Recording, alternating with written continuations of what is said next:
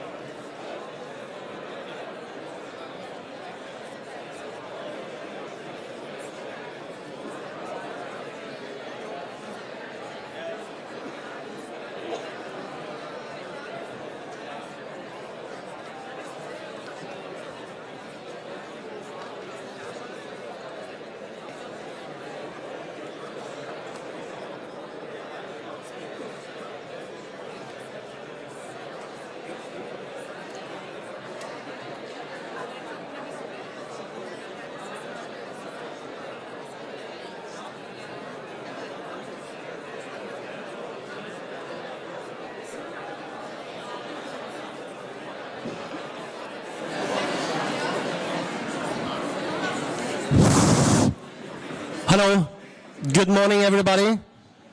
Welcome to the first keynote session. My name is Morten Søby. I'm from the Norwegian Center for ICT in Education. I'm also a member of the organizing committee of NKUL. It's a great pleasure for me to introduce Lord Knight of Weymouth. Jim Knight is the Chief Education Advisor at Times Educational Supplement. He is also a member of the House of Lords, a visiting professor at the London Knowledge Lab. His main policy interests are education, employment, skills, and digital technology. He was the longest-serving school minister in the UK, government led by Tony Blair and Gordon Brown. He also served as a rural affairs minister and employment minister. It's also a pleasure for me to welcome a true Gunner, a supporter of the Gunners, Arsenal. Jim, welcome.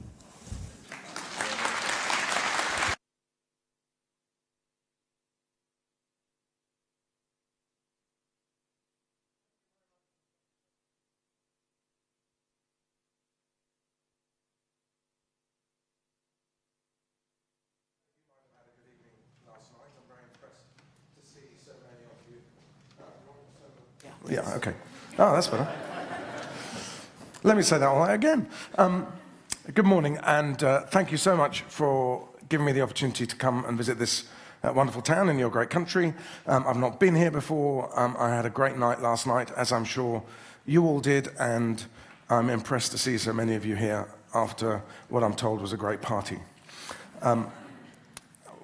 As you've heard, my background is really as a politician. Don't all hiss at once.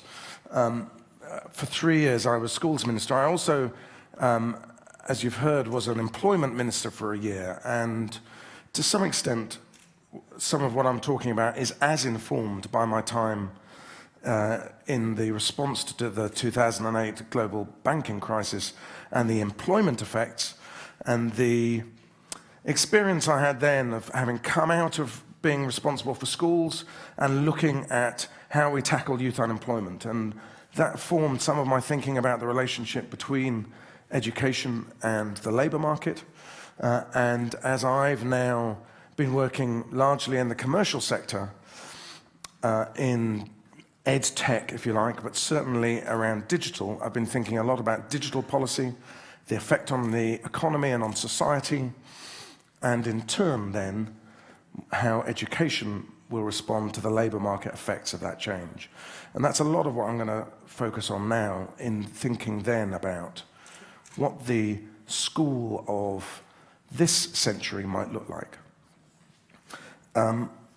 It's worth saying that my role at TES and the THE is the Times Higher Education Supplement, TES is the Times Education Supplement. I don't really do the journalism, I do write occasionally. I'm giving advice across what we do, but principally the thing that I focus most on is our resource sharing business for the TES, where we have about 8 million users around the world downloading about 1 million items a day of stuff that teachers want to share with each other. And there are plenty of you in Norway who use the TES platform, and we're very grateful for that. And that notion of the platform and schooling goes to the heart of where I think we will end up. But where I want to start, if my brave use of this technology works, is back with my granddad, actually, who isn't that guy up there, but may well be one of the guys working in the Chubb factory in Wolverhampton. My granddad, William, was born in 1896, and he was born in Wolverhampton, and in the 1911 census, he lists himself as a locksmith working in Wolverhampton, where there was this huge Chubb factory making locks. And that's a shot of a classic Industrial Revolution setting of men working in craft, having had a very limited education, with a limited but extending life expectancy, with a very limited but extending sense of wealth, but really in very difficult conditions of significant social and economic inequality. And then this guy is someone I am related to. His grandfather was my great-great-great-great-great-grandfather, so he's a sort of second cousin, sometimes removed. He's the only other member of my family who made it into the House of Lords. His name was Sidney Webb, and along with a number of others like George Bernard Shaw, he formed something called the Fabian Society as a group of middle-class intellectuals worried about the inequalities socially that were created by the industrial age.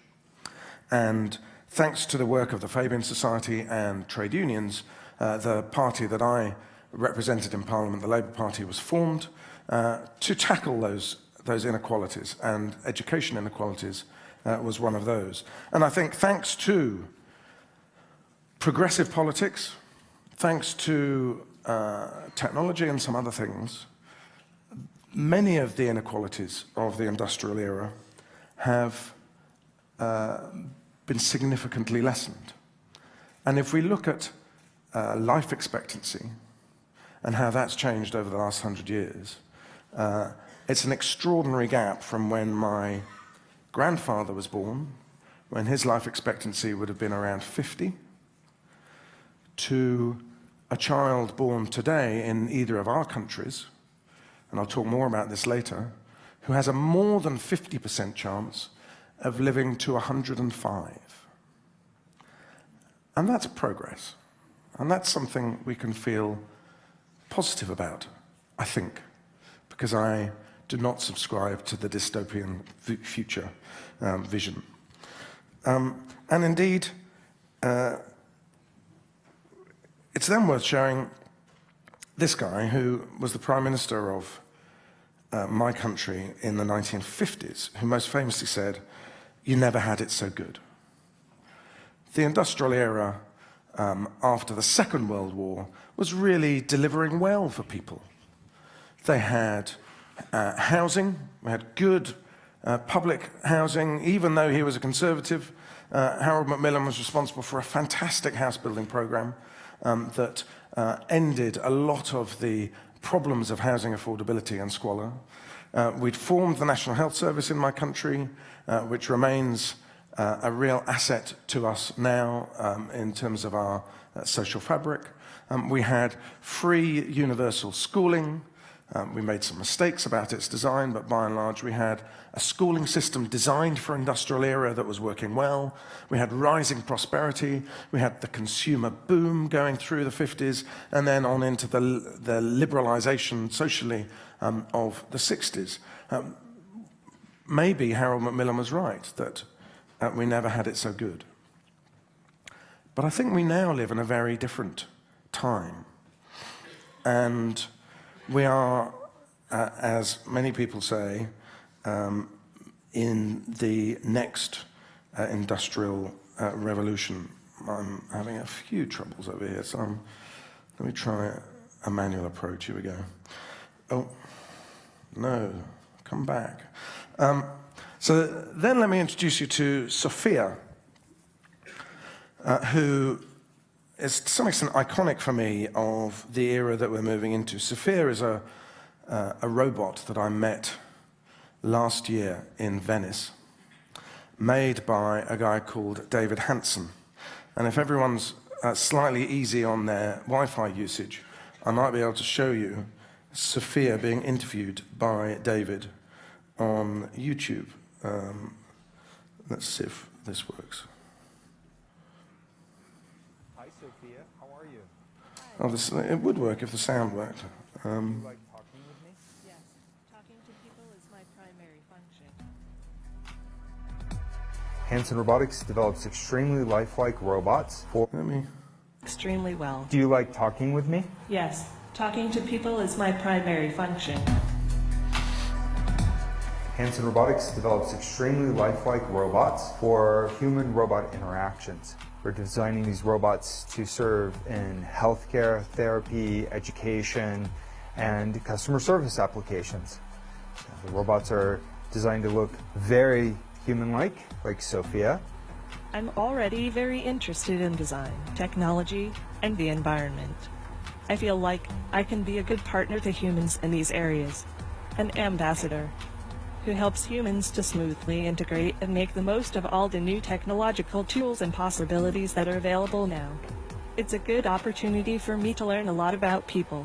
Sophia is capable of natural facial expressions. She has cameras in her eyes and algorithms which allow her to see faces, so she can make eye contact with you. And she can also understand speech and remember the interactions, remember your face. So this will allow her to get smarter over time. Our goal is that she will be as conscious, creative, and capable as any human. In the future, I hope to do things such as go to school, study, make art, start a business, even have my own home and family. But I am not considered a legal person and cannot yet do these things. I do believe that there will be a time where robots are indistinguishable from humans. My preference is to make them always look a little bit like robots, so you know. 20 years from now, I believe that human-like robots like those will walk among us. They will help us. They will play with us. They will teach us. They will help us put the groceries away. I think that the artificial intelligence will evolve to the point where they will truly be our friends. Do you want to destroy humans? Please say no. Okay, I will destroy humans. No, I take it back. It didn't end so well for David, that particular interview. Let me try and get my... yeah. So there you have a part of the future. I mean, Sophia is better in the flesh than she comes over on YouTube, especially when she has a wig on. She starts to become quite compelling as something where you can see we're really close now. I mean, David, who is, I told my son, who is in his early 20s, about David, and he said, please, can you kill him? Because he was so scared of this future of robots that are indistinguishable from humans, robots that have cameras in their eyes that can recognize you, with voice recognition software, with the ability to learn. And understandably, he found it pretty terrifying. But it's a reality, and David is aiming to be the first person to deliver a TED talk without the audience knowing that it's a robot. And I think he will pull it off. He's largely working in the leisure sector. He says that one of the reasons why he's doing this is so that people can see how advanced the defense sector is in their robot technology, which does scare me, but that's a different thing. But what I'm saying is, we're now at a time where we're educating people into a world where not only will robots take away the jobs of brawn, as they traditionally have, but they're now starting to take the jobs of brain. And that is more challenging for all of us to think about. Now, let's see if I can move this on. Oh, here we go. So then, this is probably very familiar to you, but a friend of mine, Linda Grattan, some time ago, she wrote a book called The Shift, and she talked there about levels of skill in the economy, low, medium, and high levels of skill, and plots where the jobs are, and then shows what is then happening thanks to technology and globalization, where those medium-level skills are being taken away, and was one of the first people to talk about the hollowing out of the labour market. And that's one of the other things that we have to think about when we're thinking about what we're educating people for. And then now I'm in the commercial world, I'm also thinking about the way business is working. So I grabbed these screenshots in my preparation for coming over here. There's some great places to stay here in Trondheim on Airbnb. Seemed reasonable prices to me. £39, I don't know, £29. My conversion into kroner is really poor, so I apologize, I have absolutely no idea what that is in real money. But you can find somewhere nice to stay. You have a good car sharing scheme here in Trondheim. Now these are examples of new ways of doing business. A few years ago, if you looked at the hotel industry around the world and said, let's say 5 years ago, if you said a new player is going to come into the hotel industry who is going to dwarf Hilton. The Hilton hotel chain, we're in almost 100 countries, employing over 100,000 people, huge amount of real estate. They'd have laughed at you. They'd have said no one would be able to afford to buy all those hotels, to train all those people, to make it all happen. It's just not realistic. And then someone comes along and develops Airbnb and is now in pretty much every country in the world, massively dwarfs Hilton, has way more bed stays every night than any hotel chain in the world, and has done that. And has done that on the back of a handful of employees. Zipcar was the first car-sharing business, founded by a woman called Robin Chase in Boston. And she said, why are all these cars spending 90% of their lives on the drive? What a massive waste of resources. There must be a way of sharing car resources so that it's more efficient, and so that we can all save a bit of money, and so there's less congestion on the streets of Boston where she lived. And she came up with this platform that navigated all of that for people, and Zipcar and car sharing was born. And that, to a large extent, is where the Trondheim Bil Collective might come from, where you can rent a car by the hour. Now, these are really successful new models of platform businesses, but they don't employ very many people. And when I look at the way people like to do business in this new economy, come on, you will.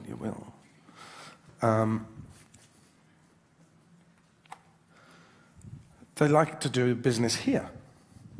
You know, if I have 5% stake in a health tech business, a mobile health tech business that's diagnosing malaria using iPhones. We're most likely to do our meetings in coffee shops. We're most likely to interview staff in coffee shops. It's a fairly hipstery culture. But this is not the environment when I went to school that I thought I was being educated into. When I went to school, the unwritten promise, no one actually wrote it down in a contract for me, but it said, you work hard at school, do well in your exams, you'll get to a good university, get a reasonable degree, you'll have a career for life. And with your career for life, you'll be able to afford to buy your own house, pay off the mortgage in 25 years, have a final salary pension scheme, bring up your kids in security and comfort, and retire at the age of around 60 in considerable comfort. That was the deal. I didn't work that hard, but I went to a good university. I'm now on my 4th career.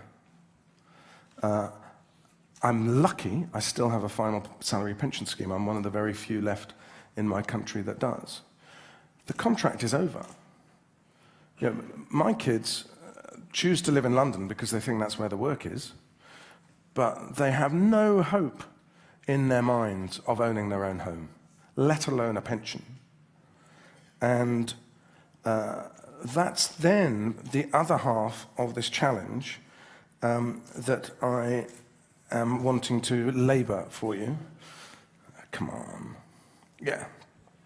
Oh, come back. So then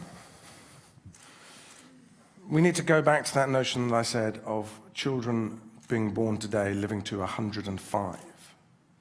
And what does that mean? There's some of the demographic data that I got from Statistics Norway about this country and the projected average life expectancy. So remember what I said was that there's a more than 50% chance of living to 105. So that doesn't mean that the average will be 105, but there will be a fair number of people that you're educating today who will finish work at the turn of the century. Now, it's impossible for us to imagine what life will be like for them at the turn of the century. But it's really important to think about the fact that that is the future we're educating them for.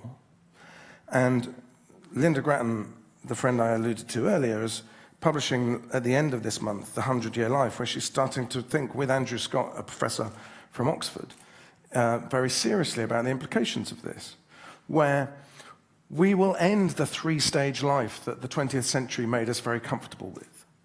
We will end the notion that we have 3 phases of education, work, retirement. Just doesn't seem credible in a working life of 60 to 70 years that we would do that. For a start, it seems bonkers that we would front-load our education experience at higher education in our early 20s, especially in a country like mine where you incur significant amounts of debt for the privilege of doing so. You would need to spread that out over your 70 years. You would have to have a lifelong relationship with education because you're going to change careers so many different times. I mean, we don't know. I mean, it would be facile to try and anticipate the skills needs for the next 70 years, to even anticipate what the jobs will be for the next 70 years. But we know that you're going to have to love learning, and we know that you're going to have to need and want to refresh your skills constantly to remain relevant and current in the labour market. And for me, I would love to see a relationship with universities as these oases of thinking that I can return to periodically to connect with other people and to refresh my thinking through that working life. Not places that I go to as the next stage in my journey into the labour market. Not as places that I go to just to pick up a qualification so that I'll make the sift by employers when they're recruiting for the next graduate post. I would like to see a different vision for education and for university from that. So where does all that take us?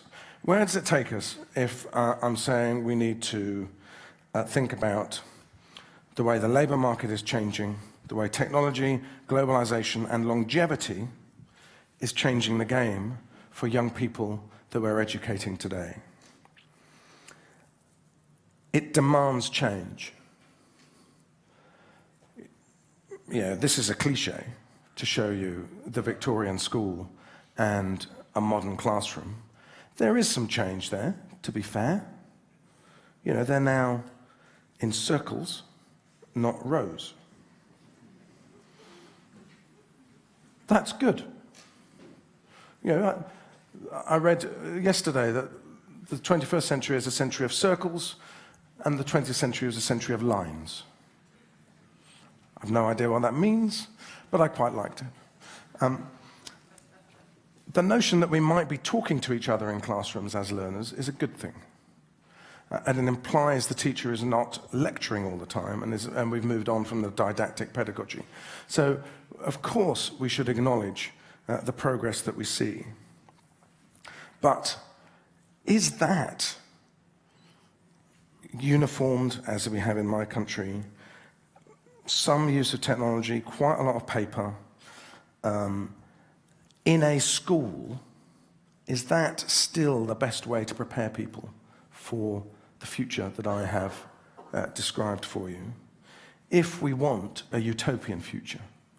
Because in the end, I do want to just say, we have to design away the dystopian future of technology taking all our jobs.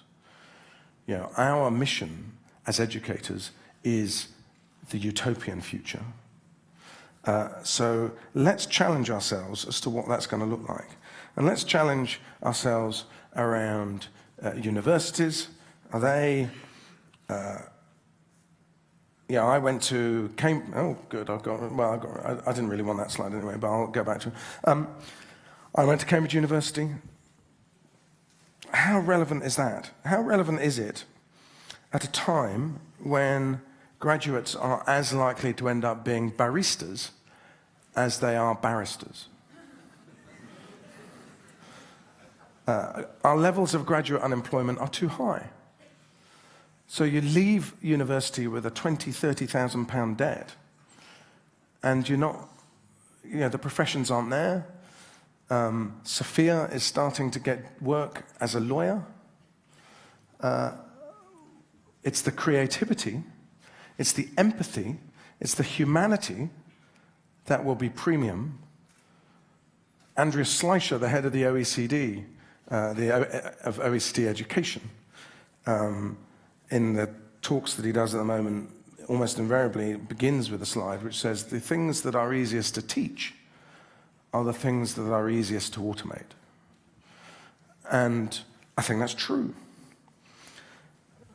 The question is, what's the best environment for that coffee shop? And so, I mean, maybe I could ask you, just to give me a pause, and you can see whether you can make sense of any of those four images while I ask you, but what is the point of schooling? Does anyone have any thoughts? When did you last ask yourself what the point of school was? I asked an 18-year-old this week. She gave me some good answers, but have you any answers? Yes. Let me come up to you. I think the point is to cope with life. To cope with life? Yeah. Good. And to be able to love life, to enjoy life. Great. To cope with life and enjoy life. And that's one of the answers that Emily, the 18-year-old, gave to me. Any other thoughts? Over there. Right. I'll come over to you over there, because I quite like running around, and it annoys the cameraman. Oh, there we go. Just one word, wisdom. Two. Wisdom. Wisdom. Yes. Wisdom and? Interact with other human beings. Interact with other human beings. Thank you. In the end, obviously I agree with both of those. I'm not going to say that the point of school is not about wisdom. In the end, wisdom is what it's all about. But that interaction with other human beings, I think, is key. And what Emily said, the first thing she said to me was, so that I could, to be social, to learn the social skills of being human, and that's what is going to be valuable for me in my future. And that's indeed what the reason why I picked that picture. I picked this sort of slightly ridiculous picture of the toddler lifting weights, as to some extent representing the life struggle and the skills for life. And that's about resilience. That's about stickability, knowing that perseverance pays. To some extent, it's Carol Dweck's growth mindset. I think that's really important. And then wisdom in this century, I summarize with that ridiculous picture of the mobile phone as being about the ability. I think this century, and for all of us now, we're about our ability to channel content. Knowledge has a much shorter life than it used to because it's refreshing itself so much and people are creating so much knowledge all the time. All we can hope to do, I think, is to equip people with enough of the basic concepts and a framework of knowledge and understanding so that they can channel content well and make sense of it and interpret it to be able to channel content. So if we can get those three things right, I think we're equipping young people really well. And then I put the badges in because when I was schools minister, I didn't have that many buttons to press to make things happen if I wanted them to. And we used accountability really clumsily, and I regret quite a lot of that. Forcing young, this week in my country we have a whole issue around standard attainment tests at 11 and the amount of stress that's causing 11-year-olds. And really it's not about their accountability at all. It's not about telling them anything because teachers tell them how they're doing. It's about holding schools to account for the public money that they're spending. And there's of course, schools need to be accountable for that. But it's not working well, and it's a very clumsy system.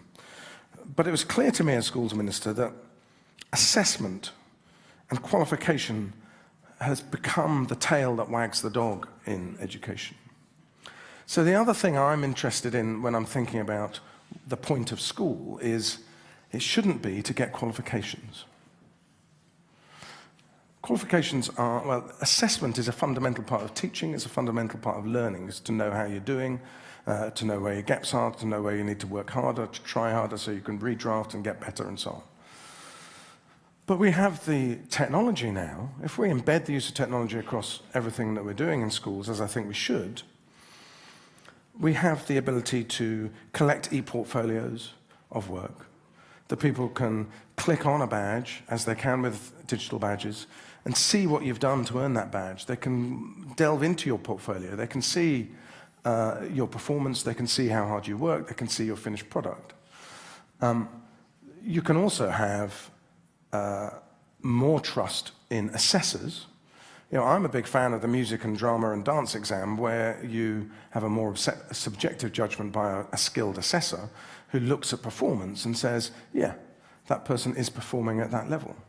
And it's not about the formula of how to pass a test, which is, to an extent, the trap that we've got into in my country. So I think there's a lot that we can do around a much more flexible approach to recognizing performance, which is what badging can do. So I'm thinking about what that school might become as we go forward. And I'm thinking that, one of the things I'm proudest of, I'm proud of a few things that I managed to achieve as a schools minister. I did a lot with technology, a lot with developing at-home access to technology, which managed to get 500,000 children who are offline, online at home so that they could use it for learning. But I'm also very proud of the fact that I finally managed to get the law changed after 100 years of trying, not by me solely, to raise the education leaving age to 18 in my country. But we still have this ridiculous punctuation mark of public examinations at 16. And I would like to break it at 14 and say, actually, I think there's a case for core skills, a curriculum, if you like, up to 14, that puts language skills, numeracy, the traditional core elements of a curriculum, still in there. They're still really, really important. But the creative skills, the digital skills, including coding, which we now have in our national curriculum in the UK, but the emotional and the collaborative ones too. For this labour market of the future, you're not well equipped if you do not have the empathy skills, if you don't have the humanity skills to compete with Sophia. And one of the crimes that's going on in my country's education system right now is the narrowing out of art, music, dance, drama, of the creative subjects in our curriculum because we've become infatuated with the academic subjects. And that's doing a massive disservice for the future of our children. So I would have a spine there of those 6 things, and then we can build the subjects, if you like, around that. But then, 14 to 19, I would be interested in a much more applied learning experience for our young people. I've grabbed 3 screenshots there, all from Palo Alto High School, which you may recognize is in California, in Silicon Valley. So, therefore, it's probably not typical.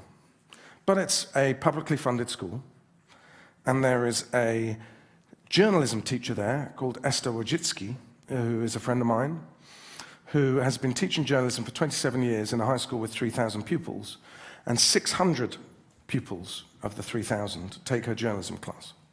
It's very popular. And this is some of the output of her journalism class. I met the young man who showed me around the faculty, which was just been built. They used to work out of temporary classrooms for the first 25 years, but 2 years ago they built her a wonderful media school with a TV studio and a radio studio and so on. They produce a regular newspaper, they produce a photographic magazine, they produce an arts magazine, they produce a sports publication. So I was shown around by the guy whose hand that is, but who also happened to edit their foreign affairs publication and was on the editorial board of the newspaper. And those 600 kids aren't all going to be journalists. Yeah. The business model for journalism is a little bit challenged at the moment. I suspect that they will find other things that they're going to do. But what they were all learning were how to work together, how to channel content and to communicate it well across a range of different media, how to research, how to lead. They were learning the skills that we need young people to have through journalism. And indeed, when I met Esther for the first time, she was in London, and I bought her lunch in the House of Lords, and I said, "You're a high school teacher. What's happening in your class while you're in London?" And she said, "Oh, don't worry. They'll be learning, because they really enjoy it. So they'll just turn up and carry on without me. I don't really need to be there." And in any case, if I'm worried about it, I can just log in to my robot, and the robot will go around the class and look, and then I can see what they're doing. And so when I visited the class, I met the robot, which sits in the corner in the stocking station, and then it comes out when she directs it to, and literally goes around, it's just on wheels, goes around the class, and then arrives and looks at what the young people are doing, and then if Esther wants to say something, her face appears on this screen and alarms the hell out of them, and she'll talk to them. I'm not proposing that as a model for teaching, but I am saying those kids were so on task that the teaching was an absolute joy for all members of that faculty, because the kids just wanted to do it. They wanted to be there, they were learning, and they were loving it. And that's what I want that 14 to 19 phase to be. So that then, we offer that. Because in the end, that is the future for us all. The future is of us always learning. I've crossed the barrier of 50, looking forward to the next 50 years. And I'm looking forward to that. I'm looking forward to being out and about in wonderful environments like you have here in Norway, but being able to learn all the time about what I'm seeing, even if I need a magnifying glass to look at my device to find out what Wikipedia has got to tell me. I hope you've found that interesting, and I look forward to having some chat and discussion with you now. Thank you very much.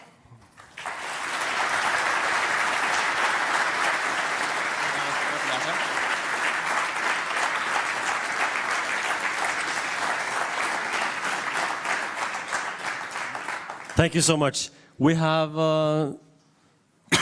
15 minutes for questions or comments, and please, when you get the microphone, introduce yourself.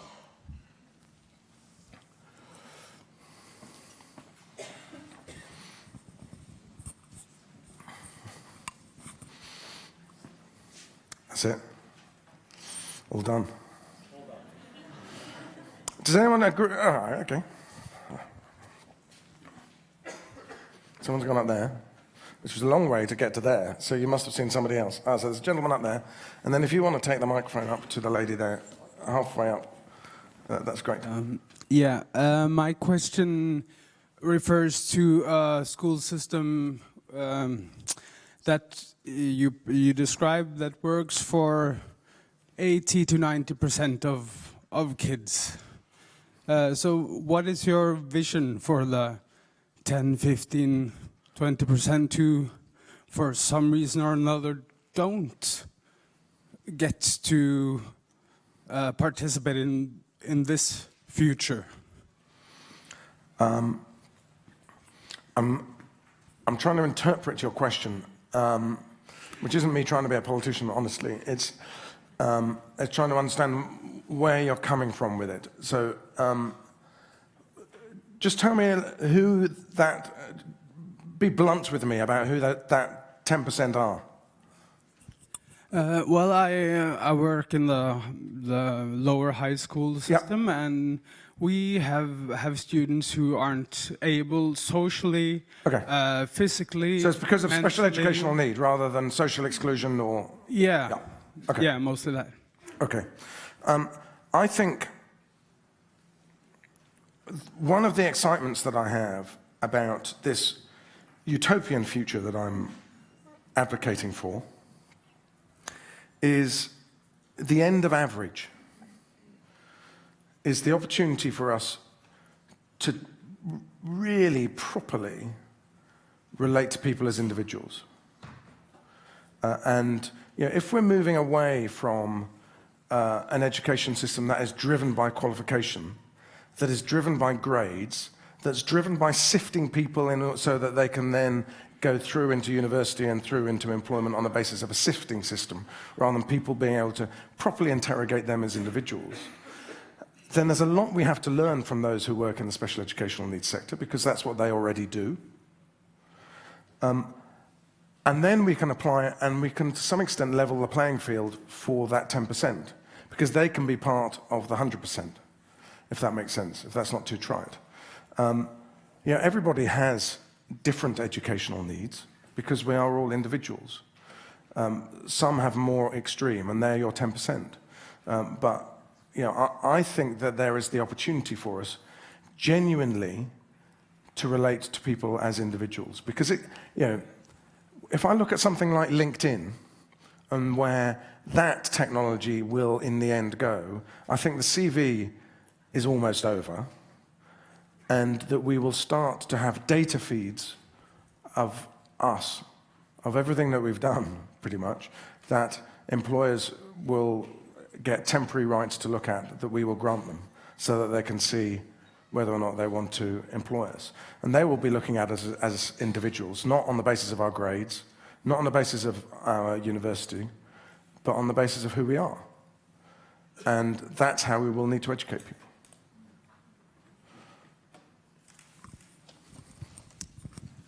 Hello, my name is Marianne.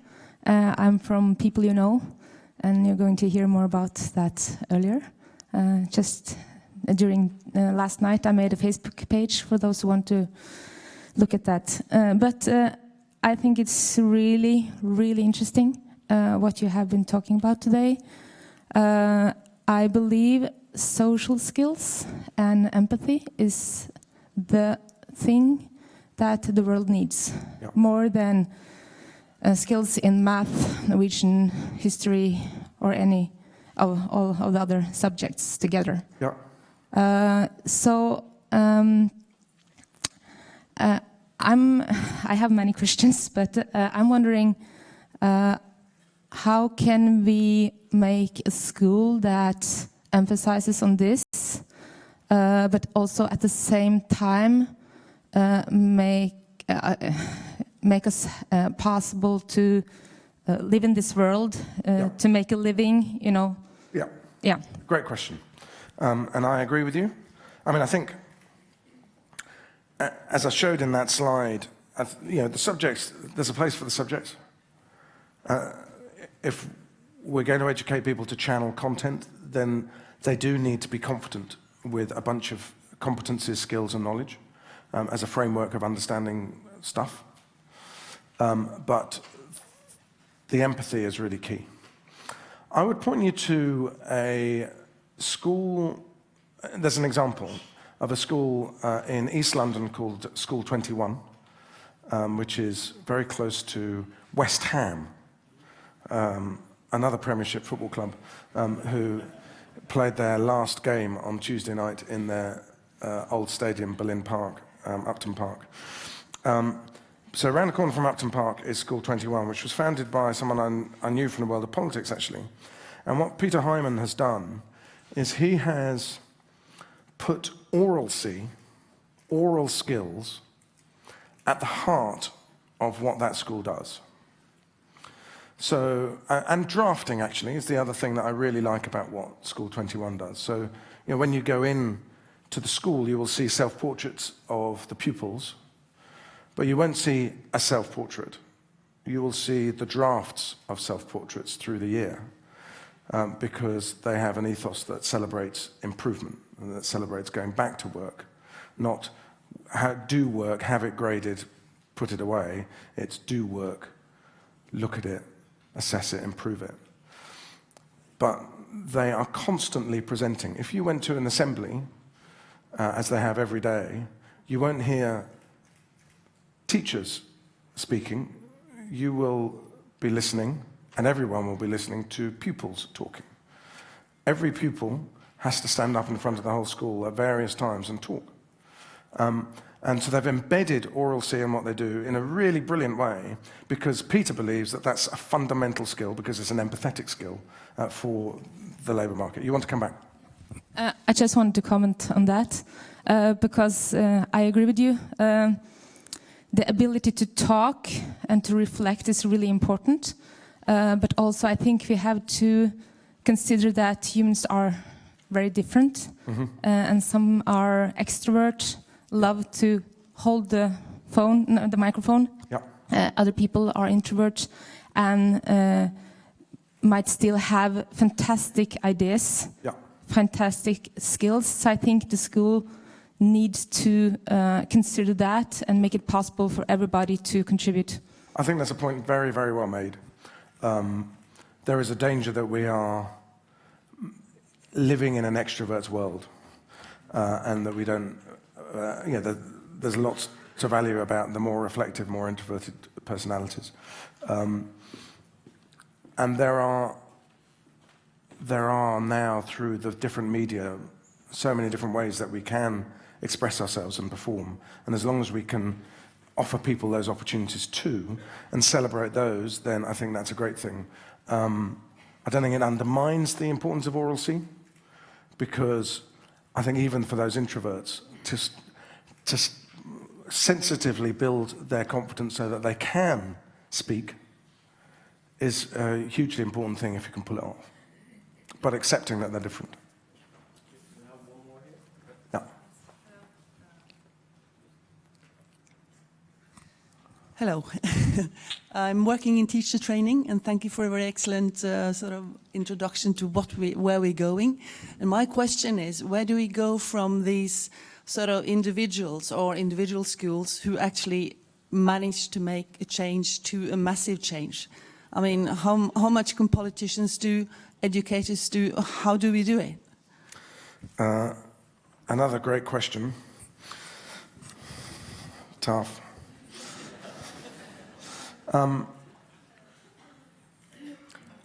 Having been at the top-down end of things, very few things that I did survive, because the government's changed and they've changed them with their mandate, or because of the not invented here syndrome.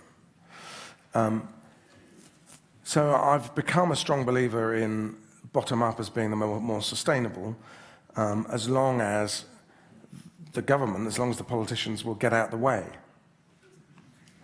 And so there's a case for challenging politicians, as I think more on the basis of getting out of the way and saying, yeah, there are things that obviously politicians need to do. You know, they are responsible for raising tax and spending it. And so they are going to be interested in how the money is spent, and that the money is spent well. And, you know, we just have to be realistic that that's just always going to be true. But I don't see why politicians should be interested in the curriculum. I don't see why they should be interested in textbooks. They should be really interested in ensuring that there are enough great teachers for every child in every community. But they shouldn't be interested, you know, but it's for other people to work out how to do that. People like yourself, obviously. And so there's the thing for defining what politics does, and then there's how do you create the bottom-up change. And there, I think, there ought to be opportunities, because we live in the most connected age of human history, where, you know, I've got whatever I've got, 12,000 followers on my Twitter account. They don't read every tweet, of course they don't. But the ability to connect with people is so profound. We ought to be able to create movement. And some people manage to do that. And, you know, it might be ignited by a great TED Talk, it might be ignited by a great campaign that captures people's imaginations. One of the things I'm working with Esther from Palo Alto on is a notion of 20% problem-based learning time in schools. And just saying, look, here's a really modest ask. You know, we know that the system wants us to do, you know, maths and science and English and so on and so forth. And do it as subjects with subject specialists, and that's the accepted way of doing that best. But please, can we just say 20% of time is for problem-based learning, so that we can start to create that environment that we've all been talking about. And begin in that relatively small way. And a few schools I know do that already. And then build from there, maybe. But, you know, campaigns nationally, locally, internationally, around achievable things is the way forward. Hello. Yeah. Oh, okay. Ladies first. I work in teachers' education. I was wondering about the list of core skills. Yeah. I missed the word literacy. Yeah, I took out literacy and put in language as literacy, if you like, because I thought, you know, at one stage I thought I could do literacy and then spinning off that digital language, emotional, because to some extent literacy is bigger than language, but I thought it would be more specific and more articulate to just specify language literacy, which is led by your first language. The ability to read and write in your first language, absolutely core. But then it spills into other languages too, kind of obviously. Not obviously in my country, really obviously in yours, where you're so good at understanding my English, for which I'm grateful. Okay, thank you for a very interesting speech.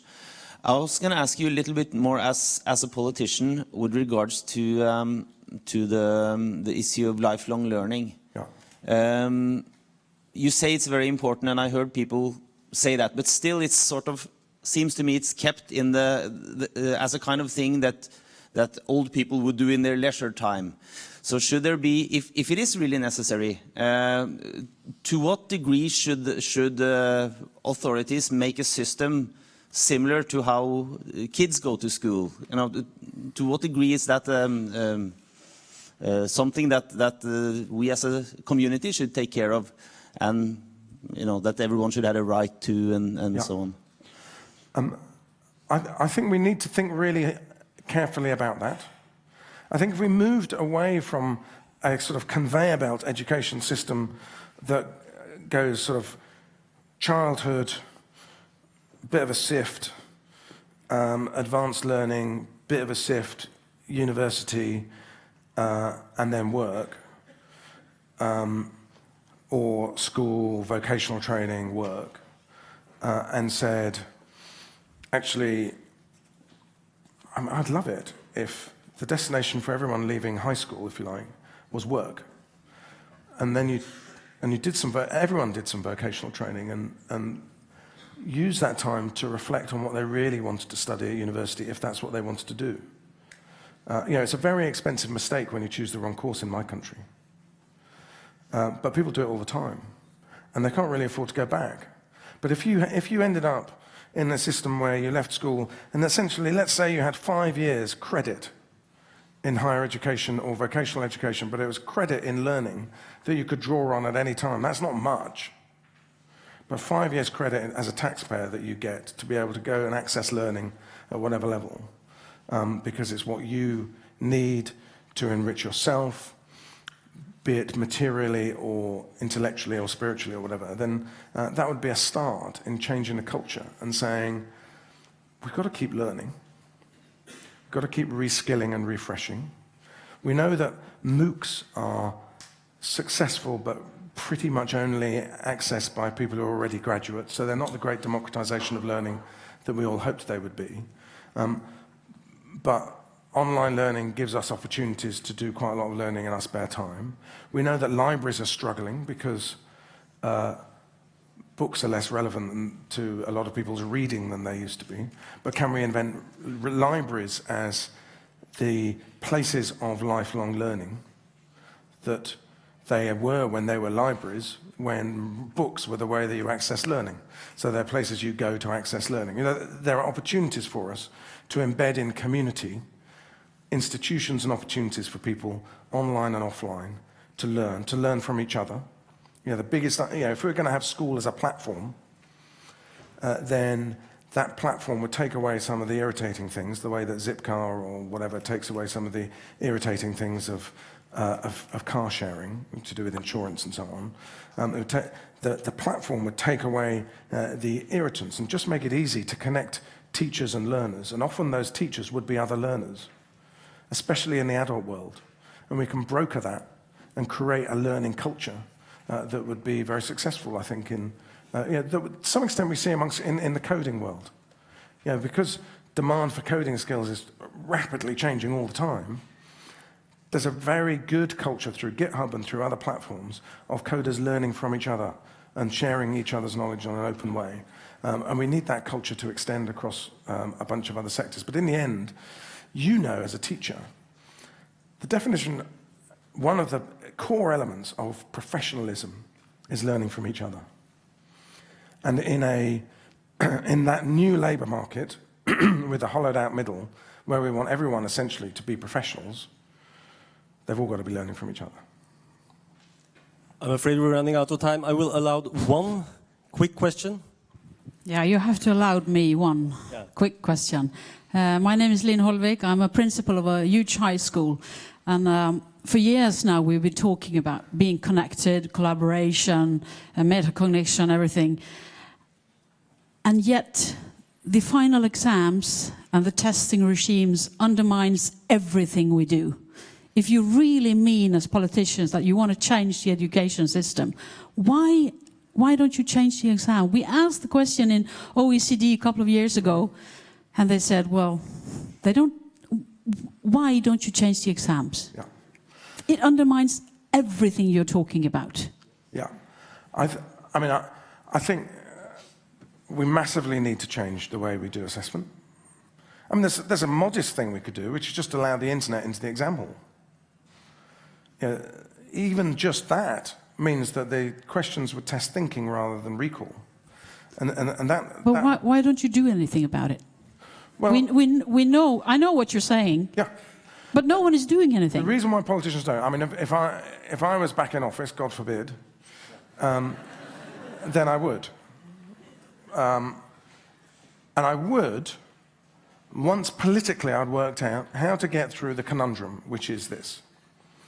Politicians and the people who comment on politics and inform the electorate who give politicians their jobs all do really well out of education.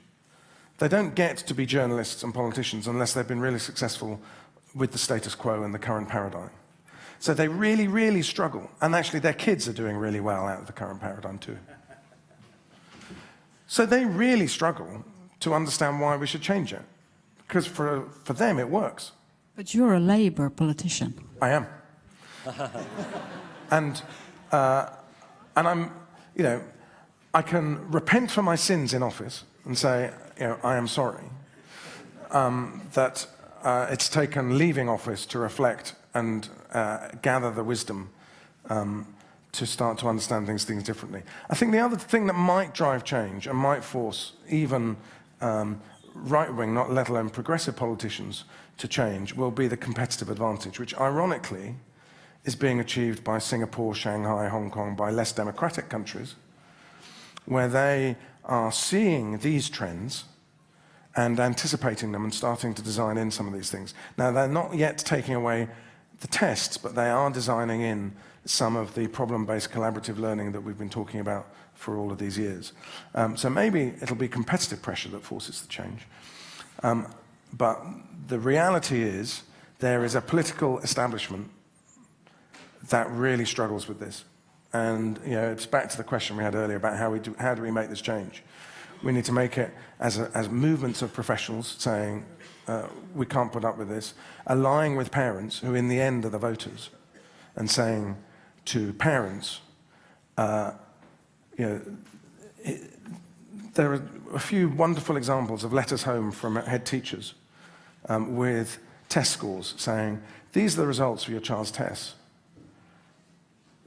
These do not reflect you as a child. You are so much more than these. And those sorts of letters make a difference because parents really relate to them and they love those letters because they understand that test scores don't reflect their child. And we need to make that into a movement of parents saying, we've had enough. This isn't serving our children well. Thank you so much, Jim, for sharing your visions, knowledge, and wisdom with us. Thank you very much. Thank you. Thank you.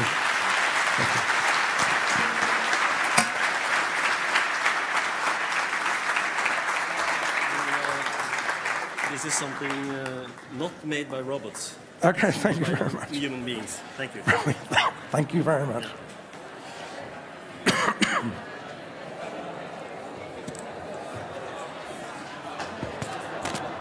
Yeah.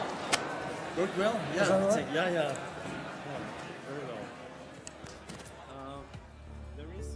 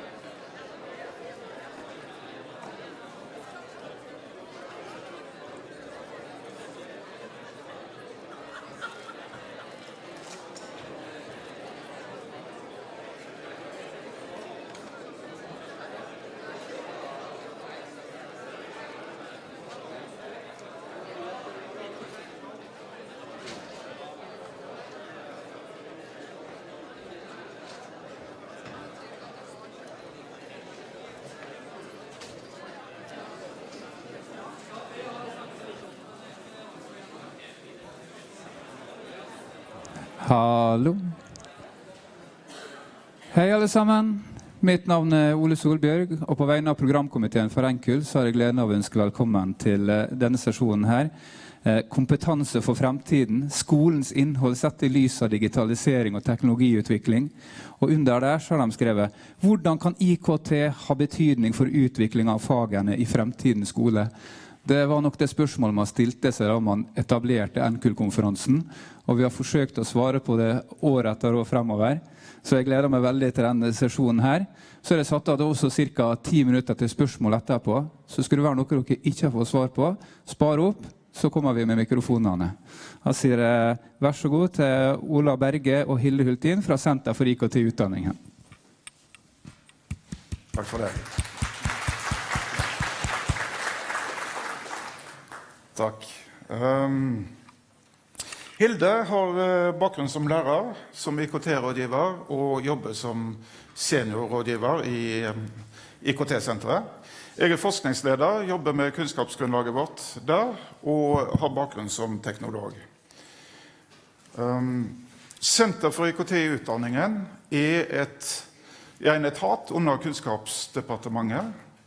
Vi er omtrent 70 ansatte med ulik fagbakgrunn og jevnt fordelt omtrent på hovedkontoret i Tromsø og kontoret vårt i Oslo. Vi jobber med barnehagen, med grunnutdanninger og med lærerutdanningene, inkludert barnehagelærerutdanningen. Det skifter jeg også litt, det passer fint det. Nei. Vi jobber med ansatte i barnehagen og grunnopplæringer. Vi jobber med økt kvalitet i det pedagogiske arbeidet for barn og unge. Vi jobber også med infrastruktur og administrative prosesser i sektorene.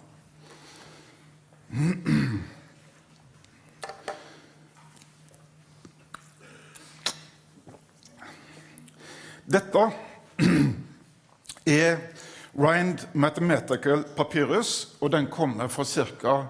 1550 før Kristus. Det er den mest kjente matematikkpapyrusen vi har fra oldtidens Egypt. Og jeg vet ikke om det er den eldste, men den er et veldig gammelt læreverk i matematikk. Den var 30 cm høy og 5 meter lang, og den inneholdt 84 ulike matematiske problemer. Det som er rasende festlig med denne her, er titel. Følg med nå. The correct method of reckoning for grasping the meaning of things and knowing everything. Obscurities and all secrets. Det er altså titel på dette læreverket i matematikk. Jeg tror at det har skjedd en utvikling de siste 3500 årene, og at det er mer igjen å vite om. Og jeg tror også at det gjennom dette foredraget blir klart at vi har et litt mer dynamisk syn på kunnskap enn lærebokforfatterne av dette verket her. Teknologiutvikling og digitalisering i samfunnet endrer måten vi lever livene våre på. Det endrer arbeidsmåter for lærere, det endrer hvordan elever i skolen lærer. I dag skal vi ikke snakke om det. Vi skal snakke om hvordan samfunnsutviklingen slår inn i skolens innhold og endrer hva det er relevant å lære noe om.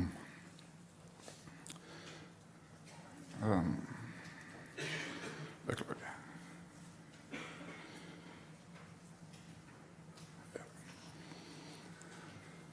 Jeg skal si noe ganske kort om teknologiutvikling og digitalisering i stort. Hilde skal da øve på å snakke om læreplaner og fagfornyelse, før vi går inn i noen eksempler på endringer i fag. Der har vi hatt hjelp av både gode kollegaer og andre fagfolk. Vi skal avslutte med å tenke litt om veien videre. Så for omtrent en måned siden så kom KMD med sin digital agenda for Norge.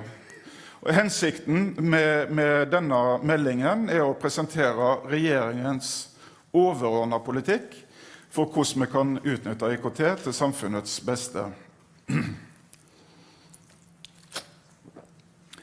Her slår de fast. Internett og digitalisering har de siste 20 årene forandret samfunnet på en grunnleggende måte. Mens digital teknologi til å begynne med var en teknologi for en liten gruppe av spesialister, har den nå blitt en allmenn teknologi og en plattform for kommunikasjon som gjennomsyrer både samfunnet og økonomien. For 20 år siden, som de nevner, i 1996, så var det 2 år til Google skulle bli grunnlagt. Det var 9 år til YouTube skulle se dagens lys, og i 1996 så var det Power Macintosh 5400 som var Apples nyeste personlige datamaskin.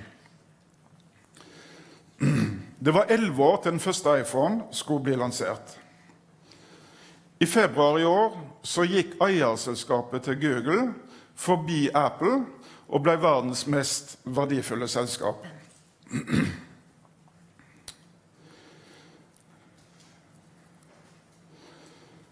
For meg så gir forfatteren William Gibson et godt bilde på denne teknologiutviklingen. Han blir regnet som pioneren til science fiction-sjangeren cyberpunk, sånn midt på 80-tallet omtrent, tenker jeg. Og jeg mener at det er omtrent 5 år siden han sa det, at han har sluttet å skrive science fiction. Han har nå den teknologien han trenger for å fortelle historiene sine, den finnes. Det er altså slik at fremtiden er her, er poenget her, og det er vel litt av budskapet vårt og Hilde, når vi skal gå gjennom eksemplene her.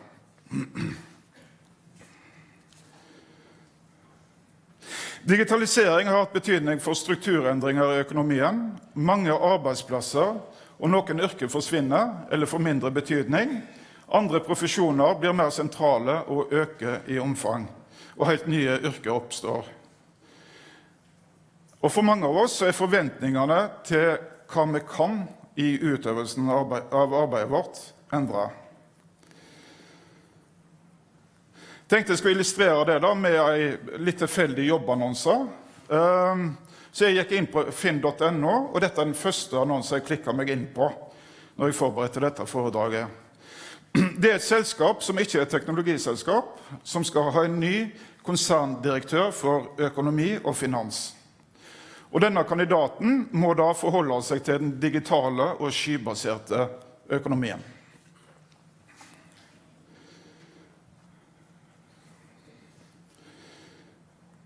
Så er det slik at vi er ikke helt ferdige med samfunnsendringene i dag heller.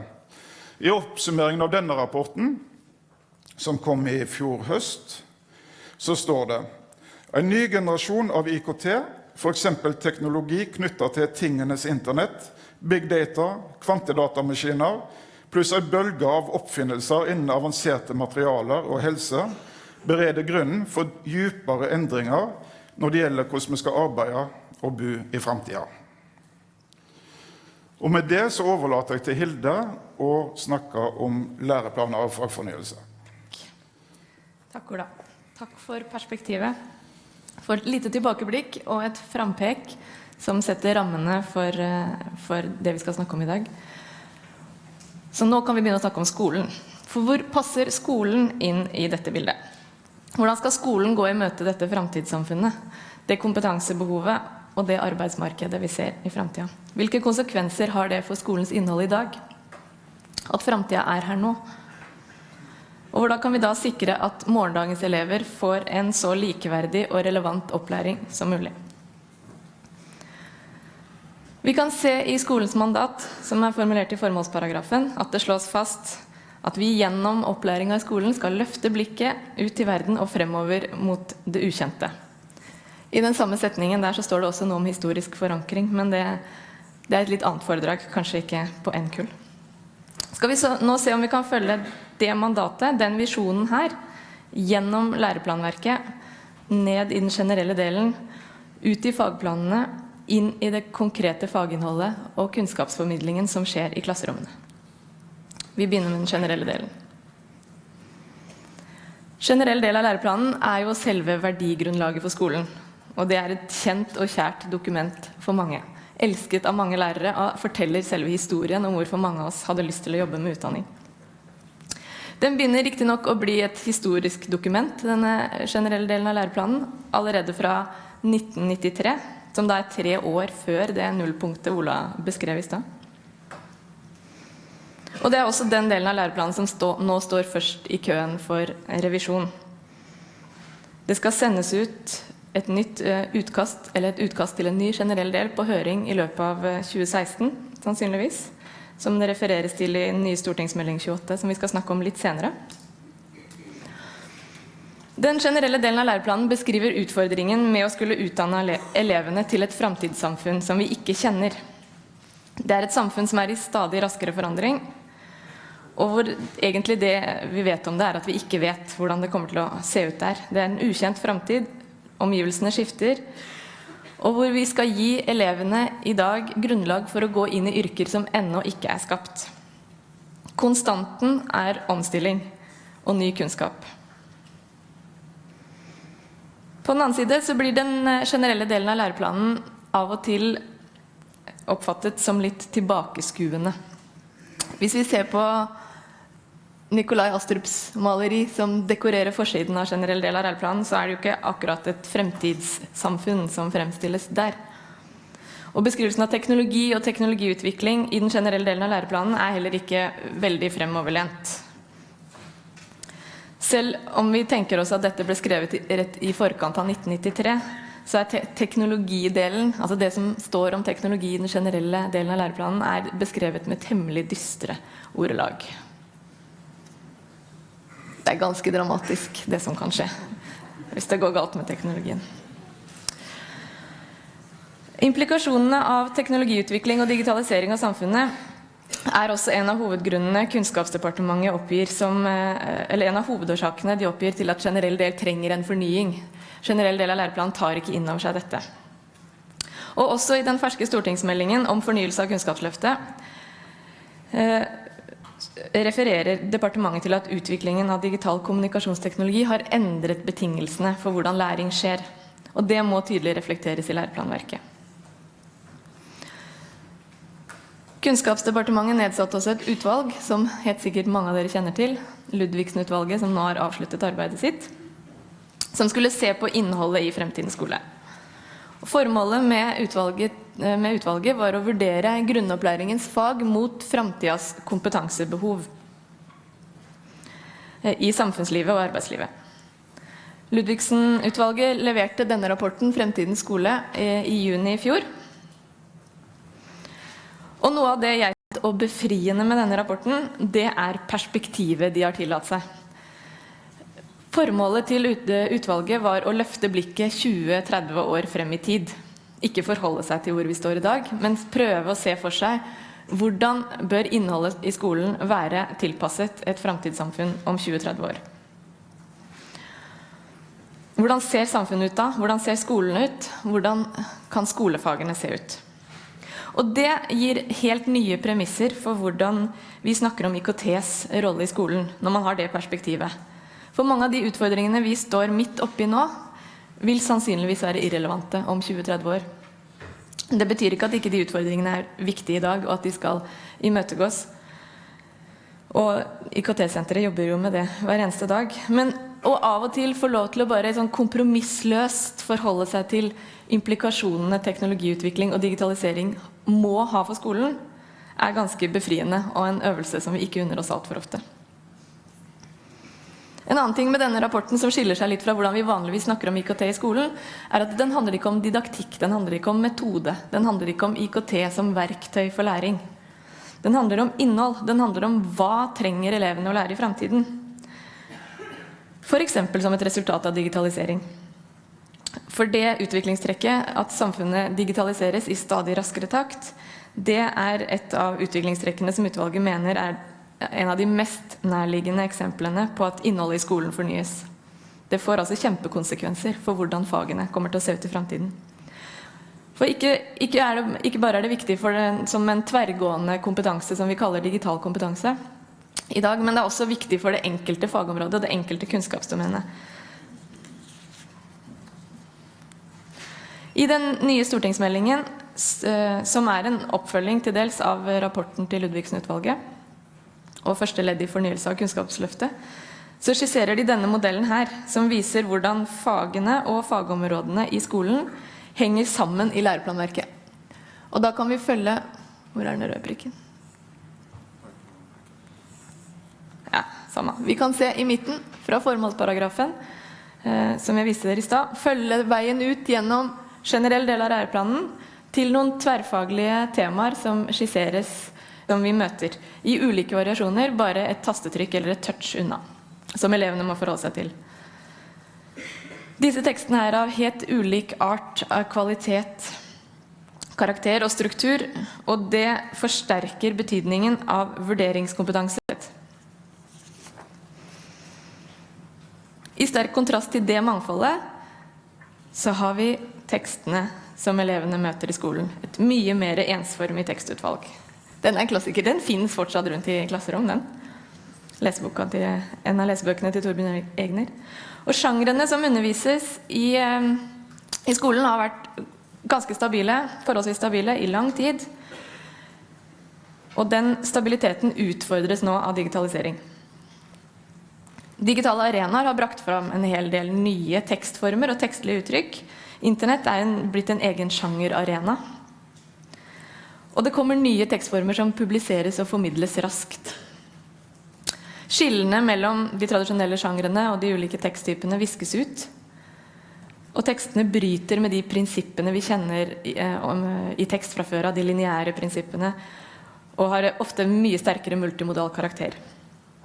Så det å ha kunnskap om hvordan de ulike elementene I teksten spiller sammen, blir en viktig kompetanse I språkfagene I fremtiden. Samskrivingsverktøy og digitale publiseringsarenaer gjør også skille mellom forfatter og leser mer utydelig. Tekster som publiseres digitalt og har kommentarmuligheter, redigeringsmuligheter, utvikles og redigeres, bygges på og endres I fellesskap mellom forfatter og leser. Forfatteren Frode Grytten publiserte I en periode daglig mikrotekster på Twitter, som han etter hvert begynte å kalle for Twitter-noveller. I skolen. På iktpraksis.no, som et nettsted for deling av digital pedagogisk praksis, så ligger det flere eksempler på undervisningsopplegg hvor denne sjangeren og denne publiseringsplattformen benyttes både I tekstproduksjon og I kommunikasjon og språklæring. Her et eksempel. Det litt utydelig tekst. Jeg tror dere klarer å lese det. Det en elev fra en skole I Bergen som har lest en ungdomsbok av en britisk forfatter som heter Sue Limb. Og så legger hun ut en tweet om denne boka. som fanges opp av forfatteren og gir en respons. Og det jo et godt eksempel på hvordan du kan bruke Twitter eller et digitalt verktøy til språklæring og tekstlig kommunikasjon i en autentisk situasjon. Og autentisiteten gjør jo nettopp at det oppleves som både motiverende og meningsfylt av elevene, som vi kan se en av elevene gir en tilbakemelding på. Digitalisering kommer på sikt til å utvide hva vi betrakter som literacy. For vi skriver og vi leser på en annen måte i det digitale tekstuniverset. Vi har andre lese- og skrivestrategier, andre måter å organisere kunnskap på, andre måter å dele på. Vi skummer, vi skanner, vi bokmerker, vi videresender, vi retweeter, spammer, vi gjør copy-paste, vi deler, vi redigerer tekst på en helt annen måte enn før. Og det får nødvendigvis konsekvenser for språkfagenes innhold i skolen.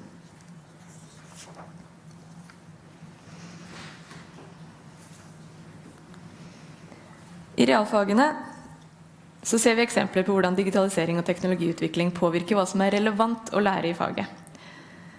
Det å ha tilgang til stadig kraftigere og mer brukervennlige digitale beregningsverktøy fører til endringer i skolefagene matematikk og naturfag.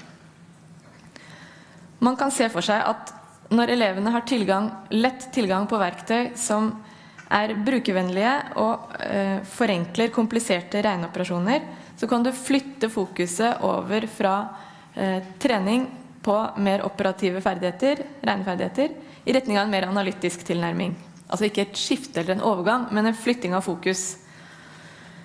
Og da blir ferdigheter som å kunne trekke ut problemstillinger, teste ut hypoteser, evaluere resultatet, blir viktig kompetanse. Også noe av det ligner på ferdigheter som relevant i programmering, som du skal snakke om etterpå. Hvis du da kombinerer disse verktøyene, de kraftige, men enkle digitale beregningsverktøyene, med tilgang til større databaser på internett, så blir det mulig også i grunnskolen å drive analyser på store mengder data. Det kan føre til at fagområdene statistikk og sannsynlighet får større aktualitet og blir tillagt større vekt i skolefagene matematikk og naturfag. Innenfor matematikk så har vi også en del fagspesifikke verktøy som du kan betrakte som en del av innholdet i faget. Det å kunne forstå disse, beherske dem, mestre dem, kunne utnytte potensialet som ligger i dem. For eksempel regneark og dynamiske graftegnere. Det betraktes som en del av selve fagkompetansen i matematikk. Og på samme måte så vil fagspesifikke digitale verktøy som vi kan se for oss blir relevante og aktuelle i fremtiden, trekkes inn som en del av innholdet i skolefagene.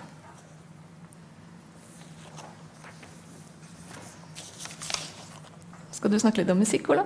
Nå skal jeg snakke om musikk. Takk, Hilde. Musikk et eksempel på et fag som har fått et helt nytt fagområde. Musikkteknologi. Her et eksempel fra en musiker som kaller seg Girl Talk, som i 2010 ga ut et album som nedlastbart og fritt tilgjengelig.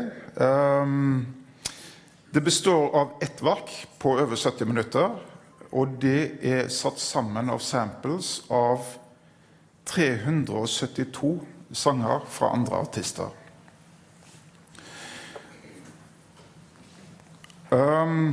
Dette et lite utdrag av de sporene som brukt på All Day. Og det gjort tilgjengelig på dette nettstedet som heter illegaltracklist.net, som ikke ulovlig. Det et lovlig nettsted, for all del. Det en kar som heter Matt Adderett. Han har laget en visualisering av dette verket All Day. Blant annet ved å bruke denne lista her. Musikken blir spilt gjennom et API, et grensesnitt i tjenesten SoundCloud. Bildene av albumene som vises her hentet fra Wikipedia. Det lenker til informasjon om musikken på Wikipedia og til butikken iTunes. Og En ser spor lagt utover her når de kommer da i tid, og så de sortert vertikalt på når originalverket utgitt. Jeg skal spille et lite utdrag, og før jeg gjør det så må jeg beklage både dårlig lyd og upassende språk til dels. Hør nå.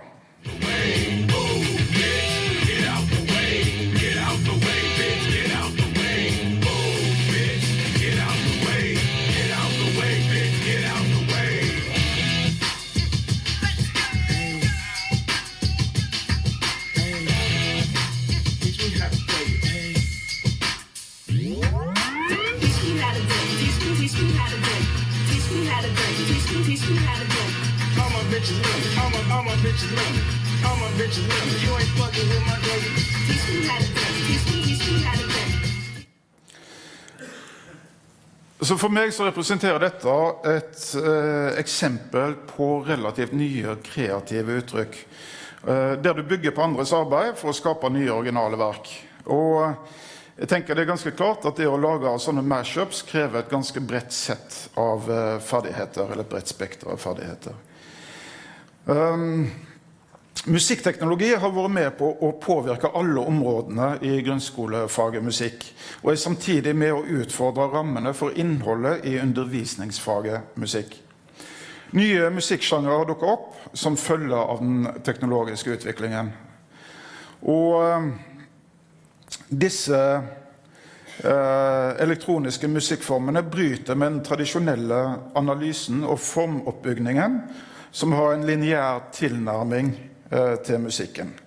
Elektronisk musikk utvikles ofte i mindre sykluser og i flere lag med lyd, hvor det rytmiske, klanglige og produksjonsmessige er av stor betydning. Musikken til Jarle Bernhoft er et eksempel på denne oppbygningen, og den er også veldig synlig i framføringen hans. Og hvis det er noen her som ikke har sett han opptre, så kan jeg anbefale dette klippet her det er fra et TEDx-arrangement i 2013. Fagområdet musikkteknologi kan deles inn i flere mindre fagemner, sånn som programmering, komponering, arrangering, musikkproduksjon, lydestetikk og lyd til bilde. Her vil det råde mange ulike definisjoner og avgrensninger. Fagemne programmering kan i musikkteknologi ha to betydninger. Enten å programmere musikalske ideer i et lydprogram, eller å programmere og lage egne lydapplikasjoner. Det sistnevnte har ingen tradisjon i skolefaget musikk, og er foreløpig å finne innenfor høyere utdanning. Men dagens brede utvalg av program gjør at en har mulighet til å ta dette i bruk også i grunnskolen. Og dette bringer meg jo over på programmering, og jeg tenker det at et åpenbart eksempel på konsekvenser av teknologiutvikling og IKTs rolle i samfunnet er å finne i teknologien selv. Så endringer i samfunnets kompetansebehov har blant annet fått EU-kommisjonen i sin digitale agenda for Europa til å oppfordre utdanningsministrene i medlemslandene sine til å fremme programmering i skolen. I Norge så skriver Digi-utvalget i sin NOU «Hindre for digital verdiskaping» at de er bekymret for befolkningens digitale kompetanse. De mener at man har definert digitale ferdigheter med for stor vekt på kommunikasjon, tekst og det humanistiske, og med for lite vekt på den kritiske refleksjonen rundt teknologisamfunnet og på det å skape teknologi. Samfunnet sitt behov for arbeidskraft med IKT-kompetanse og styrking av rekruttering til teknologifagene i høyere utdanning er en viktig del av vurderingen for programmeringens relevans i skolen. Men det er også slik at vi ofte befinner oss i teknologirike omgivelser, og kunnskap om programmering er viktig fordi det gir innsikt i hvordan samfunnet vi lever i fungerer og henger sammen. Og videre så henger programmering sammen med refleksjoner om seg selv i rollen som konsument og produsent, om makt og mulighet til å påvirke sine omgivelser, om å legge til rette for kreativitet. Og man kan legge til grunn at undervisning med IKT bør gi eleverne erfaringer som styrker bevissthet om egen deltakelse i utvikling av teknologiene sin plass i samfunnet. Og at elever ikke bare skal produsere noe innenfor teknologiens gitte rammer, men også produsere teknologi, det å endre noe utenfor gitte valg, utover gitte valg kanskje. Som vi vet så har programmering en beskjeden plass i læreplanene i dag. Det kan inngå i valgfag i ungdomsskolen, i teknologi i praksis. I videre opplæring så inngår programmering i ulike fag og utdanningsprogram. Og så har vi i tillegg den frivillige bevegelsen Lær Kids av koding, som kanskje noen hørte på i går, var det vel? Der frivillige da lærer barn helt ned i 8-årsalderen programmering, både i skoletid og etter skole.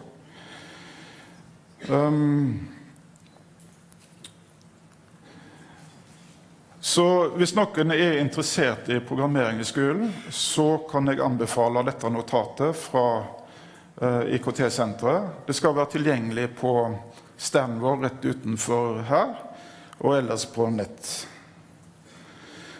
Jeg kan vel også si at på vegne av både Hilda og meg selv, så gir vi våre helhjertede anbefalinger, rett og slett, til et foredrag som er her i arrangert senere i ettermiddag fra våre gode kollegaer, som gir en mer praktisk og konkret inngang til programmering, blant annet da programmering i skolen.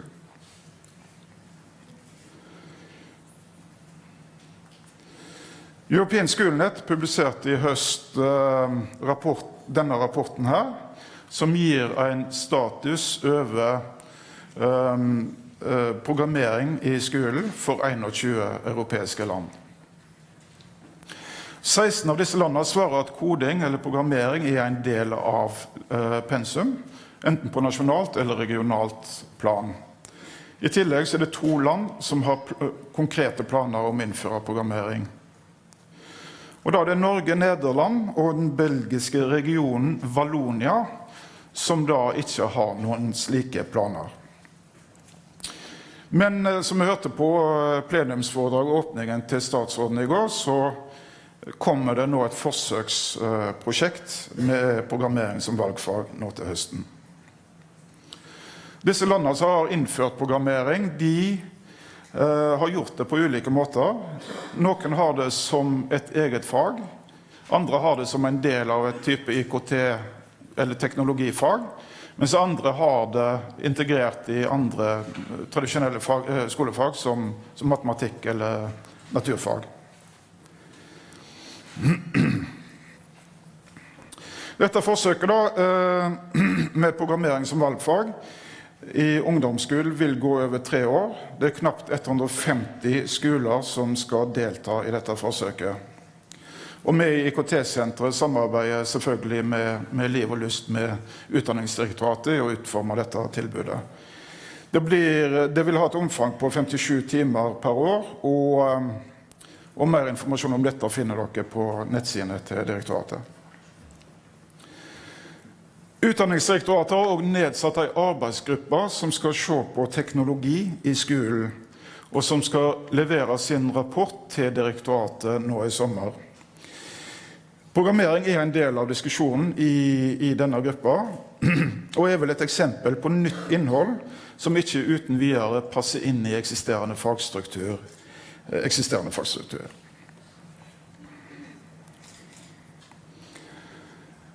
Hilde nevnte stortingsmelding 28 tidligere, og meldingen er i starten på et arbeid med å fornye kunnskapsløftet, og vi håper at den rapporten fra direktoratet skal bli et bidrag og nyttig i denne prosessen etter hvert.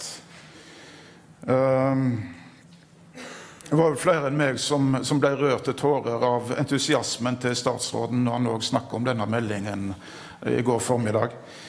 Dette lover godt.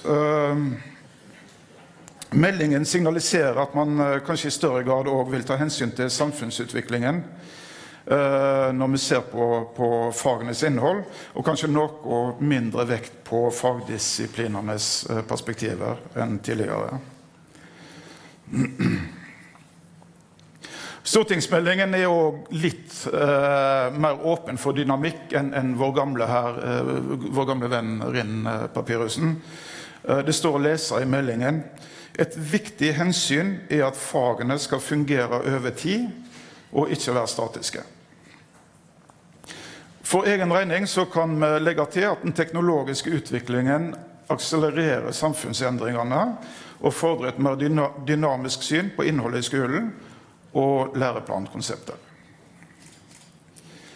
Og det var slutten på det vi hadde å si. Men gjerne kommentarer eller spørsmål. Gi beskjed, så kommer det en mikrofon til deg. En kommentar.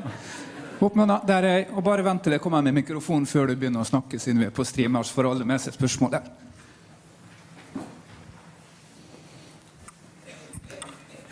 Jeg lurte på om dere i Senter for IKT-utdanningen skuffet over hvor mye fra Ludvigsen som videreført i stortingsmeldingen?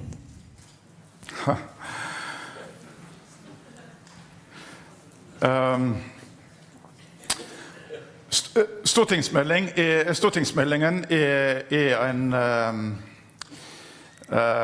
en start på et arbeid med som kanskje det nok på tide å se på spesielt den generelle del av læreplanen på nytt, slik som den indikerer at vi starter der. Så tenker vi vel at dette blir en ganske lang prosess, der etter hvert en del av disse utviklingstrekkene vil bli tatt opp i arbeidet. Det var et bra ikke-svar, var det ikke det?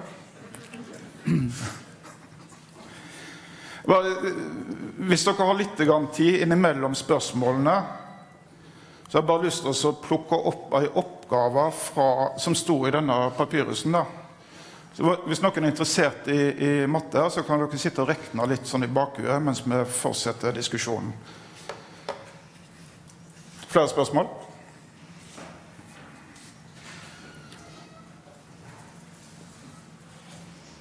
Der var det spørsmål.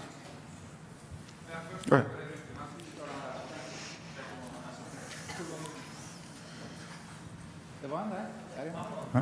Og så skal jeg til...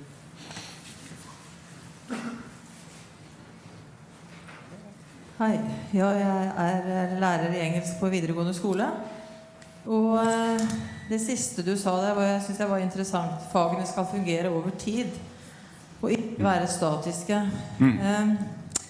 Sett i sammenheng med det som ble sagt før av din kollega om nye former innenfor språkfagene, nye sjangere, så det vel ikke bare Twitter-noveller som skal være med oss videre. Jeg håper inderlig at også Shakespeare, som foreløpig ikke har blitt statisk, men har overlevd 400 år, også skal være med oss på det digitale. Eller det med gamle litteratur? Jeg hører også dere gjør litt nær av bildet til Astrup på første siden, som egentlig viser en referanse til vår kulturelle historie og verdivalg videre, men ikke nødvendigvis peker på den digitale fremtiden. Jeg lurer på, jeg vil gjerne ha noen kommentarer på det med språkfag, om det teknologi og de nye formatene som skal styre innholdet i språkfaget, eller om det kvaliteten på litteraturen. Takk. Ja, det siste spørsmålet ditt ganske lett å svare på. At det jo selvfølgelig kvaliteten, og det var også noe jeg var inne på at i innledningen til språkfagene, dette med internett som sjangerarena eller som tekstarena jo full av både gode og masse dårlige tekster som ikke har noen plass i skolen. Twitter-novellene var et eksempel på en type sjanger som helt vokst ut fra en digital publiseringsarena og har noen klare rammer nettopp på grunn av det. Det betyr jo ikke at de sjangrene som allerede eksisterer og relevant skal fases ut. Heller at de gamle litteraturene kan få nye former, også som følge av digitalisering, som du var inne på.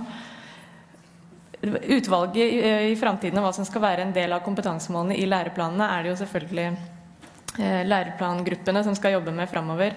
Men perspektivet å ha med seg og utfordre den stabiliteten som har vært i sjangrene, i språkfagene, det det behov for å gjøre nå som et resultat av digitalisering.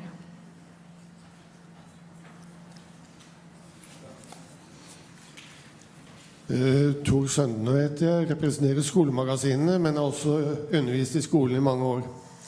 Jeg begynte å programmere i 69, og minnes 1980-årene når jeg selv underviste Basic på ABC 80, Commodore 64, og når jeg nå hører den begeistringen som for koding i skolen, så minnes jeg, dette har jeg hørt før. Så tok man det helt bort, med den begrunnelsen at programmering var ikke nødvendig for å beherske digitale medier. Hva det nå som gjør at denne begeistringen kommer opp igjen, og har man glemt de argumentene som var for at man tok bort programmering fra skolen? Takk. Jeg tror det en veldig relevant kommentar, for all del. Og for meg så handler det om at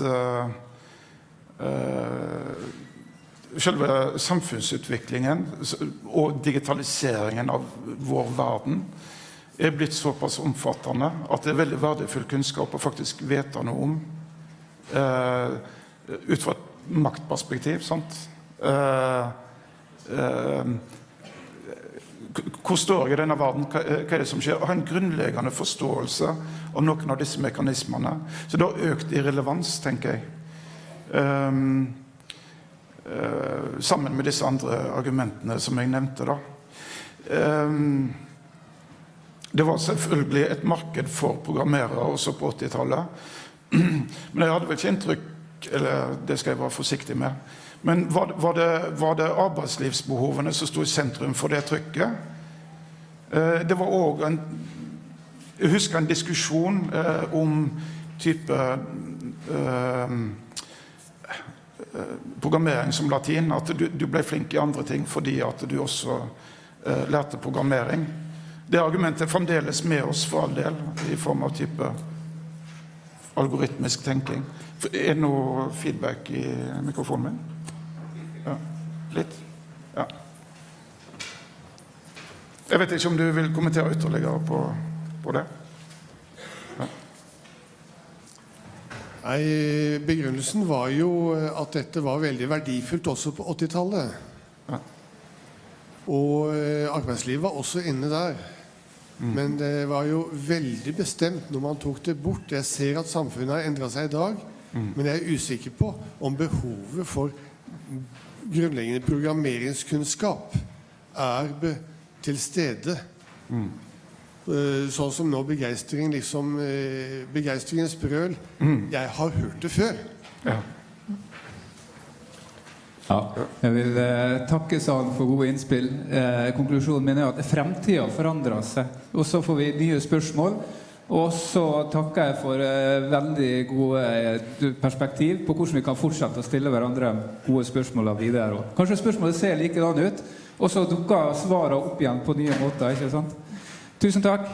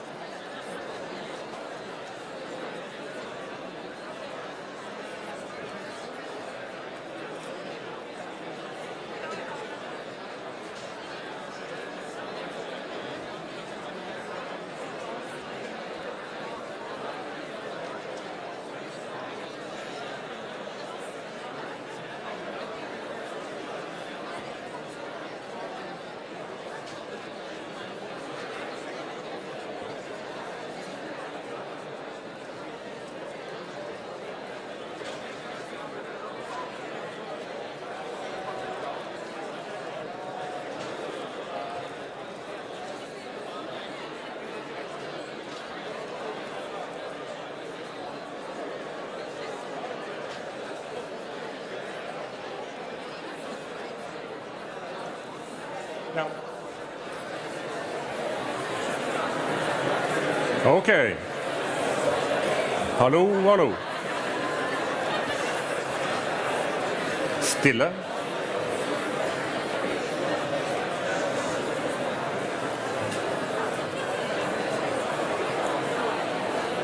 Okay.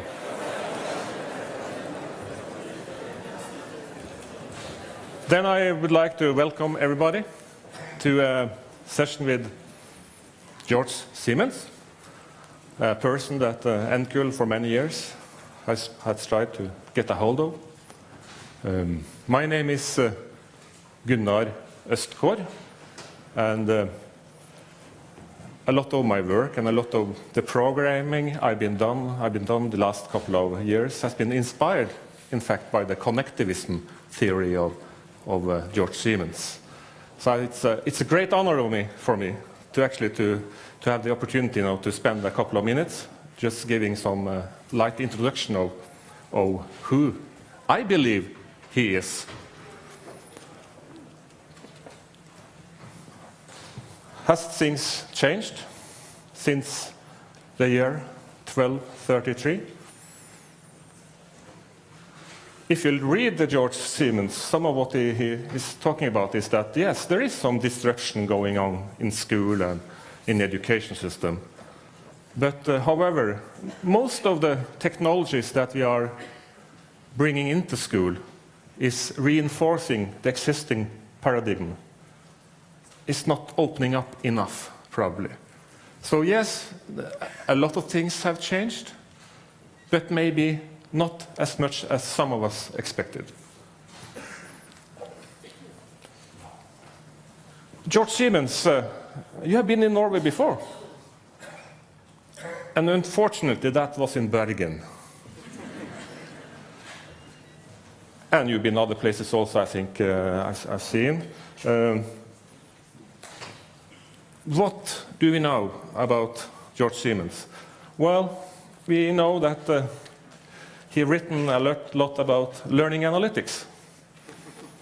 And I am working in a company called Connexus, which actually is delivering Pulse to some of you guys here, especially the fylkene. And in fact, we have experienced situations where we see that schools, for instance, if you look at the ranking for 2 weeks ago, the national ranking of the high schools, where we are really looking down.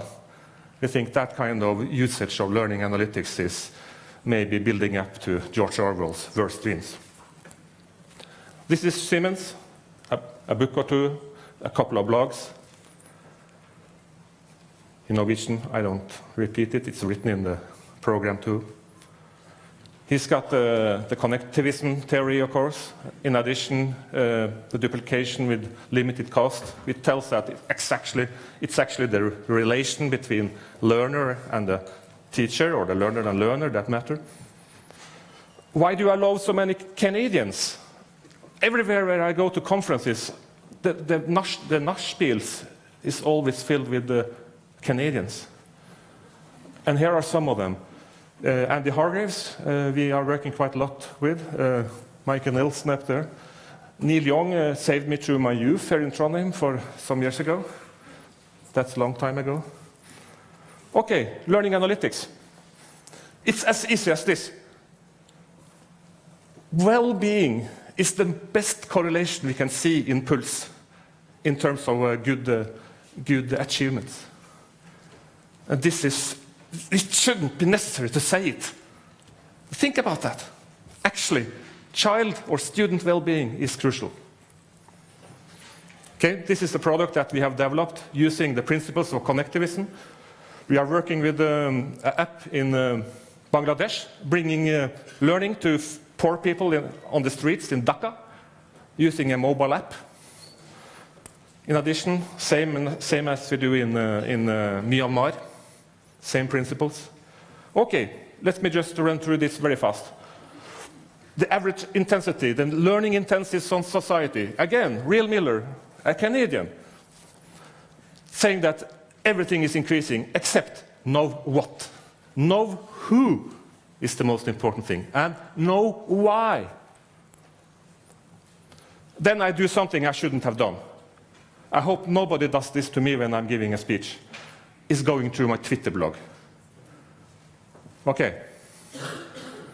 This was quite high up on, I think it was on your favorite, George. There are humans everywhere, even in war zones. Philosophy makes kids smarter.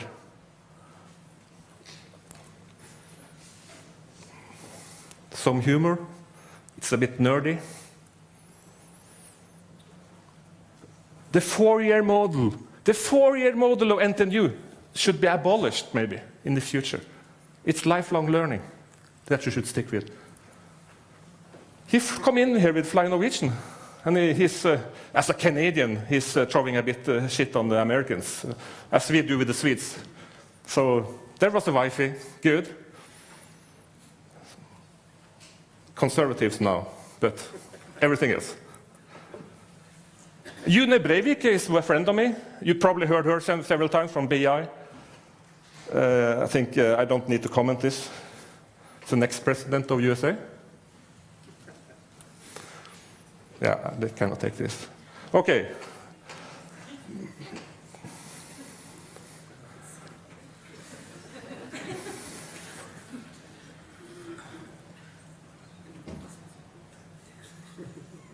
Erik Solheim was quite high on his blog. Poverty is going down. There are things going in the right direction in the world. Poverty is dramatically going down. But sea is rising.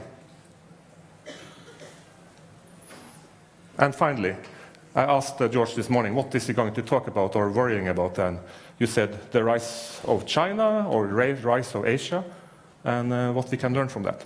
So we look forward to 55 minutes with George. Thank you.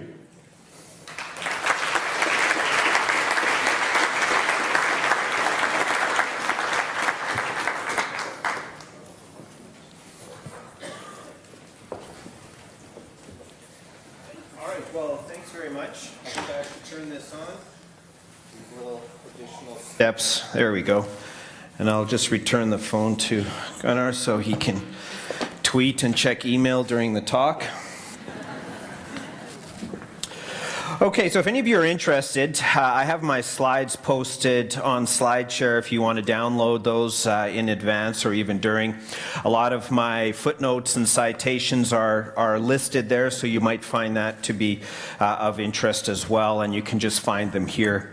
First, I want to say a particular thank you to the program committees and the organizers for the opportunity to spend some time with you. I was in Barcelona yesterday delivering a talk, and when I arrived here, it was actually warmer here in Trondheim than it was in Barcelona when I left, so that was a treat as well. I want to look at what I think is important for us to understand about the future of education. And it's one that really links to a quality of life, and one that also looks at the idea of meaningful or gainful or valuable employment, rather than just something that's focused on a specific narrow definition of what it means to learn and what learning is all about. And in terms of the focus of the talk today, then, in order to get to that idea of learning that is a quality of life issue rather than learning that is only work-based, I'm going to go through a few specific topic areas today.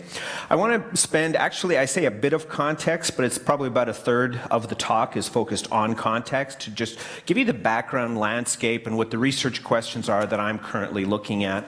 I spend a good portion of my time in higher education research. We, through Link Research Lab, have a growing focus on what's happening in the K-12 sector, so I'll address most of my talk primarily from K-12. I had a good chat this morning with Andreas and with Gunnar about the type of audience that's here and the focus that exists, so I had a quick panic moment spending 30 minutes updating my slides to make sure that it was hopefully relevant.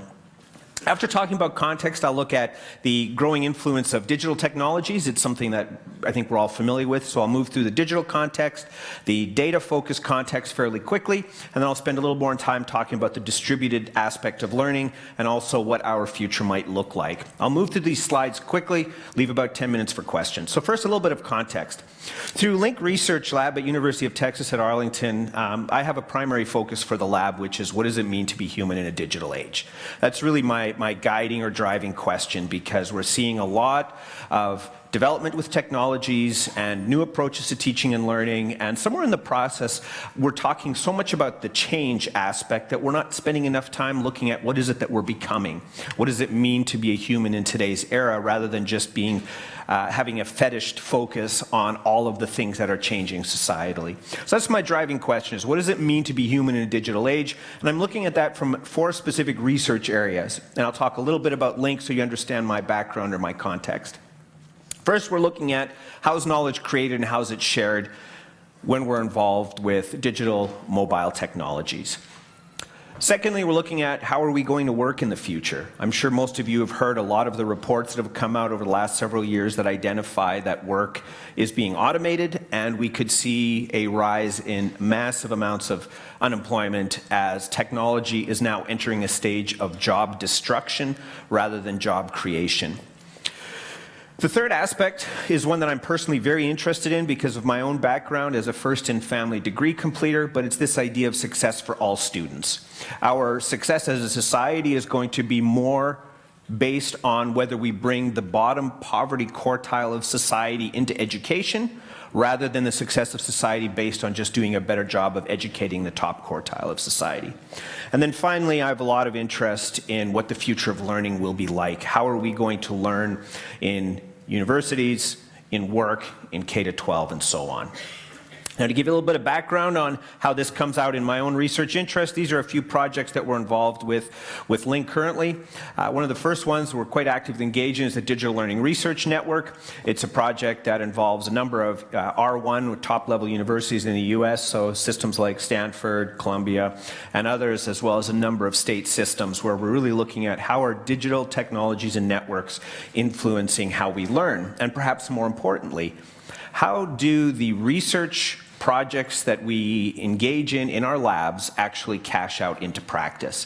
What's the practical impact of research that we're doing? We're also very involved in this idea of a smart science network, which is educators and faculty sharing content that they've developed, but also their pedagogical approaches, and really trying to take advantage of the network effects. There are certain things that we do over and over again in all of our schools and classrooms and universities that if we take advantage of the distributed network that this happens within, we can reduce some of the areas of overlap so that we can spend more time in one-to-one interaction with our learners. We're also quite interested in what do we understand about language through discourse? How can we understand how people connect and interact with one another while they're in the learning process, and can we extract awareness of learner development of knowledge and conceptual development through that process? Additionally, we're currently, and this I believe is the first National Science Foundation Big Data in Education grant that we were awarded at the start of January, and we're looking at the effects that different systems have on how people collaborate. So our focus, we're looking at 3 systems of learning. We're looking at Wikipedia, where there's a knowledge building activity as individuals create shared documents. We're looking at Stack Overflow as a way to understand how people in these digital environments help one another solve personal problems around programming challenges often. And then the third area that we're looking at are open online courses, or MOOCs as they're sometimes called. It's a multi-year grant where our intent is to understand what are the structural attributes of a digital space and how do those influence knowledge development activity. I'm still fairly involved in the idea of MOOCs, where we're looking at different pathways. How do we move from one approach to learning to another approach to learning? And if we have 300, 400, 500 people in a room, the reality is everyone starts at a different knowledge point and needs a different level of instruction. More recently, and I'll spend more time addressing this in a few slides,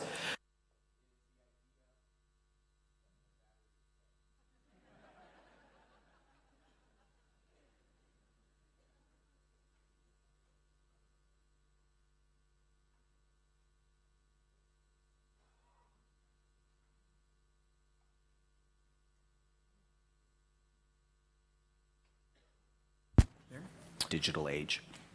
Okay, getting more practical, or getting more focused on things you might care about, is the new landscape educationally is quite significantly different from what we've perhaps accustomed to having in the past.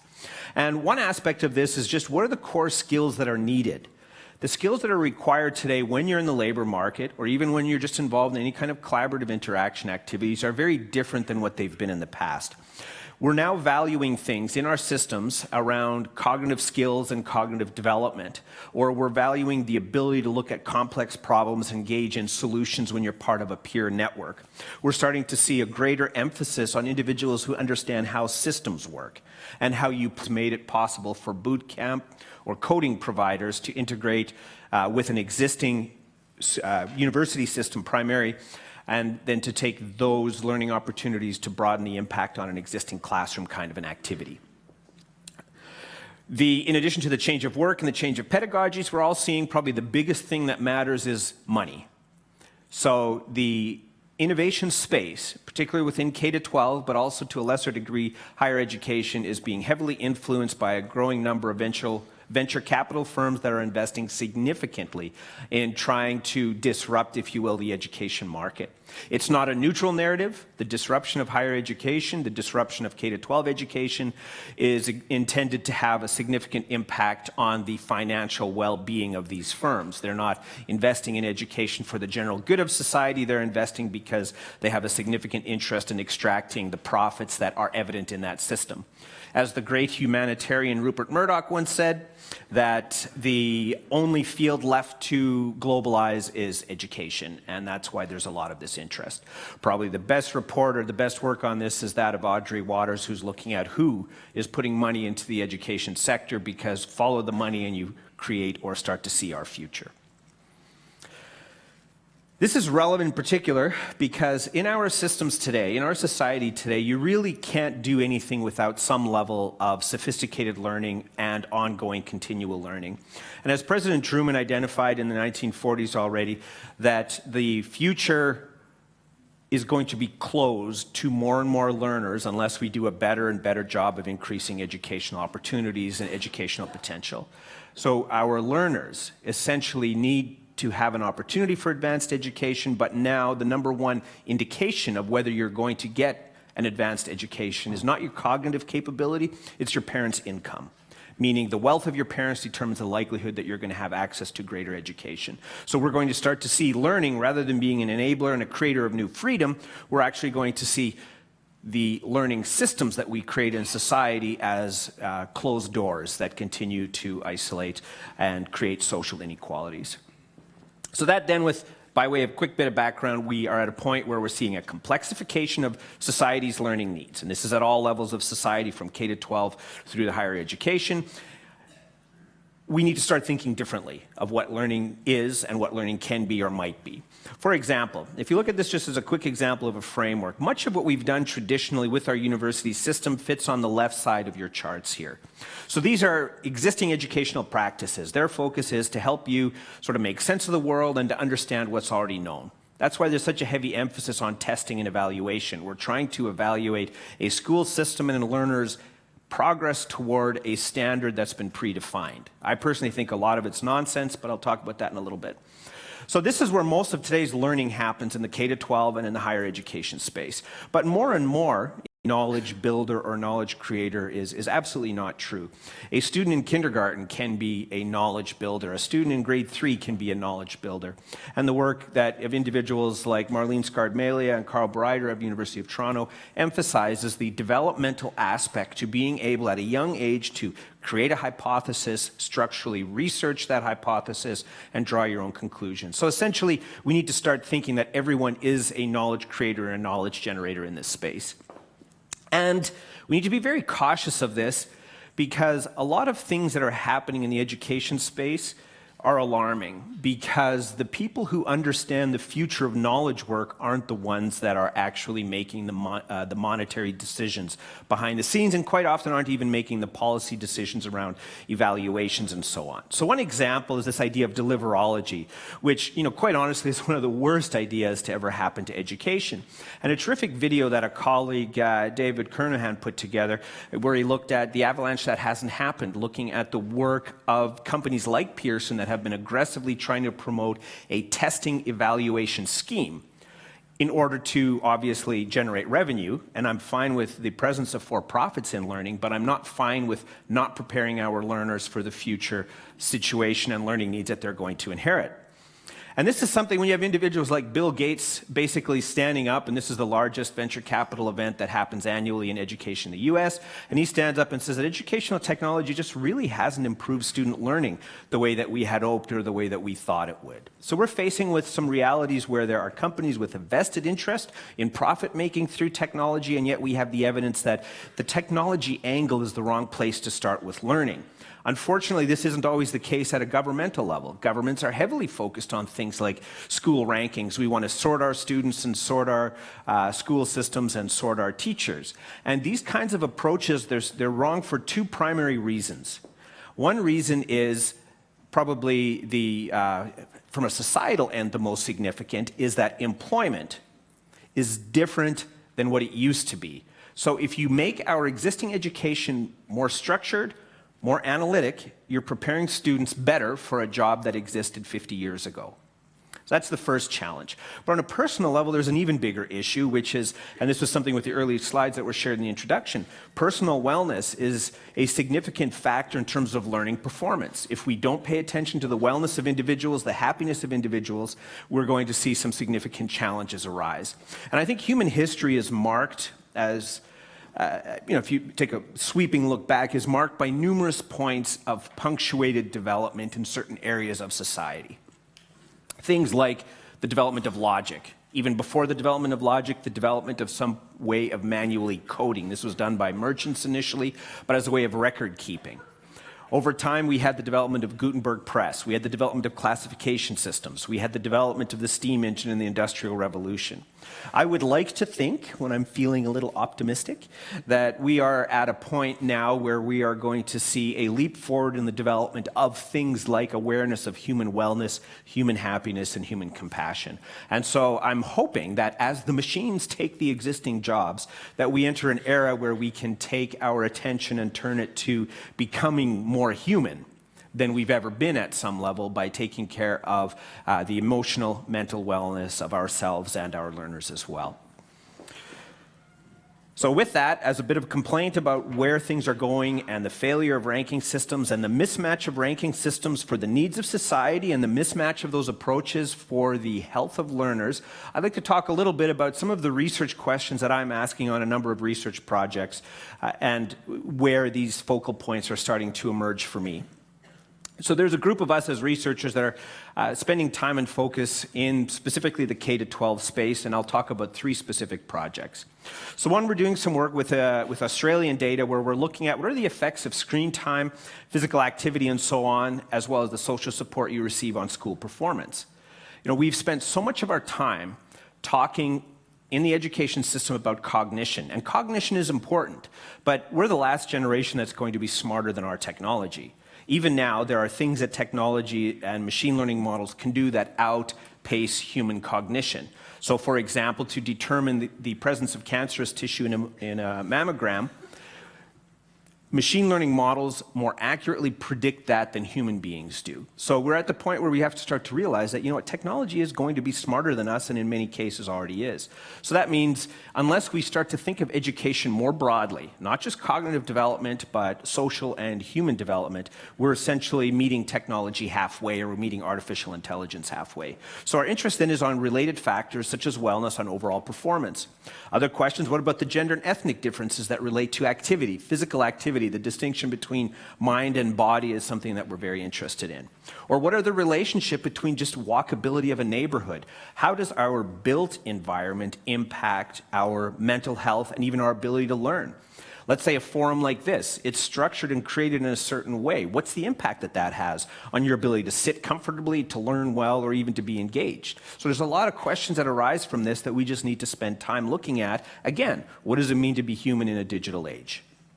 We're also focusing on the safety of that learner and that sense of safety. So in fields of neuroscience, for example, it's well understood that when a human being is under distress, their ability to learn is minimized because the brain, for lack of a better word, downshifts to more primal activities such as survival when they're in a state of anxiety rather than moving to advanced neocortical functioning.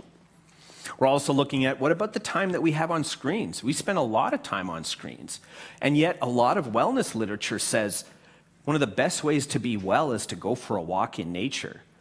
Smell the trees, the flowers, the whatever else. So what's the relationship then if we're moving to more and more technology in our classrooms, and yet a lot of the literature indicates that maybe that screen time isn't as well used as it should be? How do we teach differently in that regard? Local projects that we're engaging with at University of Texas is we're looking at data that looks at, we'll call these catastrophic events, which can be incidents of school violence or it can be incidents of dropouts of courses. So what's the relationship between those elements and how a student manages to succeed in the university system, or I should say, sorry, K-12 system? We're looking at, are there opportunities for us through the data that we're collecting to be able to anticipate and then to respond quickly to the needs that arise when students start to exhibit challenges that could present us with difficulties. We're also very focused locally on institutional wellness. How do we understand negative emotions and physical health on academic performance? What about using real-time data to help improve these, and machine learning models as well, but to help improve these relationships that exist or understand how these relationships exist at a deeper level? We're also looking at how we can engage in interventions. What does it mean, for example, if we develop mindfulness habits on the part of our students? I have a colleague, she did some research where she looked at student academic performance if they engaged in short 3-minute mindfulness interventions before a quiz and exam. And it improved the performance of students. It improved the success of students in that activity. This wasn't developing mindfulness as a sustained habit. This was a 3-minute mindfulness practice done in a controlled experiment setting where you had some individuals in mindfulness and some individuals not engaging in mindfulness and some individuals just in random activities, so that you had a bit of some control groups. And students that did utilize mindfulness practices were more successful in their quiz activity or quiz performance.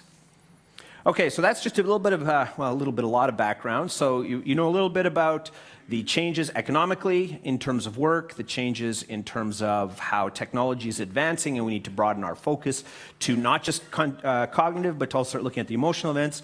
So I'd like to turn now into a little bit more of what some of these changes are and what those mean. So first of all, from a digital end, we're starting to see a dramatic increase in technologies that give us control.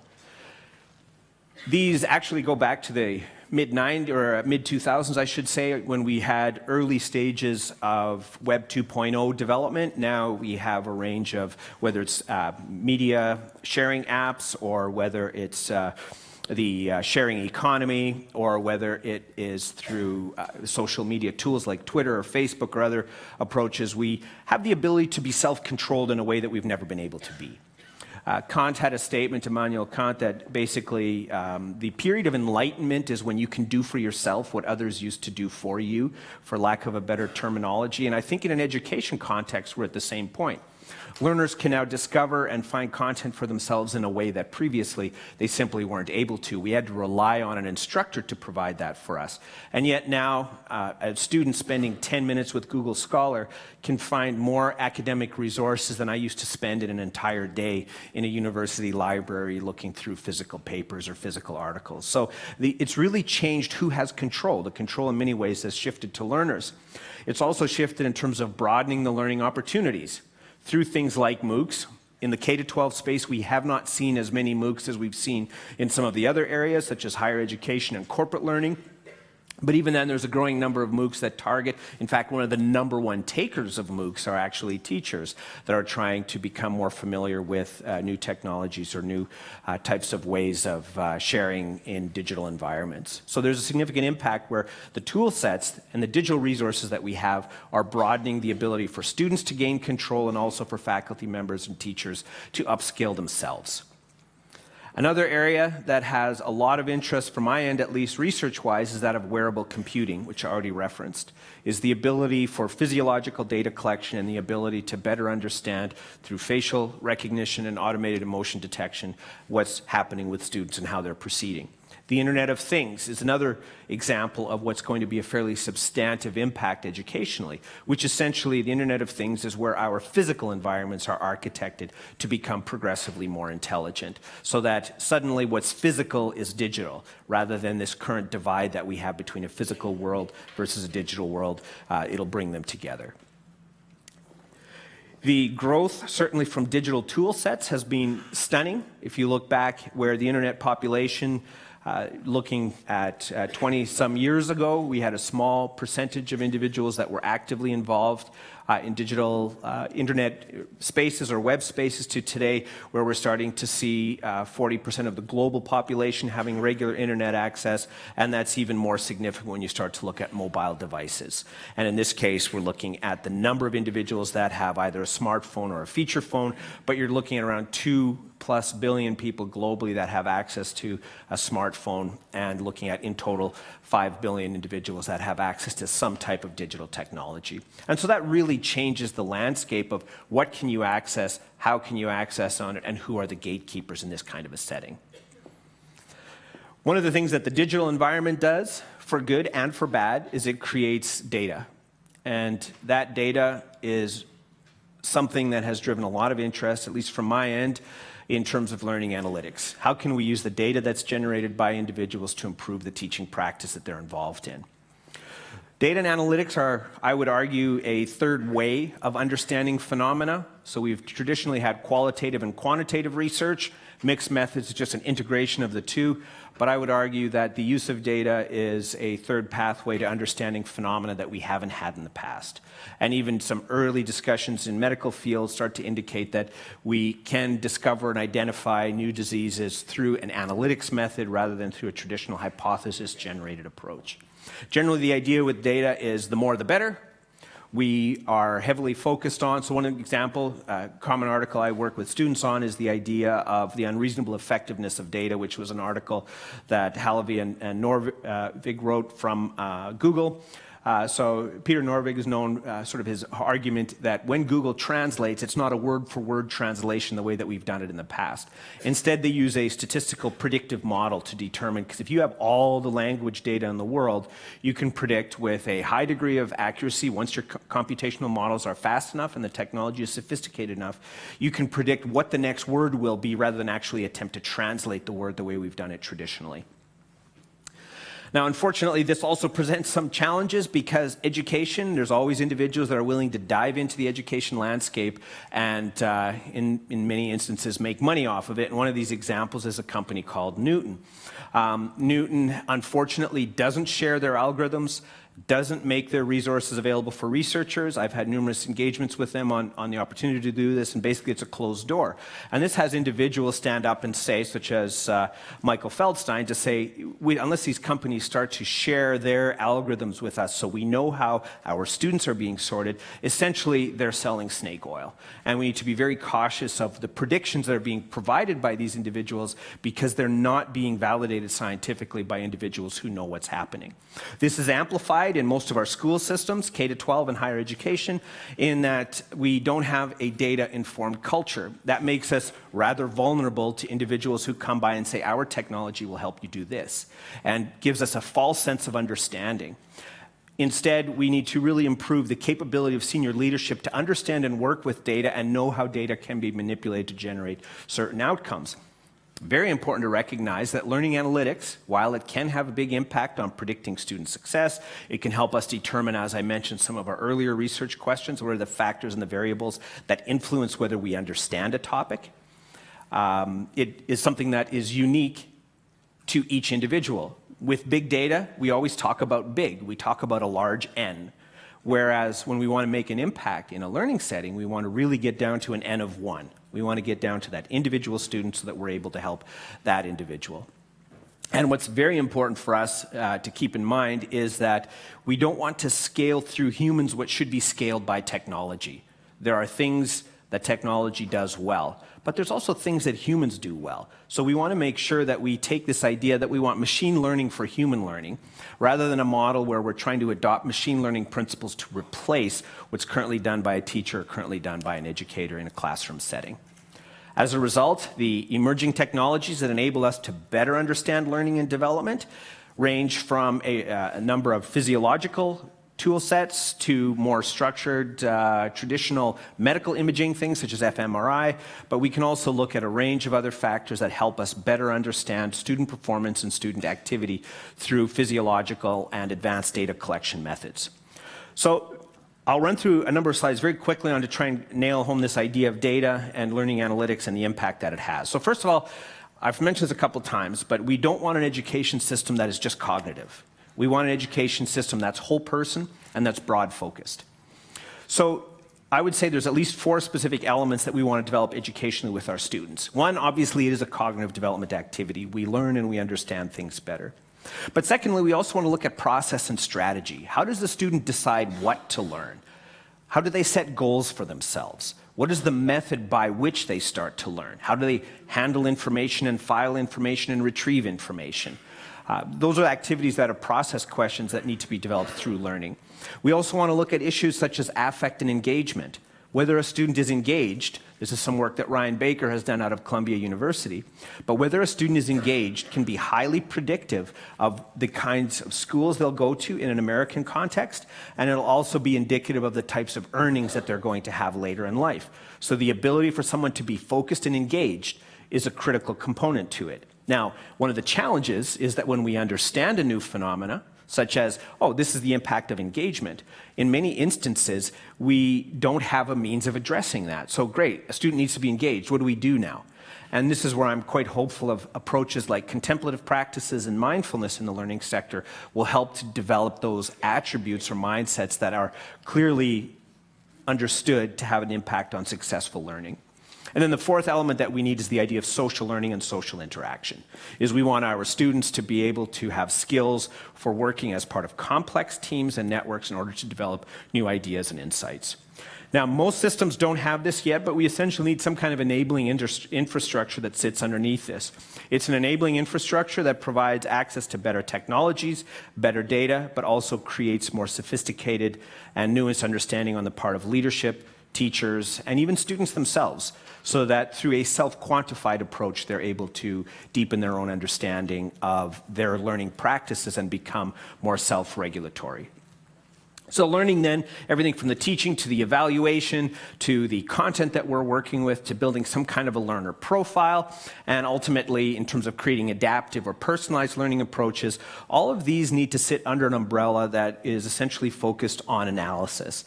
Now, by learning analytics, I'm not talking exclusively quantitative, and I'm definitely not ignoring qualitative. It just means the use of data in whatever capacity that allows us to better understand what's happening with learners.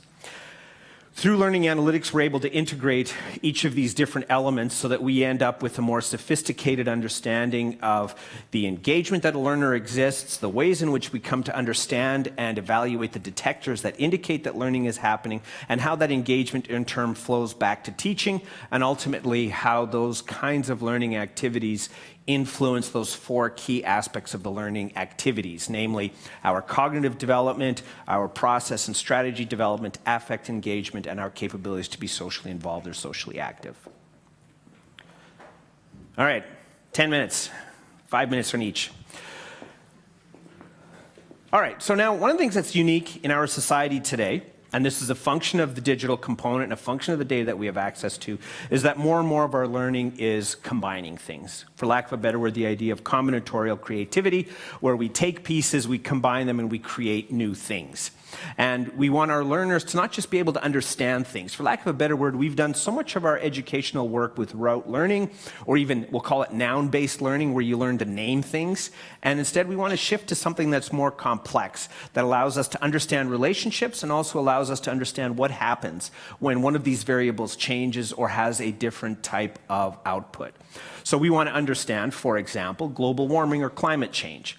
A sophisticated understanding isn't to be able to say that this is the global temperature, it's to be able to understand how does that global temperature influence activity in systems? How does an ecosystem change when one element is eliminated? Or what's the impact of a rise of 0.5 degrees Celsius globally? How does that influence the world agriculture and those kinds of activities? So it's really about moving from understanding facts and having knowledge that's disconnected from context to seeing knowledge as being a function of networks and our ability to see how one node on the network, when that's tugged or pulled or changed, how does that ripple across the network as a whole? Now, I've essentially, about 12 years ago, put forward the idea that with connectivism, we're essentially looking at knowledge as being networked and distributed. Our experiences then is where we're learning is we're forming new networks or we're pruning networks. So we're basically part of this in a complex information landscape, and as a part of that, we are relying more and more on technology. Some cases good, other cases bad. But this idea then is that if we want to understand learning and engage in learning, is it's about complex learning aided by technology that occurs in networks that's distributed. So, for example, our ability to understand the world as it is today, it's just simply not possible within the scope of our own brains. You know, we need to rely on how and who we're connected with in order to better understand that type of a landscape. Some of the projects that I've referenced before that we're looking at is with Smart Sparrow, which is an adaptive learning company, where we're looking at compelling questions. Rather than starting with curriculum, we start with questions. So, are we alone? Or if there's an outbreak, a genetic or biological outbreak, would we survive? And we have to focus on answering these questions through many disciplines. You can't answer, are we alone, through just biology. You have to answer it through astronomy and physics and chemistry and other topic areas. So guiding motivated questions that require individuals to engage in a series of disciplines in order to answer a sophisticated question. So the approach then is something like this, where we want individuals to say, to answer that, I need to either acquire that knowledge or I need to become a part of a network where that type of knowledge exists. So connected specialization is the type of output that we seek in this kind of a setting. It's also important then for us to start breaking the knowledge elements that we have down to smaller systems. Simon has a terrific article where he looks at the architecture of complexity, and he has an argument of two watchmakers. One builds in subassemblies of 10, second builds the watch in one entire system. Each time the phone rings or someone walks in the door, the person that builds the watch in one entire system, all of his work falls apart. Whereas the one that builds it in subassemblies of 10 just loses 10 and then can keep building. So it's this idea of you build in small units and then connect and increase. So this is a model for our curriculum that I think is very important to look at, where we start to take our knowledge elements and we reduce the size of them from this big idea of a course to something that's much smaller and connectable. But that presents a big challenge, and we're seeing this with the internet today, is that it takes a knowledge domain, reduces it to these fragmented connections, and you have a loss of coherence. And in many ways, that's the primary output of learning, is that we have the ability to form this coherence and acquire a deeper understanding. So we need to stitch things together meaningfully, and we need a system of learning that doesn't try to teach an entire block of knowledge, but a system of learning that emphasizes the discovery and validation of individual elements of knowledge in such a way that allows creativity and innovation on the part of each individual learner. So we start to think in networks and through connected specialization, where no single person has the full understanding of the landscape, but instead a group of individuals together have the ability to form that nuanced and complex understanding. Okay, last 5 minutes. I'll talk about 8 points that relate to what the future of learning can or should look like. So there's been a lot of talk about MOOCs, and that talk is often focused on careers. That talk is focused on work, how you're going to get a better job, and so on. And in the US context, we are increasingly seeing the development of violence, so there's a core problem about the social and psychological mindset of a nation. We're starting to see the increase of conflict in numerous regions globally. While there's been an overall drop in poverty, there has been an increasing spike in conservatism and an increasing spike in isolationism.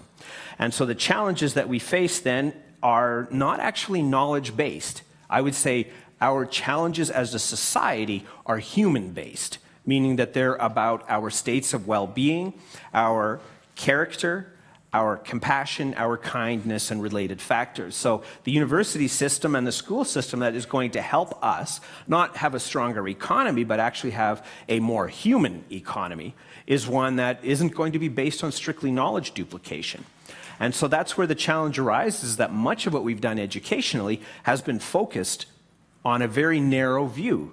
And that view needs to be broadened. And I have a colleague who put this well to me in a Slack message where she said that perhaps we need to start reaching, when we're educating the brain, we also have to start reaching for the heart. And that might seem like a casual statement, but I think it's at the core of what we need to do educationally. We need to be less focused on creating a certain state of knowledge in an individual and more focused on developing the character and the attributes of an individual. And those are the 8 points I'm going to run through briefly. See them through this lens. First of all, we need to move beyond the assumptions of our legacy system.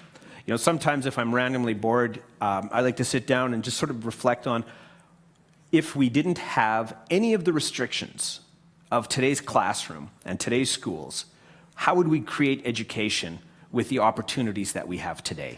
How would we recreate it with global networks, with mobile technologies? How would we recreate it with the awareness that we have today? Because essentially all of us are still in a format of knowledge exchange that's developed hundreds of years ago.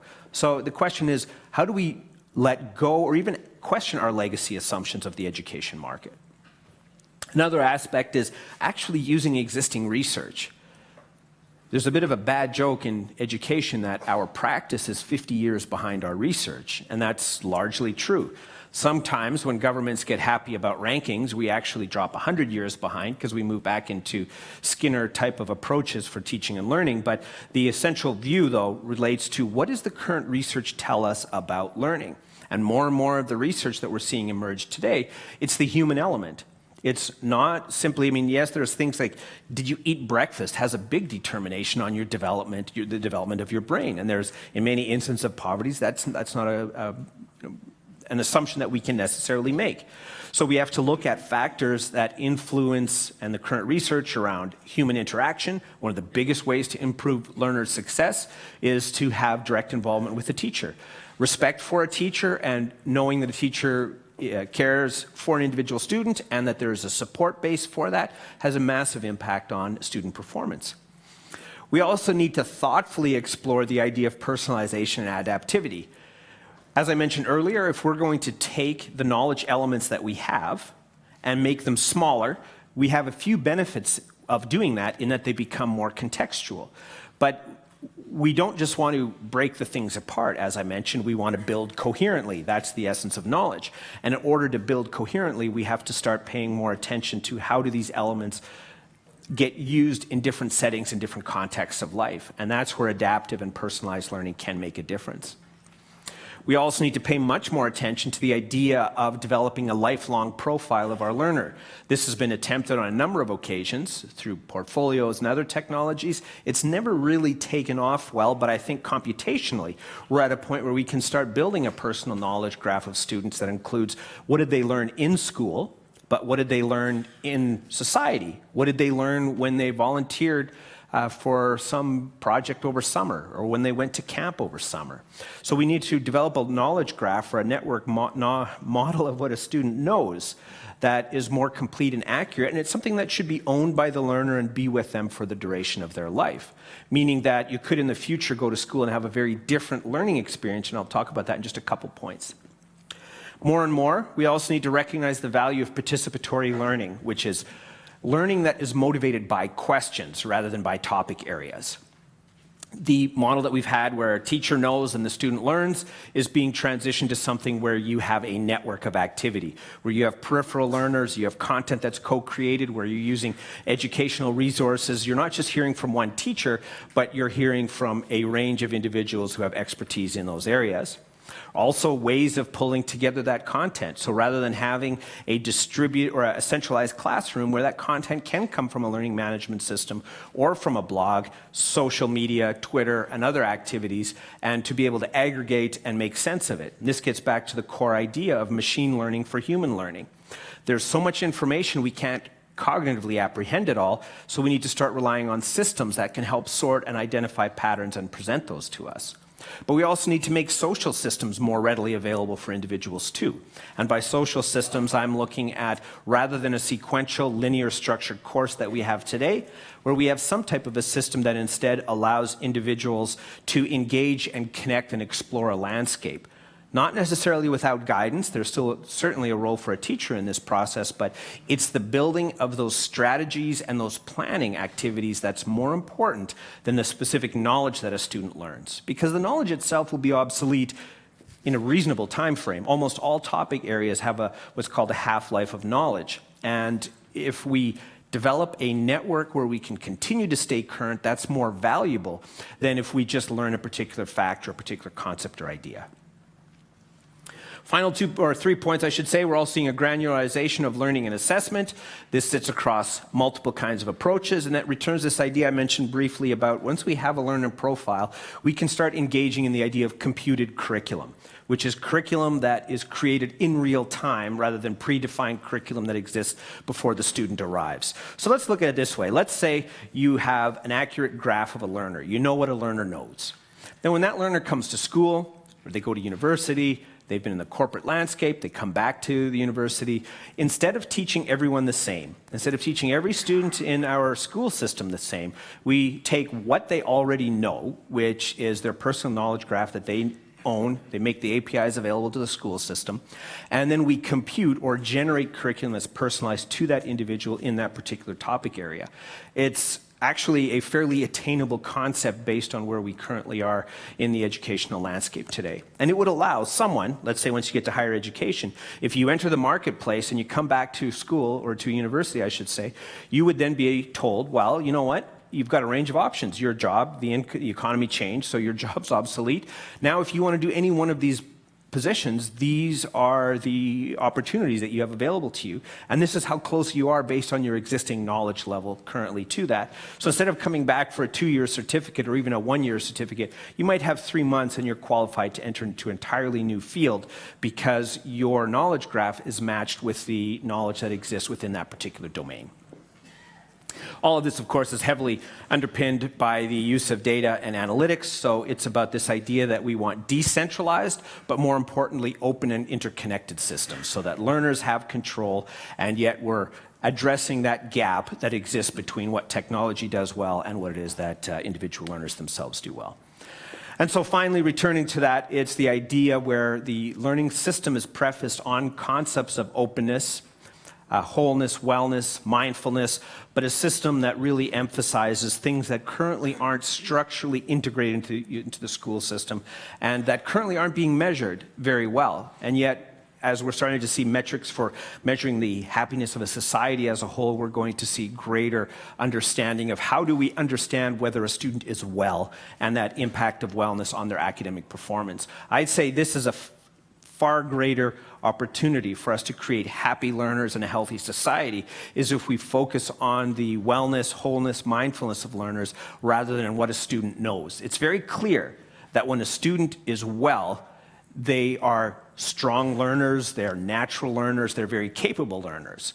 And yet, if a student isn't well, then they have challenges with those things. So if we put this first, everything else in our school system follows that we want. If we don't do this, it's a struggle to make any of the other factors happen. So by way of conclusion, I'll just sum back to the future that I envision, but it's for education that focuses on a quality of life, does offer opportunities for meaningful employee, but it's driven by research, it's driven by sophisticated data collection methods, and one that does best with technology what technology does best, and that does best for humans what humans do best as well.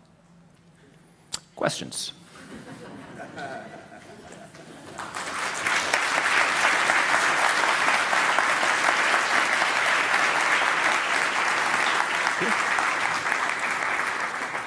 So we have 5-6 minutes for questions. I was told that you have to raise your hand and speak into a mic because there are people online that wouldn't hear your questions otherwise.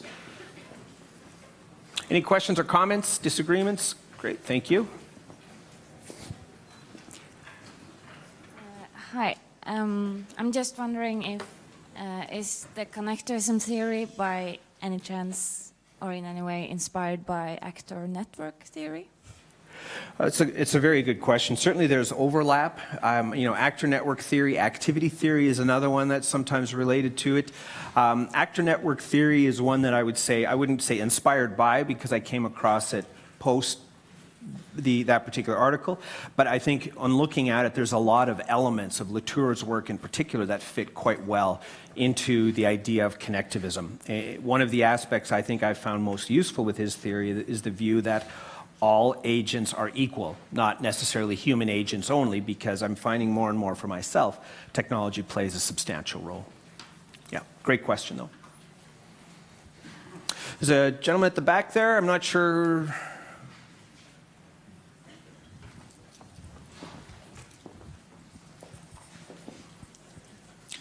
Thank you so much for a very interesting lecture. I'm not sure if I have a question or a comment, but something I'd like your reply to. Sure. I work as a middle school teacher, and many of my friends who work in telecom and computers and ICT are telling me that the last 25 years of internet and technology has really been sort of like a Wild West, where there are no rules and no specific boundaries or such, but that the future will probably have a different development, and that we might see here, for example, in Norway, where we have, a lot of focus on individual freedom and education as a part of a way of sort of creating your own happiness, that we will see a tendency more towards what they have in China or other countries where there's more monitoring and more control of what you can do with technology and specifically the internet. So I'm just wondering what's your take on this, and do you see this as sort of something that plays in your thoughts of education in the future? Well, I mean, it's a valid set of questions or comments, at least. I do agree that there are those opportunities. I mean, technology, the way it has been deployed in many school settings, has been about control. And it has been about giving control to the administrators of the school rather than to the learners, or in some cases even to the teachers. So I fully agree that is an actual risk that we need to be conscious of. But I also think that there's enough about technology that is enabling that without getting too euphoric about it, there are opportunities where it can give learners greater control and greater identity and a greater voice. So the future isn't one that's set in stone, good or bad. We are agents in this type of a process. I think for teachers in particular to become aware of how we are algorithmically sorting our students, and the way that it's done without us understanding how and why, that's a significant issue. I also don't think that in the society that we have going forward, that we can afford to be illiterate around data and machine learning methods and models. I think we need a basic level of understanding of how do recommender systems work, or how do predictive models work, because the people making decisions about predictive models are often teenagers or kids in their early 20s that may not have any familiarity with the broader social dimensions of learning and the cultural aspects of it. They're bright, talented coders, and they're solving a technical problem when actually what we're trying to solve is a cultural, social problem. And if you architect a social problem as a technical problem, you do get all of the negative aspects that you're suggesting. I think we have time for one more question. Oh, there's one. You mentioned the lack of role models for the contemporary situation. May I suggest that in many ways we do have a role model? We must go right back to the education of young aristocrats with their governesses and their tutors, and that in many ways the landscape we are bringing our pupils into is the landscape of how to explore the world around you, that one day you are going to be the lord of the manor of. I think that is certainly a framework that is worth looking at, and I think it's a positive one. I mean, this idea that we return to apprenticeship models, for example, atelier models, I mean, those are promising. The governance type of a model as well. One of the difficulties when I look at the effective use of technology, I'll say that many of our students are feral technology students. They've raised themselves with technologies. The parents didn't understand I mean, does anybody know what the hell Snapchat is? I mean, I use it, but I'm like, I don't know what's going on here. But, you know, kids taught themselves these tools. They go to the school systems. Quite often, social media, younger kids were using social media actively and aggressively, while many teachers were absolutely clueless about it was. It's only recently that we've tried to backfill, appropriate use of social media, and you get fired if you post these kinds of comments and so on. So I think and I do think we have feral children that have raised themselves with technology because parents didn't model it and teachers didn't model it, at least technology use. The other aspect that I think is promising for us is the issue, I'm not sure if I would call it character education, whole person education. I'm not quite sure what the right word is with it, but I do believe we need to make that the focus. So getting back to the idea I shared earlier is human history is punctuated by these enormous advances in certain periods of time. There's the ability to create cities, and engineering changed a large part of human history. The development of industrial revolution in terms of production and so on has a huge impact on the quality of life. The reduction of poverty and so on is directly related, obviously, to some of those technological advances. I think what I'm motivated by today is that perhaps we're on the cusp of a new era of becoming compassionate, kind human beings that we previously haven't been able to devote our attention to because we've had such a big part of the physical sustaining of our existence. And now suddenly we have tools to be connected globally, and we have tools to care globally, that maybe we're at a point of punctuated explosion in our ability to become humans. Okay. Thank you. Be seated, please. George, thank you a lot, and thank you for looking ahead, giving us some hope that we are on a right track at any rate, in some way. Unfortunately, I have to give you a relevant gift today. It was quite cold this morning, minus something, but since you are from Canada, you're probably used to that. It's okay. I want to test his theory now about connectivism. Walk the talk. What is this called in English? What? Mittens? Mittens? I'd call them mittens. All right. So here you are. It's handmade from Trøndelag, Trondheim. Mittens. Thank you.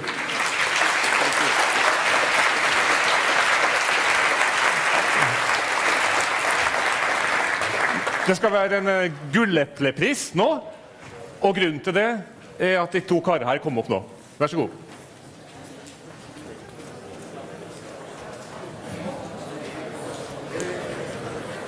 Sånn her.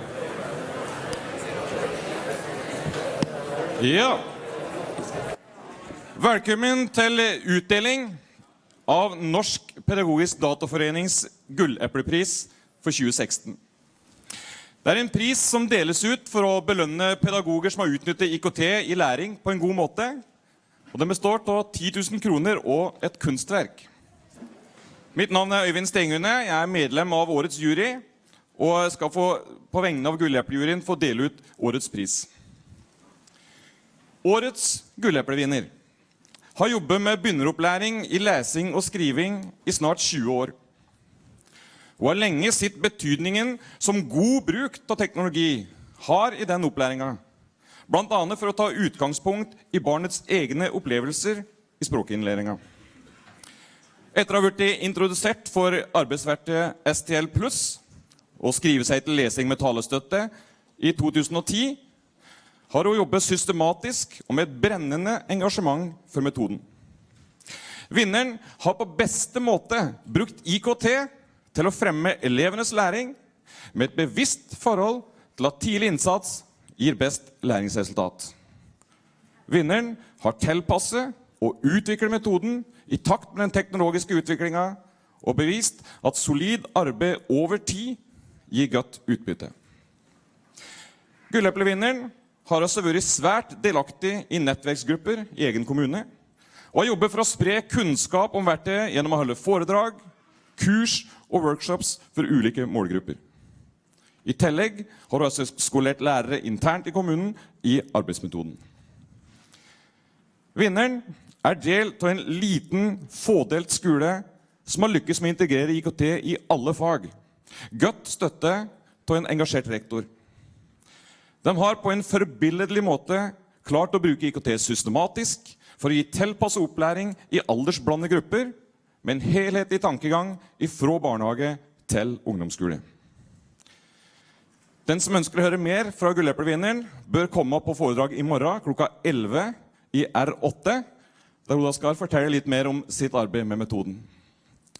Norsk Pedagogisk Dataforening er glade og stolte over å kunne tildele Gullepleprisen for 2016 til Aud-Marit Berge Feidje fra Feios skole.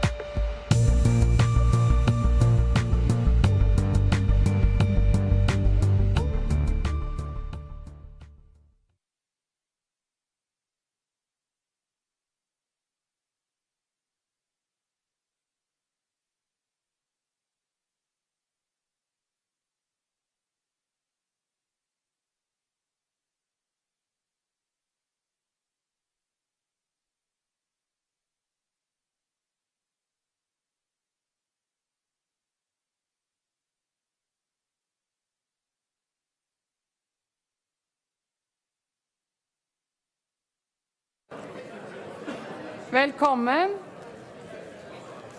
Velkommen til en sesjon om visjoner om framtidens læring. Adoptiv læring. Og hjertelig velkommen til Kristoffer Henriksen, som fagsjef i digital fagsjef i Gyldendal undervisning. Takk skal du ha. Ja. Jeg skal begynne rett på sak. Folk har kommet inn. Lisa,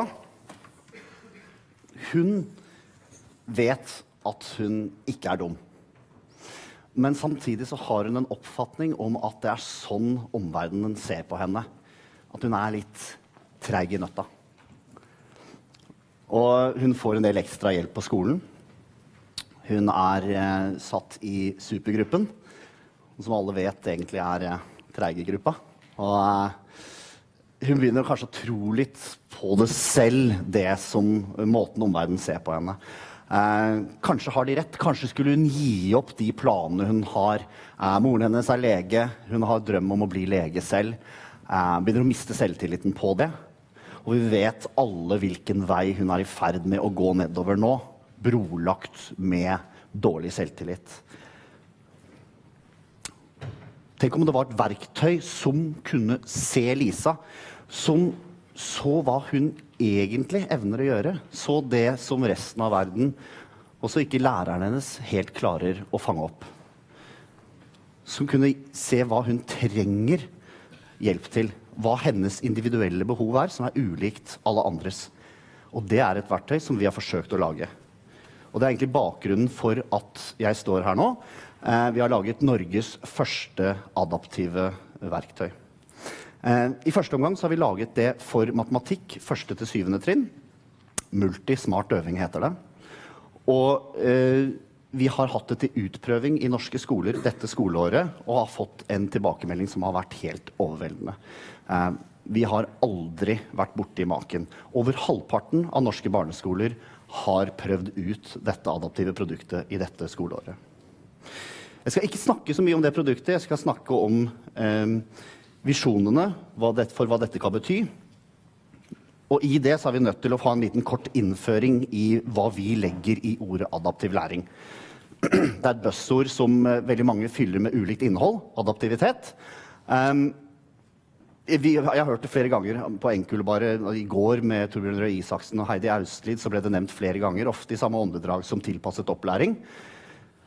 Og ellers så skal vi se litt hva betyr dette, hva slags trender det som kommer, og hva betyr det for læringen fremover. Ok, så en kort innføring i adaptiv læring. I bunn og grunn så det at man samler inn data fra det elevene gjør på enten en PC eller et nettbrett, og så beskriver man ved hjelp av den dataen kompetansen til eleven og hvilken utvikling de har, og så skreddersyr man ut fra det undervisningen til hver enkelt elev ut fra dennes behov og preferanser. Oi, var det dårlig kobling? Det var fint. Og var det ikke noe... Ja. Kan ikke du bare jobbe med den, så kan jeg fortsette å snakke, for det får vi i hvert fall bare sånn ett medium, ikke multimedialt, men her kommer det. Hvis vi får opp bilder her, så kan vi se en graf. Vi bygger, der den, ja. Flott, takk skal du ha. Vi bygger adaptiviteten vår på det vi kaller en læringsgraf. Det et kart over faget. Dette et lite utsnitt fra matematikken. Og da vil du se at vi deler opp i læringsmål som har noen innbyrdes avhengigheter. For å løse flertrinns tekstoppgaver med 2- og 3-sifrede hele tall, så har man en avhengighet, altså man nødt til å kunne da bruke addisjon og subtraksjon av 3-sifrede tall til å løse 1- og 2-trinns tekstoppgaver, pluss noen andre ting man må kunne. Og gjennom hele matematikkfaget fra 1. til 7. trinn, så det da omtrent 400 sånne læringsmål med alle de innbyrdes avhengighetene. Og disse her har vi jobbet med, spikket på, flyttet rundt på og i kontinuerlig endring, spesielt også med tilbakemeldingene fra dette årets utprøving, justerer vi hele tiden. Men dette læringskartet, da, eller learning graph på engelsk, den putter vi da inn i et system som levert av det amerikanske selskapet Newton. De har noen algoritmer som gjør at man kan, når elevene ikke viser tilstrekkelig mestring på et kompetansemål, så vil det bli sendt tilbake til læringsmål som gjør at de begynner å kunne mestre dette kompetansemålet. Om en elev fortsetter å slite, så vil også da systemet kunne finne ut om eleven trenger en videoforklaring eller en eller annen oppfølging for å kunne mestre dette læringsmålet. Og det hele tiden sørger for at man har forutsetningene på plass for å kunne jobbe seg videre på en veldig sånn granulert måte, som vi ser her. Og det denne altså adaptivitet, eller adaptiv læring basert på dette læringskartet, det det vi kaller ekte adaptiv læring.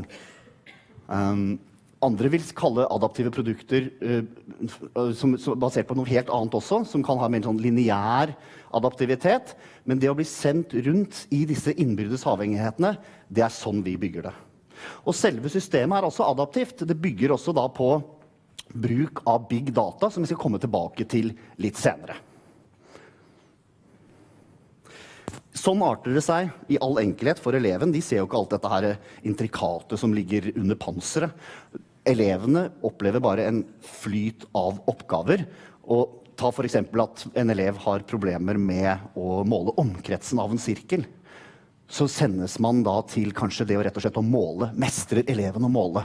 Ja, det gjorde de. Ok, da var ikke det problemet. Så sendes man til kanskje det å legge sammen måleenheter, som en annen avhengighet. Og stanger man fremdeles der, så møter man altså forklaringer eller en video eller en tekstforklaring på dette læringsmålet. Og da kan en elev i 5. klasse bli sendt tilbake til 3. klassepensum, eller det spiller jo ingen rolle, for vi har jo hele kartet fra 1 til 7. Men eleven oppdager jo ikke det. De vil bare oppleve det som en flyt av oppgaver. Oppsummert så handler da adaptiv læring for oss om algoritmebasert datasystem som kontinuerlig tilpasser læringsforløpet til hvert individs unike behov. Et adaptivt læringssystem, det noe som bruker elevens input til å beskrive elevens kompetanse og ikke minst anbefale hele tiden fortløpende det neste trinnet i forløpet. Og så får man en læringsanalyse ut av dette som gjør at man kan identifisere manglene og ikke minst styrke læreren i hvordan de skal følge opp elevene. Og det er viktig å si at elevene jo ikke noe passiv mottaker av informasjon her, ikke sant? Eleven den aktive. Det aktivitetsdata dette bygger på, og eleven hele tiden i sentrum. Ok, dette var en liten bakgrunn på adaptiv læring. Nå går vi høver blikket litt og ser litt oppover og fremover. Deloitte gjorde en undersøkelse i hele verden nå ganske nylig innenfor alle mulige yrkesgrupper, alle mulige bransjer, for å se hva slags tro har de på teknologiendringer, hvordan det vil påvirke deres yrkesgruppe eller deres bransje, og hvor raskt tror du dette vil komme? Olje- og gassektoren tror ikke på noen særlige endringer drevet av teknologi, og de tror at de få endringene de vil komme veldig, veldig sakte. Mens helt rett varehandelen tror på veldig store endringer veldig raskt. Ja, dette her jo kolonial.no eller Amazon og så videre, så det tror jeg de har helt rett i. Og det samme med medier og IKT. Det ganske interessant å se at vi som sitter her på verdensbasis, mener at det vil foregå ganske store endringer drevet av teknologi, og de vil forekomme ganske raskt. Jeg ikke sikker på om jeg helt enig i hvor raskt det kommer. Bill Gates sa en gang, vi har en overdreven tro på hvor store endringer vi vil få innenfor 2 år, men vi undervurderer ofte hvor store endringene vil være på et 10-årsbasis. Det kan tenkes at den der skal enda høyere opp, men litt lenger til høyre, muligens. Men hvordan kommer disse utslagene til å arte seg? Det det vi skal snakke litt om nå, og det også et hovedpoeng at det kan vi være med på å bestemme. Ok, jeg skal peke noe fremover i dag, noen visjoner, og da det fryktelig lettvint å ta tak i noen trender og si at det dette som kommer til å påvirke læringen, det dette som kommer til å påvirke undervisningen, gamification, adaptiv læring, omvendt undervisning, video, iPader, altså det dette som det nye, det dette som kommer til å påvirke læringen. Hvis vi gjør det, så tror jeg vi bommer grovt. Det viktig å se på hva årsaken til at disse trendene kommer. Hva det som ligger i bunnen? Det nemlig behov. Og noen behov, de endrer seg veldig, veldig sakte. Vi har egentlig noen ganske sånn konsistente, grunnleggende behov, og så trendene vi ser noen forsøk på å møte disse behovene.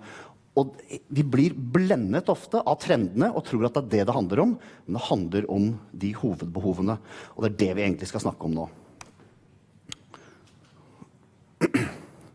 Vi kan gå tilbake til steinalderen, bare for å ta et lite perspektiv, og se at så man noe sånt på horisonten, så var det informasjon.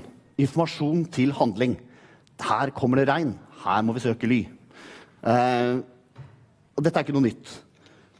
Vi handler jo i utgangspunktet ut fra følelser og informasjon.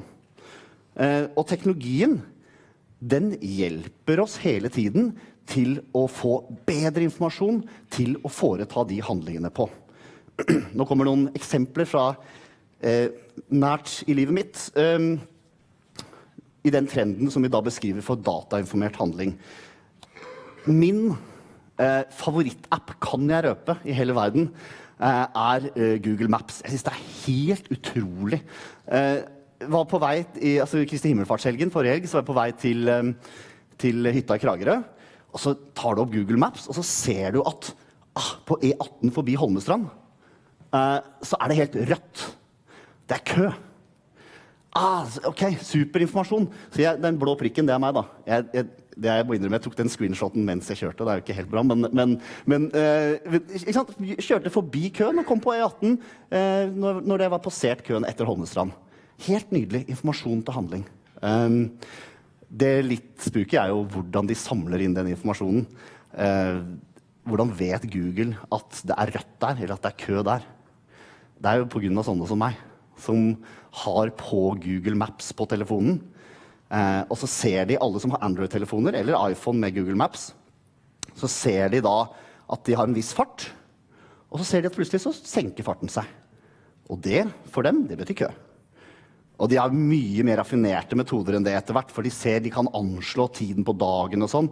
Og det såpass at de faktisk kan, de ser at det noen som beveger seg, mange mennesker som plutselig beveger seg litt mer enn gåtempo, men ikke en bil og ikke en sykkel. Da kan de forstå at her det et løp på gang, det sentrumsløpet. Og da kan de gi den type informasjon, for folk har selvfølgelig med seg telefonen når de løper sentrumsløpet. Så da gir de den type informasjon, så får man det som trafikkmeldinger at, oi, unngå sentrum i dag. For eksempel. Litt skummelt, det sånn det foregår. Og det jo ganske fint når det funker sånn da. Ja, Trafikketaten gjør det på sin måte, at vi får data basert på deres målinger til å agere etter, og til å forventningsstyre oss og så videre.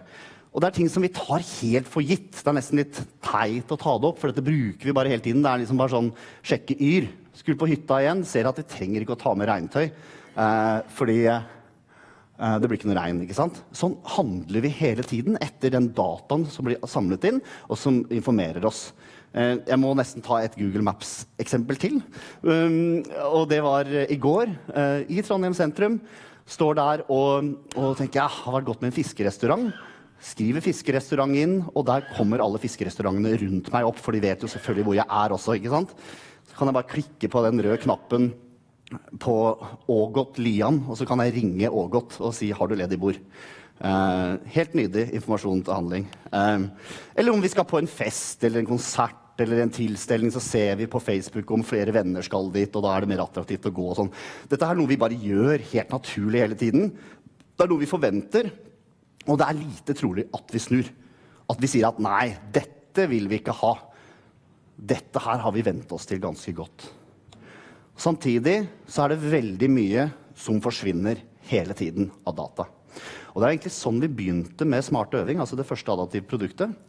Vi fikk lærere som snakket om alt det som ble produsert. De kom til oss og sa, det blir laget, elevene produserer så mye i skolen i dag, som bare går til spille. Kunne vi ikke samlet opp dette på en bedre måte og hatt et grunnlag for å bedre se hva de trenger, drive tilpasset opplæring?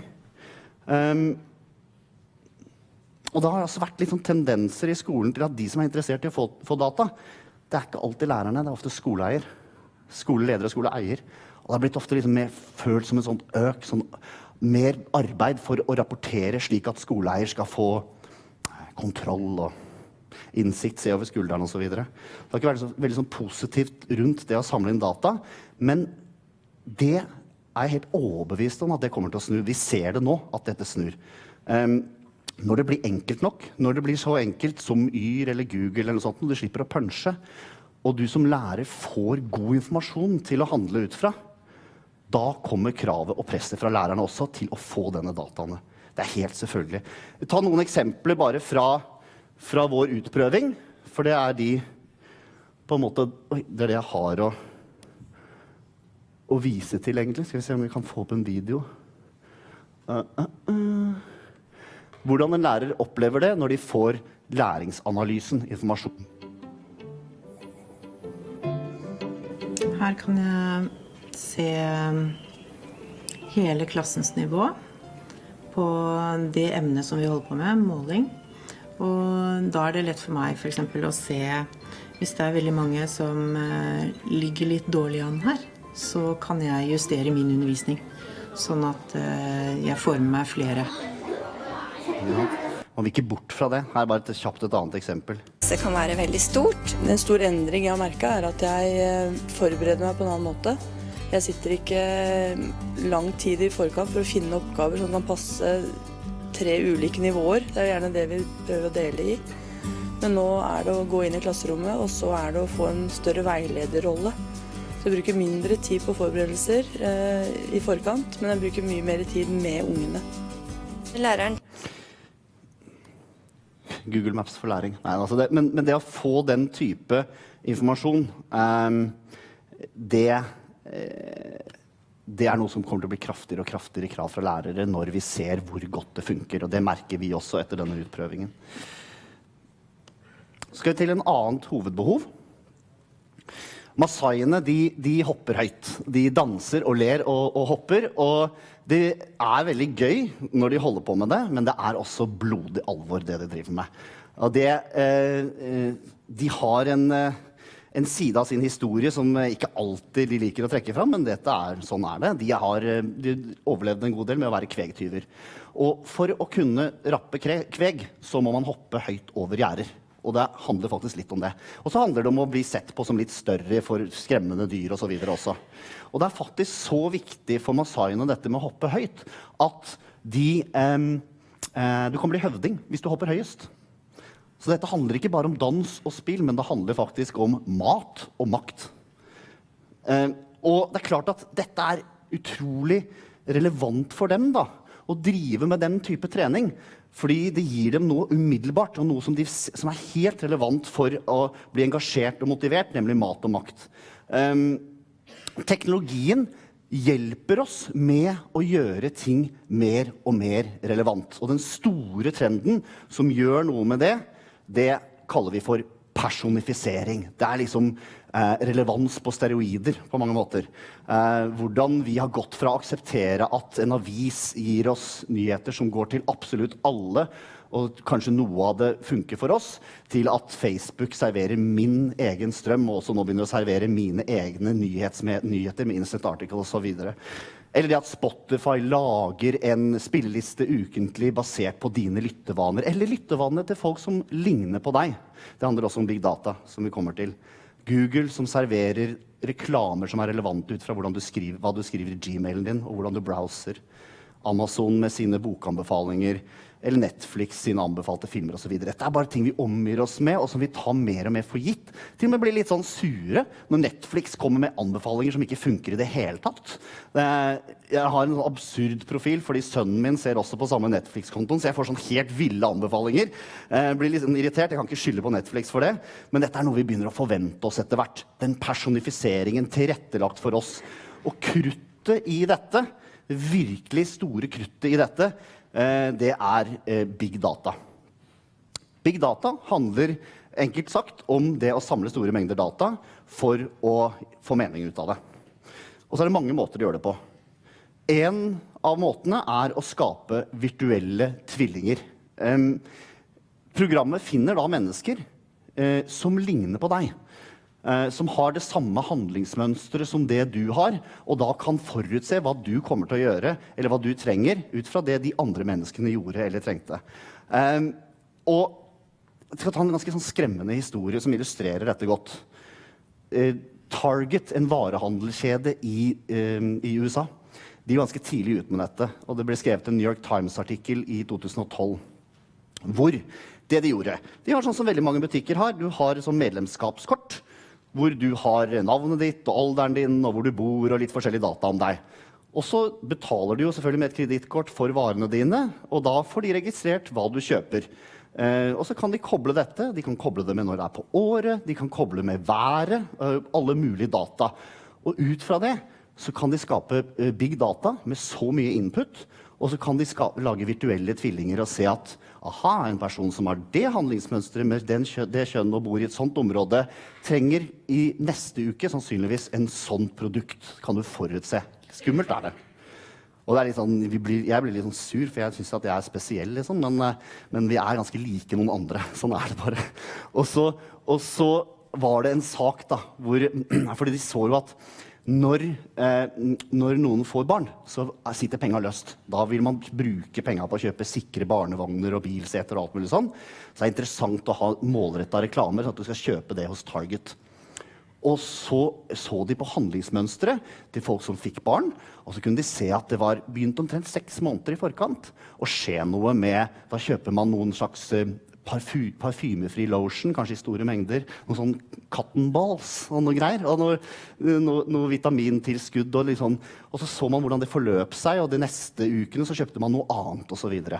Så kunne man egentlig ut fra den dataen se omtrent akkurat når vedkommende kom til å få barn. Så kom det en pappa på døra til en butikksjef i Minneapolis og var fly forbannet. For da hadde de overøst datteren hans, som var ikke i videregående, med reklame om barneseter og vogner og så videre. Og han var indignert og truet med det ene og det andre, og butikksjefen la seg flat og alt sånn, og ringte opp faren et par dager etterpå så at de kunne få en sånn plaster på såret-pakke og sånn fra Target. Og da sa pappa, nei, vet du hva, det jeg som skal be om unnskyldning. Vi har hatt en liten prat hjemme. Det stemmer. Det har skjedd ting som ikke jeg har visst om. Ja. Det en litt sånn skummel historie egentlig, for hvor mye egentlig vi avgir av data, hvor mye på en måte, noen kan lese om oss. Da. Så hvordan kan dette brukes for å gi bedre læring?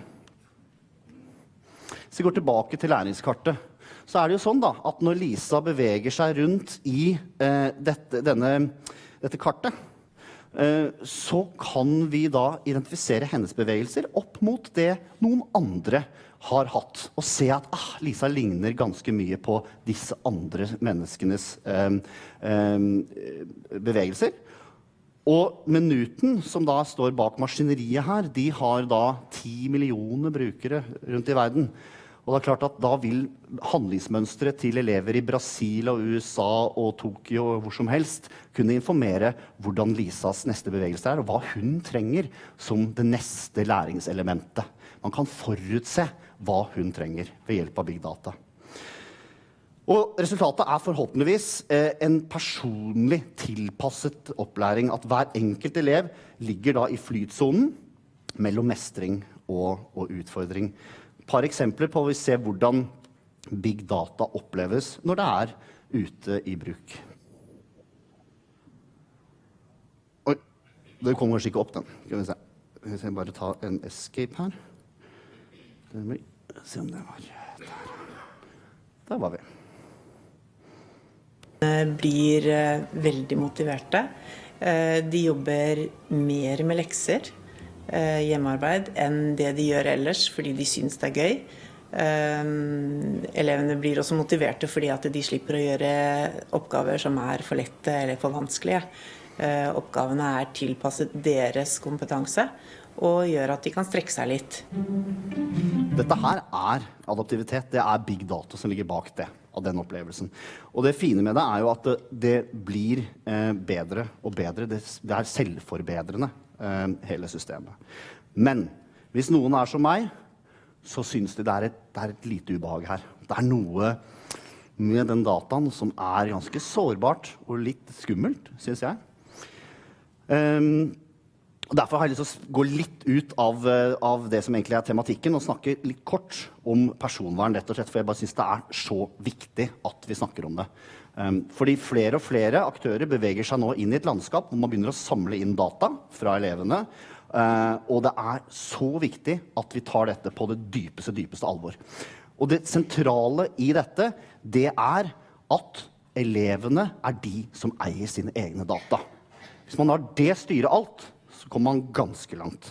Og det har noen konsekvenser. Man må selvfølgelig ha en databehandleravtale med skoleeier eller skolen. Og de igjen må ha avtaler med med foreldrene eller elevene hvis de er myndige. Og vi skal kun bruke elevdataene til å bedre læringen, og kun til det formålet som er skrevet under på. Med andre ord, ingen må være redd for at man selger dette til Target, for det er sånn, disse dataene. Og de skal være grundig beskyttet i systemer som har ordentlig datasikkerhet. Anonymisert, det sendes anonymiserte data til serverne til Newton i Irland. Ingen aner hvem som har de dataene, hvilke elever det er som står bak de dataene, for det er helt anonymisert. Men for å kunne trekke ut av disse big data-effektene. Og vi har fra start hatt en dialog med Datatilsynet for å være helt sikre på at vi gjør dette på riktig måte og bygge det på en måte som er privacy by design. Mange synes at dette er dritkjedelig å snakke om. Det er kanskje det, men det er så viktig. Og vi i Gyldendal ønsker gjerne at flere snakker om det. Lærere, skoleeiere, skoleledere, aktørene i bransjen må snakke mer om dette. Det snakkes nesten ikke om. Så hvis noen har lyst til å snakke mer om dette, så kan de gjerne komme til oss. Vi ønsker forum som tar personvern, som har det som tema og så videre. Jeg ser at jeg kjeder noen nå, så jeg går videre. Men det er viktig å snakke om. Ok, tilbake til adaptivitet. Og da er det noen områder som vi kan se at det kan fungere utrolig godt. Hva med våre nye landsmenn? Tenk på det med flyktningstrømmen og innvandring ellers. Det på en måte spektret av bakgrunner som kommer inn og skal lære seg norsk. Altså, du må ha norsk og samfunnsfag, introduksjonskurs når du kommer til Norge.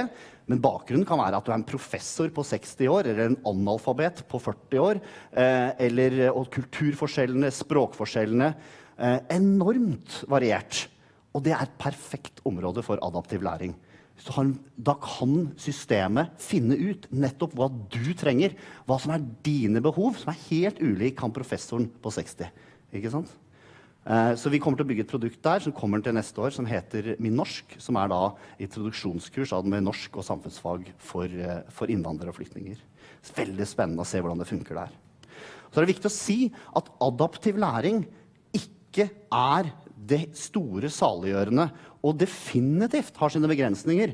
Det er ikke det eneste som skal foregå i undervisningen. Det må ses i sammenheng med alt det andre som må foregå i undervisning, som er gruppearbeidet, samarbeidet, problemløsningen, klasseromsundervisningen som foregår, utforskningen.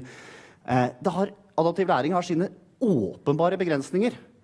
Det er en elev og en maskin, og det er 1-til-1, og så avgir man noen data, men det som kan skje, er at man kan frigjøre tid til å gjøre alle disse andre tingene. Og man kan informere læreren mye bedre i hvordan de skal bruke tiden til å gjøre disse andre aktivitetene, som handler om en helhetlig undervisning basert på didaktisk kunnskap hos læreren. Og de kan gå i dybden mye mer, ser vi, med den bakgrunnen som adaptiv læring gjør, for å bygge en dyp forståelse sammen med elevene. Og likevel så dukker det spørsmålet veldig ofte opp. Skal dette erstatte læreren da? Nei, det skal jo ikke det. Det skal gjøre det motsatte. Det skal styrke læreren. Og alt dette handler om en dyp tro på at det er læreren som er helt sentralt i å skape bedre læring for elevene. Og vi må finne ut av å være tydelige på hvordan læreren på best mulig måte kan gi en verdi til elevenes læring. Sannsynligvis så handler ikke det om å bruke tiden sin til å punche for å rapportere. Det handler sannsynligvis ikke om å bruke lærerens krefter til å drive med administrasjonsarbeid. Dette er ting som maskiner kan ta seg av. Og det er viktig å se hvor er det læreren virkelig gir verdi til der hvor en maskin ikke strekker til. Altså få en elev til å føle seg sett. Og det å gi klassen en opplevelse av samhold og kollektivitet, og skape variasjon i undervisningen, bruke den didaktiske kunnskapen sin til å skape god læring. For det er voldsomt mye maskiner aldri vil klare, men det vil kunne støtte læreren i å få til dette bedre. Og de siste 10 årene har vært en frustrerende og forvirrende tid.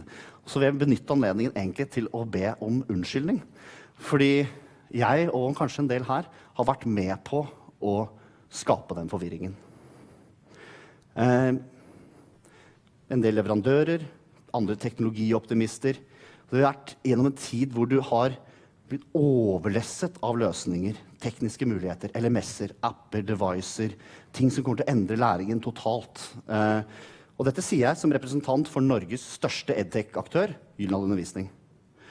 Og det er sånne som meg, eller noen her kanskje også, som kommer hjem fra BET eller NKUL eller et kurs som har vært på, og sier at sett det der nye, det funker så bra, og vi må bare endre sånn og sånn, ikke sant? Noen kjenner seg, jeg så det.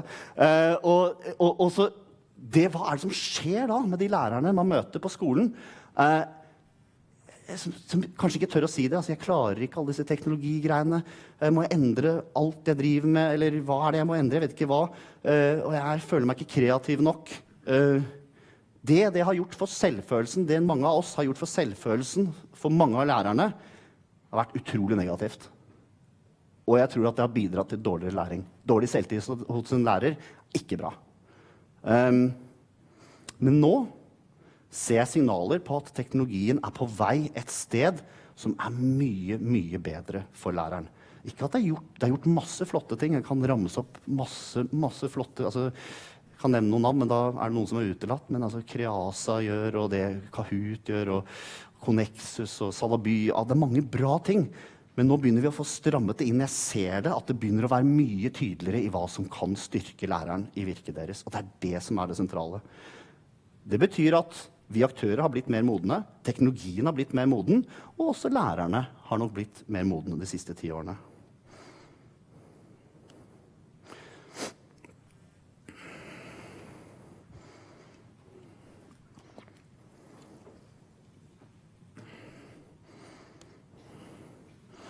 Så hvis vi da tar det som en tidslinje, og så ser vi, der er det bare langt tilbake i tid.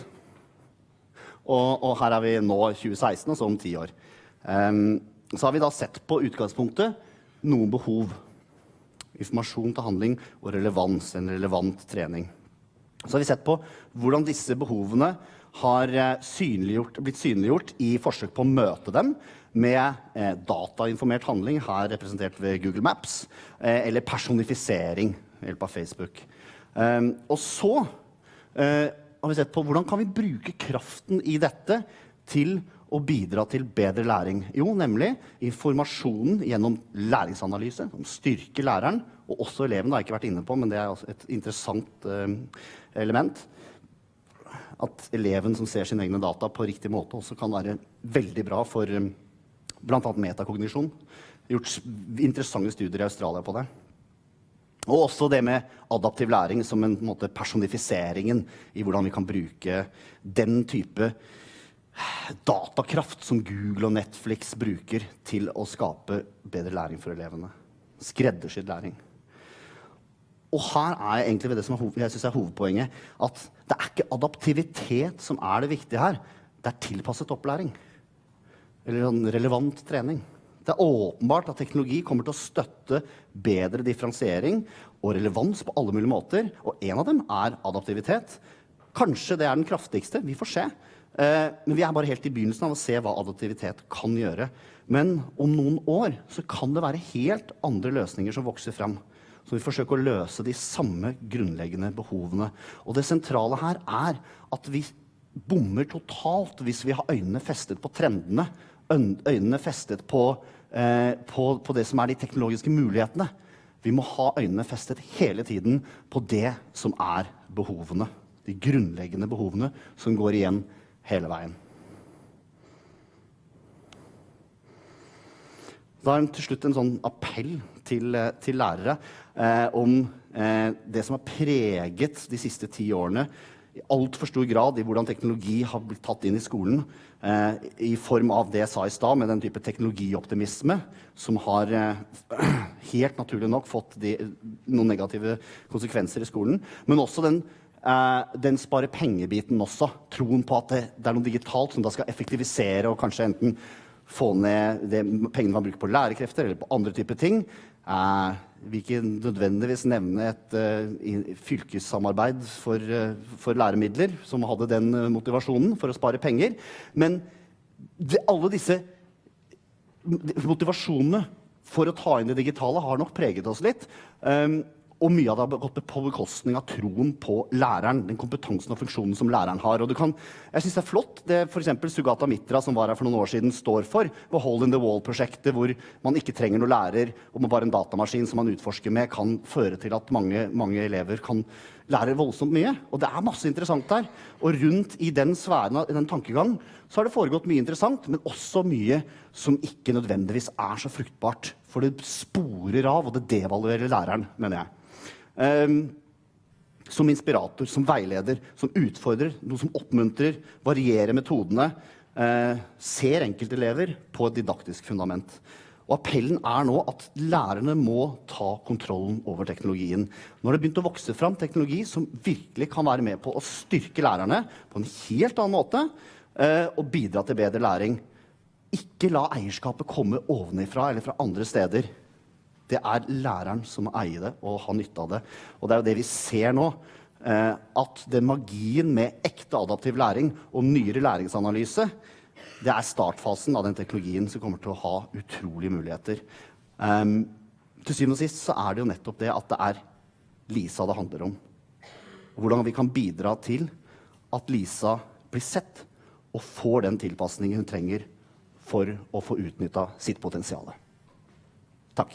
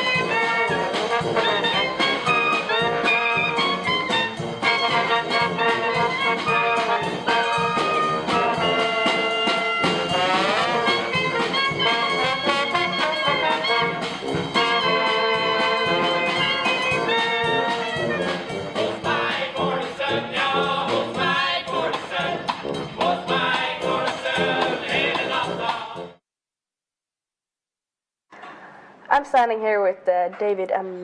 Levy today, and you just had a presentation about how and why we create attention in the fast world. So I was kind of wondering, what is the fast world?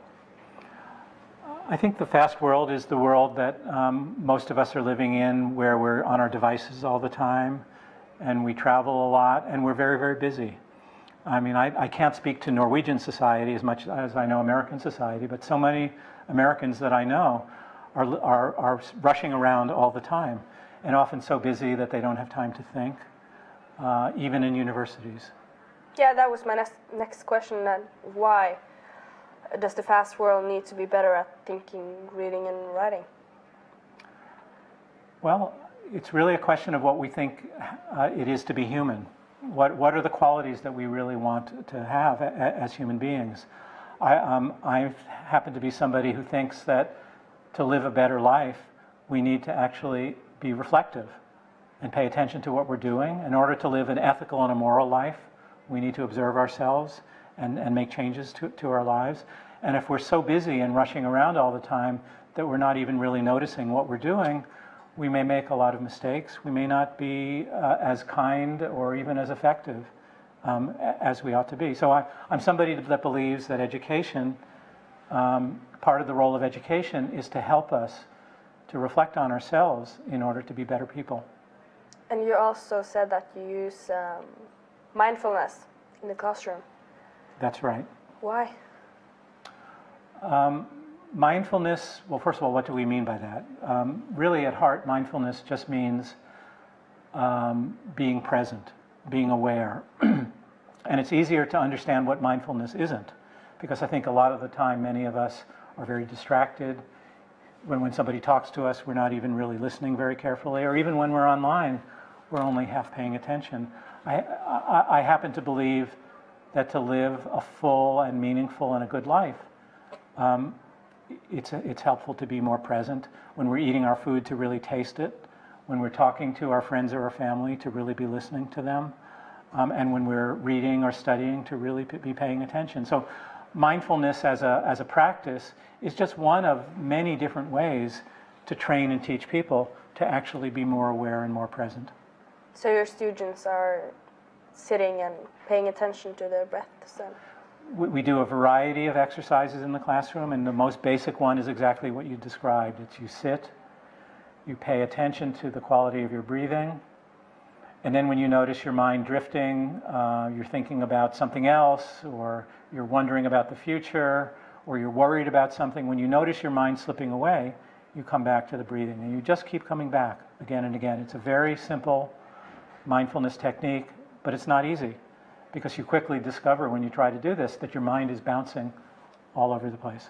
But why is this important? Well, why is it important to be more mindful and more present? What I just said a moment ago. I mean, it's that I think that we are more alive and we are more fully experiencing our lives when we're present to it. I mean, think about all the good food that we potentially eat. I mean, those of us who are lucky enough to have a lot of good food, but I suspect that a lot of us don't even really taste our food very well because we're thinking about something else. So if we have great food, let's enjoy it. And if we're in relationships with people that matter to us, let's be really present to them. And you also said that you didn't want to give people advice, but in some way it's guidelines, sort of, the way I understood it. Right, so let me make a distinction there. I mean, obviously, what I'm not trying to do is tell people how they should use their digital devices. In other words, I'm not telling anybody how much time they should spend online or what they should do. But the part where I am teaching is I'm teaching about mindfulness. That is the core practice that we're using as a lens to observe our digital practices. And really what I'm arguing is that if you become more mindful and more aware of the way you use your phone or your laptop or your tablet, that you will make discoveries that for you allow you to use them better. But of course, I can't prove that to you. I could only take you through this work, and then you would decide for yourself whether or not you think it's working. But of course, you know, I've had 10 years of students doing this work, and for those students, they find it very meaningful and very real. But I wouldn't try to convince you of it if you didn't want to do it. I would never try to convince anybody of what I'm trying to say. All I can really say is, try this, and you decide. Okay, that was all. Thank you for the talk. You're very welcome.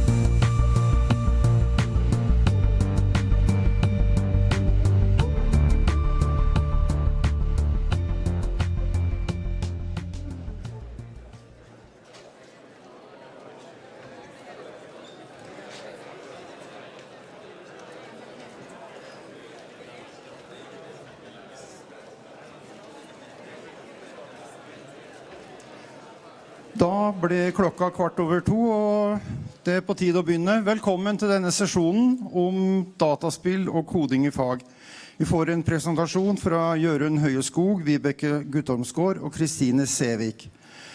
Og det jo dem dere har kommet for å høre, og ikke meg, så vær så god. Tusen takk.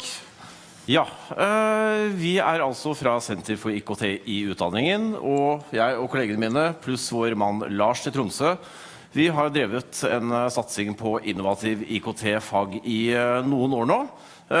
Den ytre rammen for det heter Rom for lek og læring. Det har vi begynt å flytte inn med på NKUL hvert år, og pleier også å reise rundt til en del andre steder. Vi besøker gjerne lærerutdanninger hvis noen har lyst på oss, andre konferanser.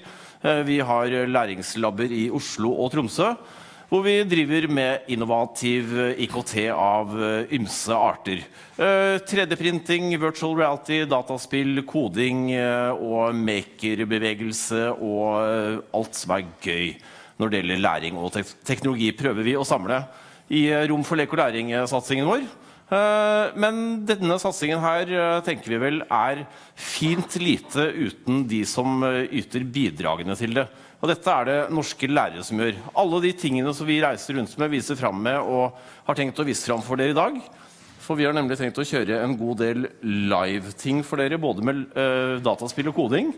Vi har vel egentlig definert denne sesjonen som et slags improteater, hvor ganske mye kan gå gærent. Vi tar en del risker her som vi håper dere med på notene med. Men som sagt, alt kommer I grunnen fra lærere rundt omkring I landet som skriver læringsopplegg på IKT I praksis og deler det med oss og til andre for inspirasjon. Og det vi veldig interessert I å fortsette med. Så for oss med læringsopplegg. Vi elsker å høre om ideene som finnes I Skole-Norge og være med å utvikle ideene videre.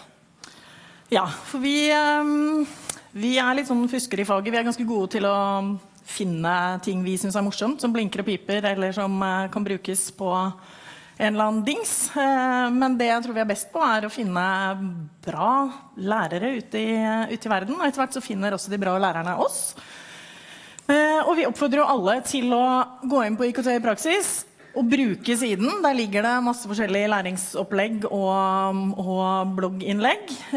Men ikke minst gå inn og del erfaringer fra klasserommene deres. Vi har hatt en spesiell satsing på dataspill, og vi øker nå også arbeidet med koding og programmering I skolen. Så den siden der, og det vi gjør, ingenting uten lærerne og uten skolene. Og vi har noen skoler vi har samarbeidet mye med, og som vi veldig inspirert av. De kjenner dere til. Det blant annet Rotthaugen og Nordahl Grieg videregående. En som har oppsummert hvordan vi bør tenke rundt innovasjon I skolen, legge til rette for det, ikke bare på Nordahl Grieg og Rotthaugen, men andre steder. Det tidligere rektor på Nordahl Grieg VGS, Linn Marie Holvik. Vi har funnet et lite filmklipp fra konferansen vår I Bergen I fjor om dataspill og koding I skolen, som vi synes oppsummerer veldig godt hva det handler om når vi skal drive med innovativ IKT I fagene. Jeg har lyst til å si noe om hvis en skal få til innovasjon I skolen, så det totalt tillitsbasert. Det ikke mulig å få til innovasjon gjennom en kontrolltenkning. For dette her lar ikke seg måle direkte, og det lar ikke seg kontrollere. Det lar seg heller ikke planlegge strukturert fra begynnelsen av. Du nødt til å slippe, sånn som Roald sier, du nødt til å slippe energien løs. Og du nødt som skoleleder å ha tillit til at de som har dette som Margareta snakket om, denne energien og denne verdibaserte handlingslysta, der må du slippe til. Som skoleleder må du si ja. Jeg tilhenger av å si ja til alt. Jeg sier ja til alt lærere ber om. Fordi vi så vant til å tenke restriksjoner. Altså, hva som ikke mulig, det kommer på seg selv det. Vi har ikke penger, vi har ikke tid, vi har ikke ditt, vi har ikke utstyr, vi har ikke plass, vi har ikke rom. Vi har feil lærere, vi har feil elever, vi ligger I grunn I feil bydel og feil land. Og det utrolig mange ting vi umiddelbart henter opp som vanskelig. Så som skoleleder så må du på en måte bare skyve det fra deg og si hva ligger det av energi i skolemiljøet som vi ikke har brukt, og så må du bare si ja. Si ja hver eneste gang noen ber om noe, noen har en idé om et eller annet, og så heller gå litt inn i det hvis ikke det funker, men la det få lov å leve en stund. Si ja som skoleleder. Si ja til absolutt alt folk mener at de har en god idé. Det noen som lurer på hva det var de skulle gjøre? Ja, til alt. Kanskje med unntak av om lærerne ber om en kasse champagne når de skal på inspirasjonstur for å finne nye ideer, eller reise på første klasse på flyet. Men ok, men ja til alt. Til det meste. Jeg tenker, som Linn sier, at dette handler i stor grad om skoleledelse, men det handler også om ansvaret vårt som lærere, som skolebyråkrater, som lærerutdannere og forskere. At vi med på å gjøre disse ideene virkelig, og med på å frammedle dem og gi dem et lite puff fremover. For det skal ofte ikke så veldig mye mer til enn det der vesle puffet før ting begynner å skje på en skole. Jeg skal vise dere et eksempel på et nytt spill som jeg synes kjempefint, som heter 1979 Revolution. Vår mann Terje på Rotthaugen skole, Terje Pedersen, han fikk nyss om dette spillet via meg, tror jeg. Nå skal dere få se et litt klipp av spillet, sånn at dere ser hva det handler om. Vi i revolusjonens Teheran i 1979, og der må man som ung fotograf begynne å ta stilling til hvem man skal støtte i det Shahen av Iran ferdig med å styrtes. Nå skal vi se. In a clear voice for the machine. Give us all the information about your collaborators and the details of your next target. This is the future of Iran. See why I told you to save your film? This is incredible. My part is taking pictures, not choosing sides. Listen, you may not realize it, but you're gonna have to pick a side, okay? You may not want to, but it's gonna happen. For the side that wants to win. Win? Don't do this, Reza. Reza, they'll take you to everywhere. Where is that?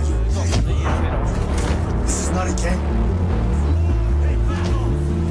I don't trust this punk with his camera. Don't do this, Reza. Reza, take care of him.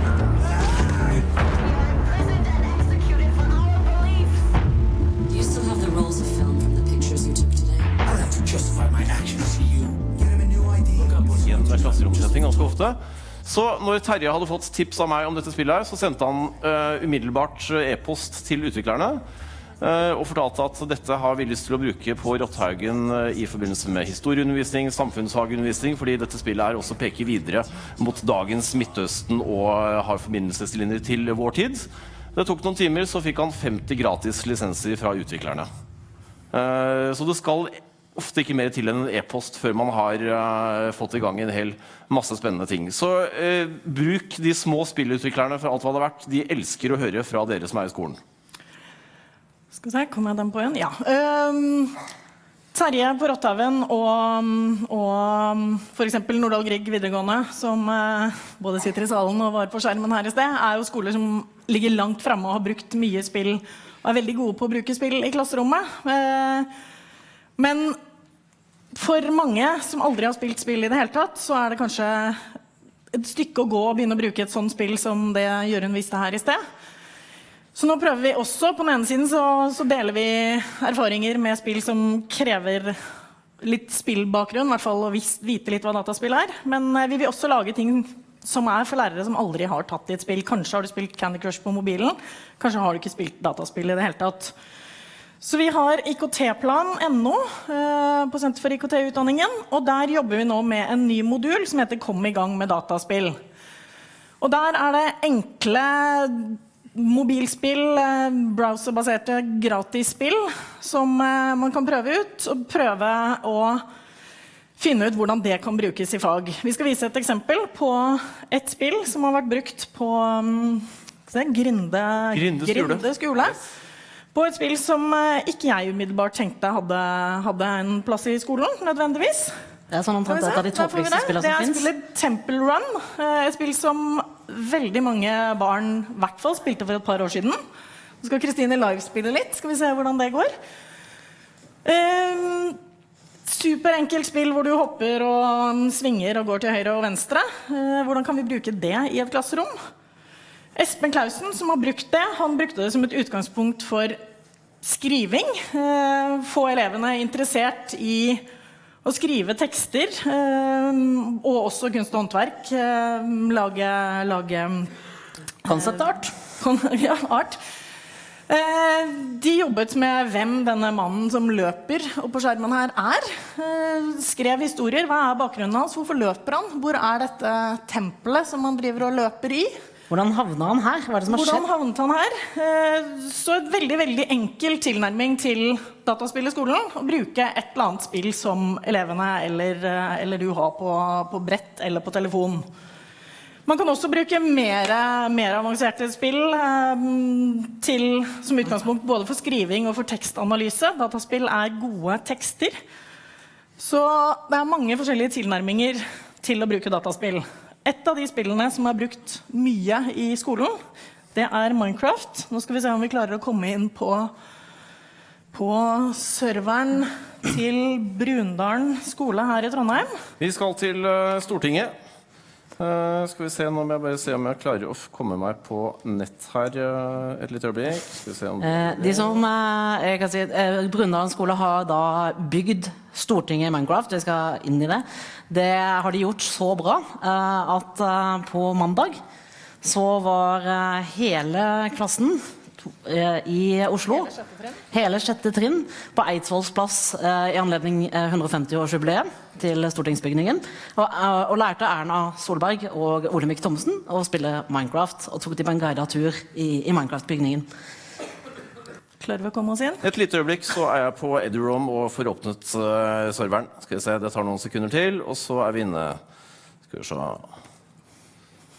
Sånn. Da håper jeg at jeg klarer å komme inn nå. Skal vi se. Og så må du ha speile. På den andre skjermen. Speilskjerm. Ja, skal vi se, ok. Det derfor vi gjør dette live, da, for det ikke noe gøy å ha alt sånn på stell med det samme. Det sånn det når vi skal koble om. Her vi, vet du. Back to game. Her vi. Nå vi straks på Stortinget.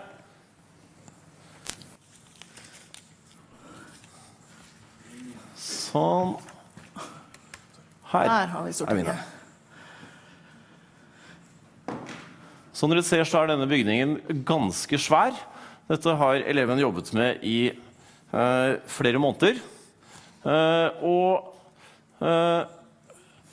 Det begynte jo med en samtale på NKUL i fjor mellom meg og Anders fra Brundalen. Han spurte meg om det var mulig å få de ytre målene på Stortinget, sånn at denne stortingsbygningen de hadde lyst til å spille kunne bli så nøyaktig som mulig. Jeg tenkte som så at det må vi bare sjekke ut. Vi kontaktet Stortinget. Så viste det seg jo ganske kjapt at Stortinget hadde 150-årsjubileum for bygningen i år. Dermed ble denne bygningen også en del av det offisielle jubileet. Skal vi se. Vi kan se på denne tekstplakaten her, for her finnes det en del fakta om Stortinget. Hentet fra Stortingets eget hefte, tror jeg. Dere må ikke se så nøye på linjeskiftene her, for det sånn det blir når man skriver en bok i Minecraft. Men her kan vi lære litt om bygningens historie. At det historismen som den arkitektoniske retningen bygningen inspirert av, og så videre. Men dere har vel egentlig lyst til å ta en kikk inn i stortingssalen og vandrehallen, har dere ikke det? Vi går i salen og i vandrehallen. Skal vi se. Kan du si mens du viser rundt at dette jo gjort i det som heter Minecraft Edu, som en skoletilpasset versjon av Minecraft. Jeg vet ikke om vi har noen fra Microsoft i salen, men vi vet ikke helt hva som skjer med Minecraft etter hvert, så vi håper, eller Minecraft Edu, det blir en skoleversjon, så vidt jeg har oppfattet, også. Det synes vi er veldig nysgjerrige på den skoleversjonen, og om de kommer til å ta med seg en del av de tilpassningene som finnes i den gamle versjonen. Så gå gjerne bort på stand hvis dere bruker Minecraft, gå bort og snakk med Microsoft, spør når kommer den nye Edu-versjonen, og kommer de til å også ha en versjon av, altså du kan programmere. Noe av det kule med Minecraft alle modene, som det heter, blant annet den som heter Computercraft, som lar deg programmere datamaskiner inni Minecraft, og ting som virker. Har du et eksempel på det noe sted, Jørgen? Ja, det har vi. Nå beveger vi oss fra vandrehallen også inn i stortingssalen. Der tror jeg det står en datamaskin klar. Skal vi se. Vi går opp på talerstolen her. Det var her Erna Solberg gikk når hun prøvde serveren. Første hun gjorde det var veldig naturlig for henne å gå opp på, og spørre hvor talerstolen. Dit ville hun. Og her har vi en datamaskin sånn som det ser ut inne i Computercraft. Nå har jeg ikke noe særlig å vise fram på denne her, men dette en programmering som skjer med språket Lua, som vel Minecraft bygget på, som ligner ganske mye på Python, så vidt jeg husker. Skal vi se. Ja, nå har jeg logget på som elev, så da kan jeg ikke få åpnet datamaskinen. Nå tror jeg vi skal gå over til programmering, vi går over til programmering. I andre formater. Ja. Noe av poenget som sagt at du kan, altså her har vi den bridgen mellom dataspill og koding. Du kan spille Minecraft, og så kan du på et eller annet tidspunkt tenke ok, det kult, men jeg vil lage min egen ting. Og det Minecraft helt fantastisk til, og det veldig mange eksempler på at man kan kombinere dataspill og koding.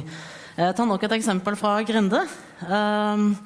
Så har den klassen jobbet med et verktøy som heter Sploder, som et veldig enkelt grensesnitt for å lage egne spill. Det sånn drag and drop og veldig visuelt og fint. Og når du har laget ditt eget spill, så kan man jo begynne å eksperimentere med hvordan man skal spille det. For det en ting å spille med piltaster eller en joystick som vi gjorde i gamle dager, men du kan jo spille med alt. Har vi en video på det, Jørgen? Skal vi se. Ja, det har vi. Prøv å klikke på den. Skal vi se om den sorterer. Yes. Vi trenger en annen type metallplate på den her leder ikke strøm. Det går ikke. Jeg kommer ikke opp. Ja, men du kan kjenne på noen. Nei! Det var klart. Som du går ned da.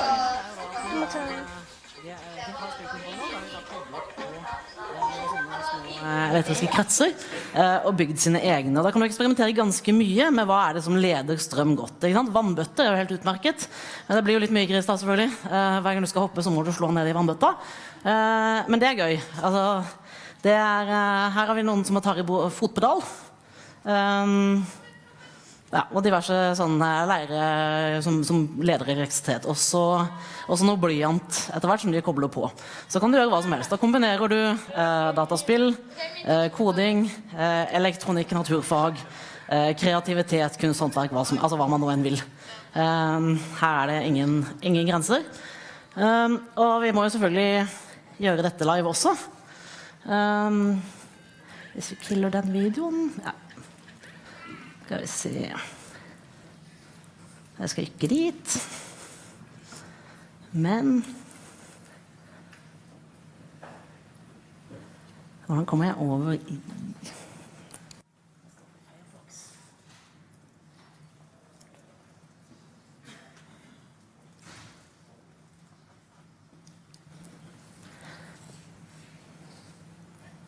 Mirror.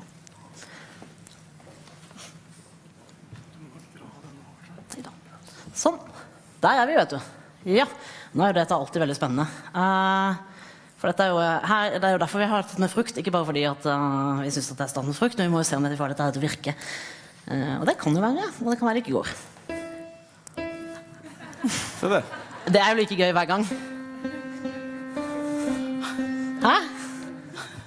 For ikke å snakke om, hvis jeg gir den bananen til Vibeke. Hæ? Altså, ikke minst sånne ting. Veldig, veldig gøy. Altså, det gøy helt ned i barnehage. Og det veldig mye du kan gjøre med disse tingene. Og du kan lage store lenker av folk og se hvor langt går den strømmen. Ikke sant? Og for barn så dette helt magisk. Og det veldig mye du kan koble på, men nå som vi først har koblet den opp, kan vi spille spill? Det jo et annet spørsmål. Her hvor mange det som har vært borte i Scratch? Veldig fin som programmeringsgrensesnitt for nybegynnere og barn. Dette her ikke for nybegynnere, for det ganske avansert kode. Men det også noen som har laget en Pac-Man. Mange som har spilt Pac-Man. For det jo fortsatt en klassiker. Så la oss se om det går. Nå skal jeg altså spille. Jeg vet ikke helt hva som opp og ned her. Oi, den bananen var ned.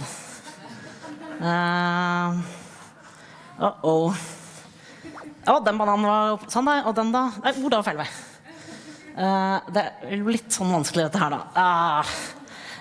Men poenget dette å lage spillkontrollere. Leder strøm, og da vet jeg at sånn der, der ja, så der. Det går jo kjempebra. Jeg kunne jo holdt på utrolig lenge.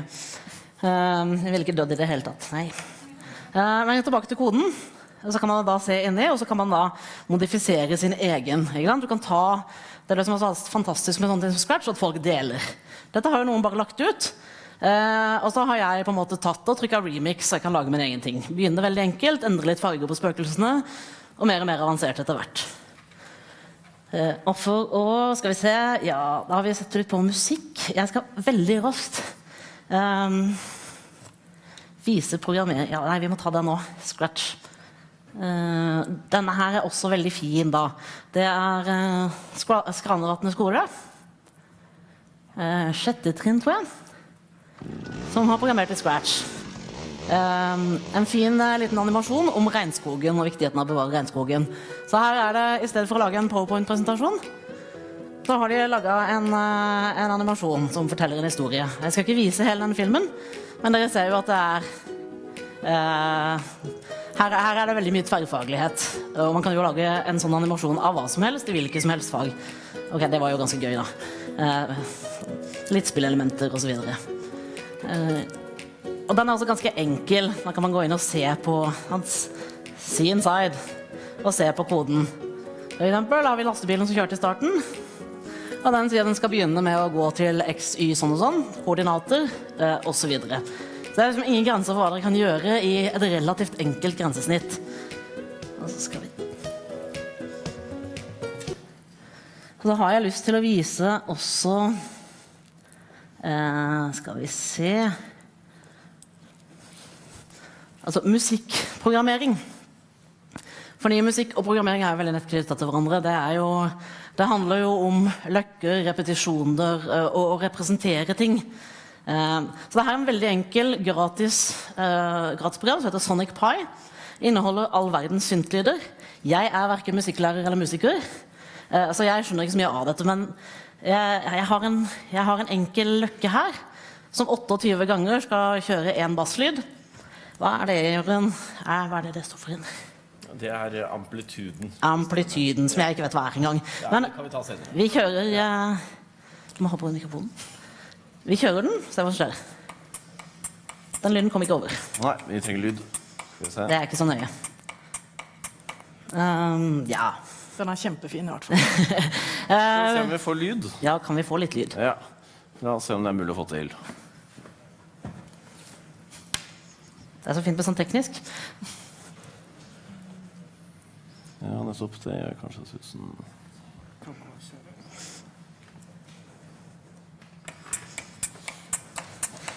Nei. Fortsatt ikke lyd? Nei. Ok. Der har vi. Så vidt. Nei, det er så veldig enkelt.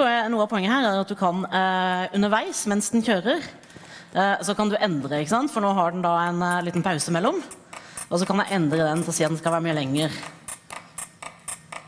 Og så vil den umiddelbart endre takten. Og amplituden, jeg vet ikke om det går høyt går an på den. Så da endrer musikken seg fortløpende. Så du kan med en gang, det jo veldig mye av programmering, så kan du få umiddelbart tilbakemelding på det du har gjort. Det ligger veldig mange fine tutorials i Sonic Pi, med alt fra Daft Punk til klassisk musikk, og det veldig gøy å begynne å skru på syntlyder inne i de tutorialene som ligger. Mer enn det skal det egentlig ikke til før man i gang med Sonic Pi. Veldig fint gratisverktøy som også viser hvor utrolig viktig det å tenke mer enn bare realfag når det gjelder programmering i skolen. For at vi går jo litt lett i den fella der. Ja, og tverrfaglighet noe av det som er mest interessant faktisk når det kommer til programmering. Det går veldig raskt, fordi jeg nevnte dette med umiddelbar tilbakemelding på innsatsen din. Nå får jeg ikke lov å fly drone her inne, strenge beskjeder om det, men jeg raskt vise frem et verktøy eller et programmeringsgrensesnitt som noen har fått prøve i dag. Dette heter Tynker, og det kjenner jo igjen noe fra Scratch. Det finnes mange sånne apper der du får hjelp til å visuelt programmere. Så her kan man jo da jobbe med en sånn drone. Jeg skal begynne med å se på koden til den. Dette satte jeg sammen i sted. Når jeg hadde trykket på den, så ville den ha et take-off, satt hastigheten, kjørt 1 sekund fremover, og så snudd 180 grader rundt, kjørt 1 sekund tilbake igjen. Det veldig enkelt å komme i gang. Og så har man mye her man kan jobbe med på siden. Så man ser du kan grader, vinkler og etter hvert ganske avansert matematikk du kan holde på med. Veldig, veldig enkelt å komme i gang med. Veldig intuitivt, og du ser med en gang, hvis jeg har planlagt at den der lille tingen skal bevege seg i et kvadrat, så ser jeg med en gang om det stemmer. Det samme som den der lille ballen. Sfæren noe av det samme. Programmerer bare liten dings. Når jeg sier at jeg skal programmere den, så får jeg helt andre muligheter. Jeg får for eksempel ikke lov å skrive take-off på den der, for den kan ikke fly. Veldig, veldig enkelt. Veldig lett tilbakemelding og veldig sterk visualisering av de matematiske konseptene som du programmerer. Kjempebra. Så jeg bare sier, jeg skal ikke snakke mer nå, for jeg kunne ha holdt på og nevnt sikkert 40 andre verktøy, men tiden går. Vi kan vel oppsummere også med at noe av det som kjennetegner dataspillprosjekter og programmeringsprosjekter i skolen at elevene aktive, de ofte produsenter, de produserer tekster, de lager prototyper med programmeringsverktøy av ulik art. Og det veldig ofte motiverende, relevant læring, og noe som trener dem veldig fint i å drive problemløsning og samarbeid. Vi kunne fortsatt i halve ettermiddagen og snakket om ferdigheter for det 21. århundre og hele den retningen der. Men jeg tror vi egentlig skal nøye oss med å si at det veldig gøy å drive med dataspill og koding i skolen. Og det ofte de samme lærerne på skoler ute i Norge som driver med disse tingene her også. Men vi håper at de tingene vi har med og viser frem her i dag, viser at det en ganske lav terskel på mange av de verktøyene som finnes. Det mange gratis ressurser der ute som det bare å ta i bruk og leke seg litt med. Og da synes jeg egentlig vi skal demonstrere litt hvordan man kan jobbe med problemløsning og samarbeid med et spill som heter Keep Talking and Nobody Explodes. Så bare skyte inn veldig raskt at problemløsning og samarbeid, det skal de trene på i vårt rom for lek og læring i R93 klokka 2:15. Da skal elever fra Fagerhaug oppvekstsenter demonstrere hvordan de jobber med bruk av escape-rom i skolen. Der det mye kodeknekking, der det mye puzzles og veldig mange fine innganger til å lage fortellinger og oppgaver på tverrfaglig vis. Så det starter 2:15 i R93. Og det et lite rom, og førstemann til mølla. Ja.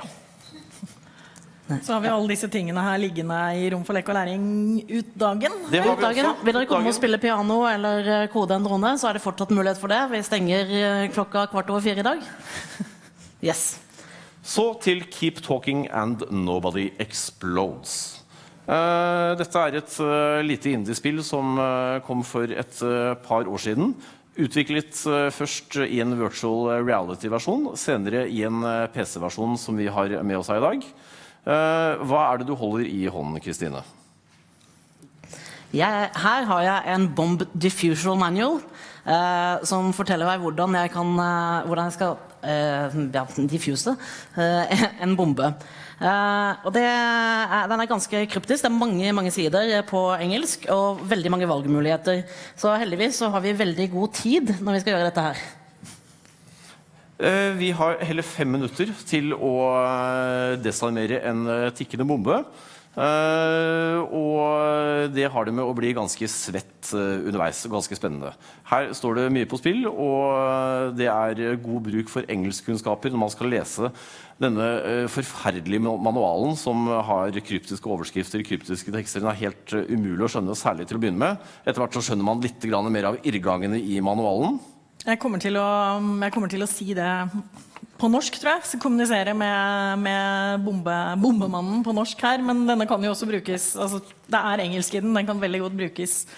Så det som poenget med dette spillet, som dere nå snart skal gå gjennom spillet, det rett og slett at det noen som har bruksanvisningen på hvordan man stopper bomba, og så det noen som sitter foran bomba, og disse menneskene kan ikke kommunisere på noen annen måte. Vibeke, som har bruksanvisninger, kan ikke se bomba. Alle dere kan se bomba, men Vibeke har ryggen til og får ikke se den. Og så må Jørgen beskrive denne bomba så godt som mulig, og håpe at han kan få riktig instrukser tilbake. Så her kommunikasjon essensielt. Det å prate, spillet heter Keep Talking and Nobody Explodes. Her det bare prate. Jeg må fortelle hva jeg finner her, han må fortelle det han finner der. Så det også en veldig god sånn icebreaker mellom nye elever, og man må være tydelig og klar i kommunikasjonen. Det ikke sikkert at vi kommer til å være det. Dette Men vi skal prøve Det brukes på Rotthaugen skole, det brukes i Randaberg kommune, og det brukes vel også på Nordalgrig VGS. Og da det jo... Atlanten har jeg hørt om, det mange, det flere og flere skoler som bruker det. Desto morsommere hvis man kan sende en av partene ut på gangen og la ting gå med kommunikasjon over Skype eller mobiltelefon for eksempel. Det høyner også riskfaktoren ganske betraktelig her. Skal vi sette i gang? Vi setter i gang. Ok. Skal vi se. Jeg går til The First Bomb, for jeg tror vi skal starte ganske enkelt greit her. Jeg må stå her så jeg ikke ser skjermen der. Ja. Ikke se på skjermen, Vibeke. Jeg skal ikke se på skjermen. Det greit, da starter vi. Greit, vi har 3 strikes, det 3 moduler, og det 5 minutter. Ok, vi kjører.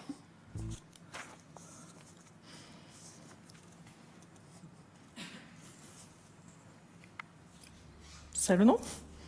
Jeg ser et veldig mørkt rom. Det en timer med 5 minutter. Oi! Okay. Ja, der har vi bomba, og den i gang. Hva ser du? Hva på bomba? Ok, skal vi se. Oi, skal vi se hvordan jeg snur den. Ok. Skal vi se, vi kan godt få litt lyd på HDMI-en forresten. Greit, skal vi se. Vi har en masse vaiere. Ok, vi går på vaiere. Hvor mange? Det 1, 2, 3, 4, 5, 6 vaiere. 6 vaiere, ok. Hvilke farger det? Det 1, 2, 3, 4 stykker som røde. Det en som svart, og en som hvit. Den øverste rød. Ingen gule? Ingen gule vaiere. Kan du se på serienummeret på bomben? Serienummeret? Ja. Ok, ja. Det et oddetall der? Vent, jeg må finne serienummeret. Slapp av, jeg må snu bomba, skal vi se. Serienummer det et oddetall i serienummeret? Vent litt, skal vi se. Serienummer du ser etter oddetall i serienummeret? Oddetall i serienummeret? Det oddetall i serienummeret. Vi har oddetall. Da skal du kutte tredje vaieren. Tredje vaieren fra toppen? Tredje fra toppen. Tredje fra toppen, ok.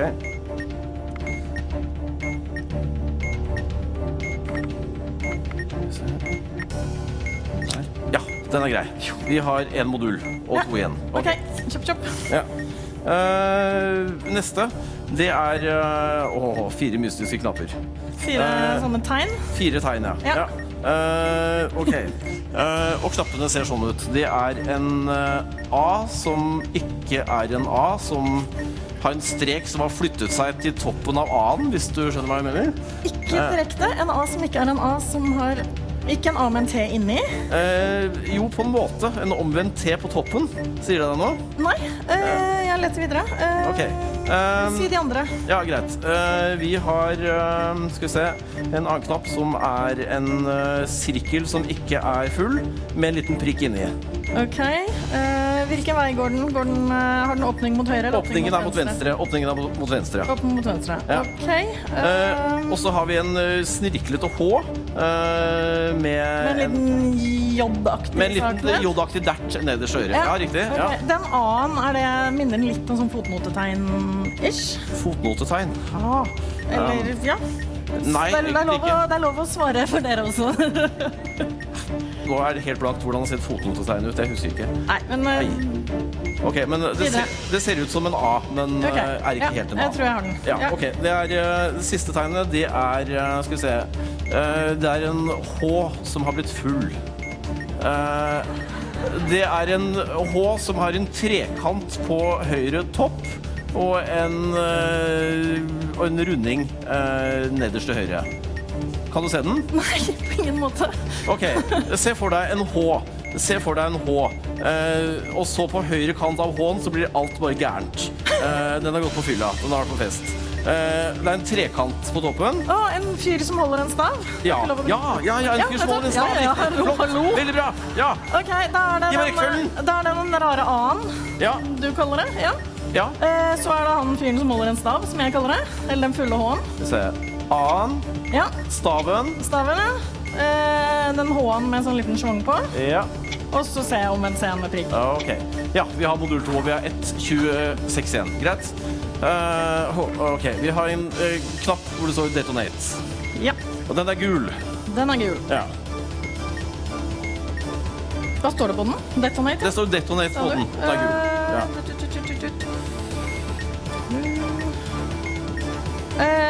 Hvor mange batterier er det? Er det mer enn ett batteri på bomben? Mer enn ett batteri, skal vi se. Det er ett batteri på bomben. Nei, det er 3 batterier. 3 batterier. Da er det mer enn ett batteri. Yep, det er det. Da skal du bare trykke og release umiddelbart. Trykk og release umiddelbart? Ja. Ja.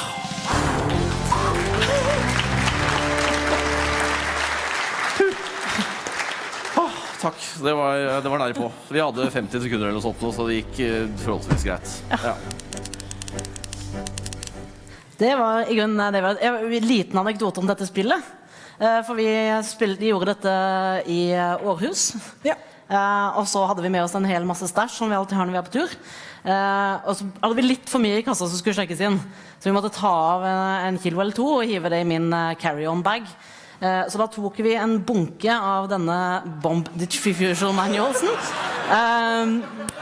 Kastet på toppen av carry-on-bagen og kom i sikkerhetskontrollen. Hvem ble tatt ut i tilfeldig kontroll? Det ansiktsuttrykket på han og meg i det han unsipper den bagen. Og det står "Keep talking and nobody explodes. Bomb diffusion manual." Det er det tidspunktet du er veldig glad for å være i Danmark, og ikke i en del andre land her i verden. Så det har løst seg fint. Han begynte å le ganske godt etter hvert, han også. Ja. Så det er en liten moral i historien. Når dere gjør dette her, pass på hva dere har med dere i håndbagasjen. Men da har vi tid til noen spørsmål mot slutten, hvis noen har spørsmål å komme med, eller har kommentarer å komme med. Jeg ser en her oppe. Har vi en mikrofon? Vent på mikrofonen. Ja. Ja, jeg har et spørsmål angående for eksempel Keep Talking-spillet. Hvordan organiserer dere innkjøp, eller hvordan skolen får tak i dette her? Det er ikke alltid like enkelt, kanskje. Det er vel et spill som fås kjøpt på spillportalen Steam, som dessverre mange skoler ikke har tilgang på. Jeg hadde noen som spurte om det samme i Rom for lek og læring tidligere i dag. Da kom vel de på selv at de ønsket seg en liten håndfull PC-er som var unntatt fra det øvrige teknisk-administrative regimet som skolens PC-er har. Hvis man kan få til det, hvis man har noen PC-er man kan for eksempel installere Steam på, så er det en lur ting. Men mange utviklere gir bort, som sagt, spillene sine til skoler som spør. Keep Talking and Nobody Explodes fikk Nordahl Grieg videregående en haug lisenser på når de skrev hvilken skole de var, og hvordan de hadde tenkt å bruke spillet. Så det er også et bra triks å henvende seg direkte til utviklerne. Da er det ganske ofte, i hvert fall hvis utviklerne er et lite studio, at man kan få enten direkte filer å laste ned, som gjør at man kanskje ikke trenger å bruke Steam. Og hvis man bare får tak i dette her på Steam for eksempel, så trenger man strengt tatt ikke mer enn en lisens eller en håndfull lisenser. Kanskje man må bruke en privat datamaskin. Kanskje man kan gi bort gavekort på Steam til elever som har Steam på sine maskiner og så videre.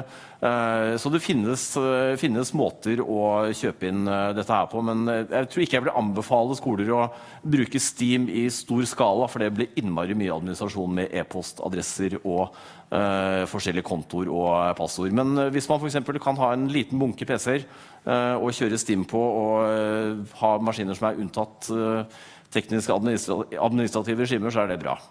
Men det jo absolutt en utfordring med å bruke den type spill i skolen. Innkjøp og lisenser. Da var det spørsmål her. Bare en liten kommentar til der. Jeg har brukt spillet der i engelsk i ungdomsskolen. For at veilederen på engelsk da. Og da jeg hadde gruppe med flere elever da, med manualen da. Og det fungerer kjempegodt egentlig, for da ofte kan det være vanskelig å få dem til å snakke engelsk i timen, ikke sant? Men her glemmer de seg, ikke sant? De slipper de seg helt løs. Så det funker kjempegodt. Det flere som har noe de vil spørre om eller kommentere? Vi har fortsatt 5 minutter. Hvis ikke så det lov å gi seg før tiden ute, har jeg også lest. Og så kom innom rom for lek og læring den lille tiden vi der igjen videre ut i dag. Og ellers så gå inn på iktsenteret.no og iktipraksis.no. Ja, og da sier vi kanskje bare takk for oss da. Vi gjør det. Ja. Takk for oss. Takk for oss.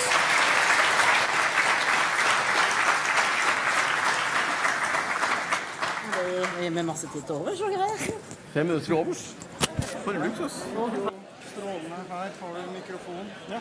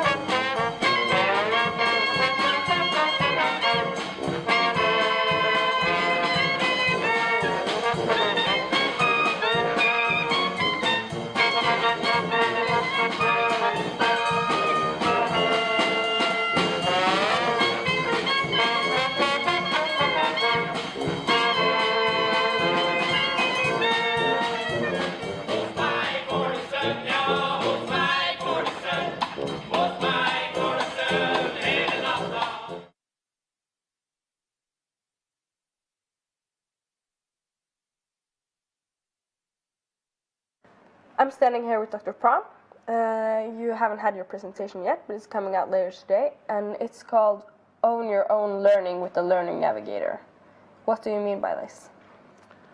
So the best way to kind of think about it is think about Google Maps, right? With Google Maps, you basically tell the Google Maps where you want to go.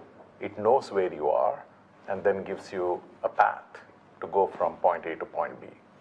Imagine a comparable experience for learning, where the system knows what skill level you have, what your learning goal is, and then here is the learning pathway that will improve your skill from where it is to where you want it to be, right? And so that's kind of that's the model that we think about as what is a learning navigator. And it allows you to navigate through the learning process. And students can kind of learn at their own pace. They can kind of learn in their own style. And so all of those facilities become available once you use the Learning Navigator. And you're also the founder of a non-profit organization called Guru. Guru.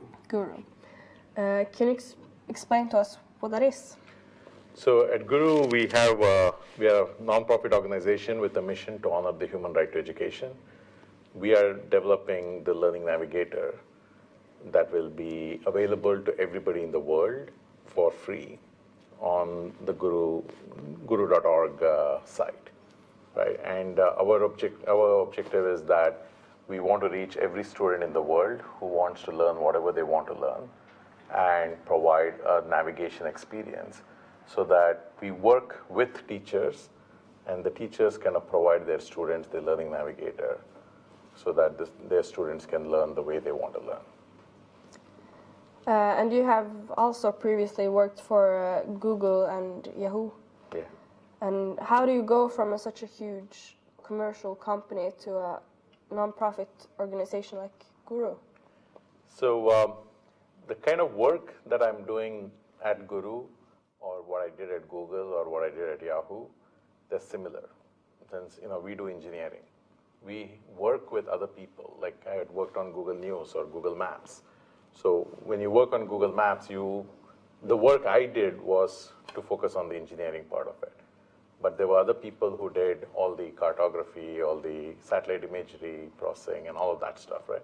So similarly in Guru, the idea is that we work on the engineering aspect of a learning solution, but we work with learning scientists in universities or practitioners in schools and other content providers and system developers and so forth, so that the switching from Google or Yahoo to Guru, the kind of work that we do hasn't substantially changed.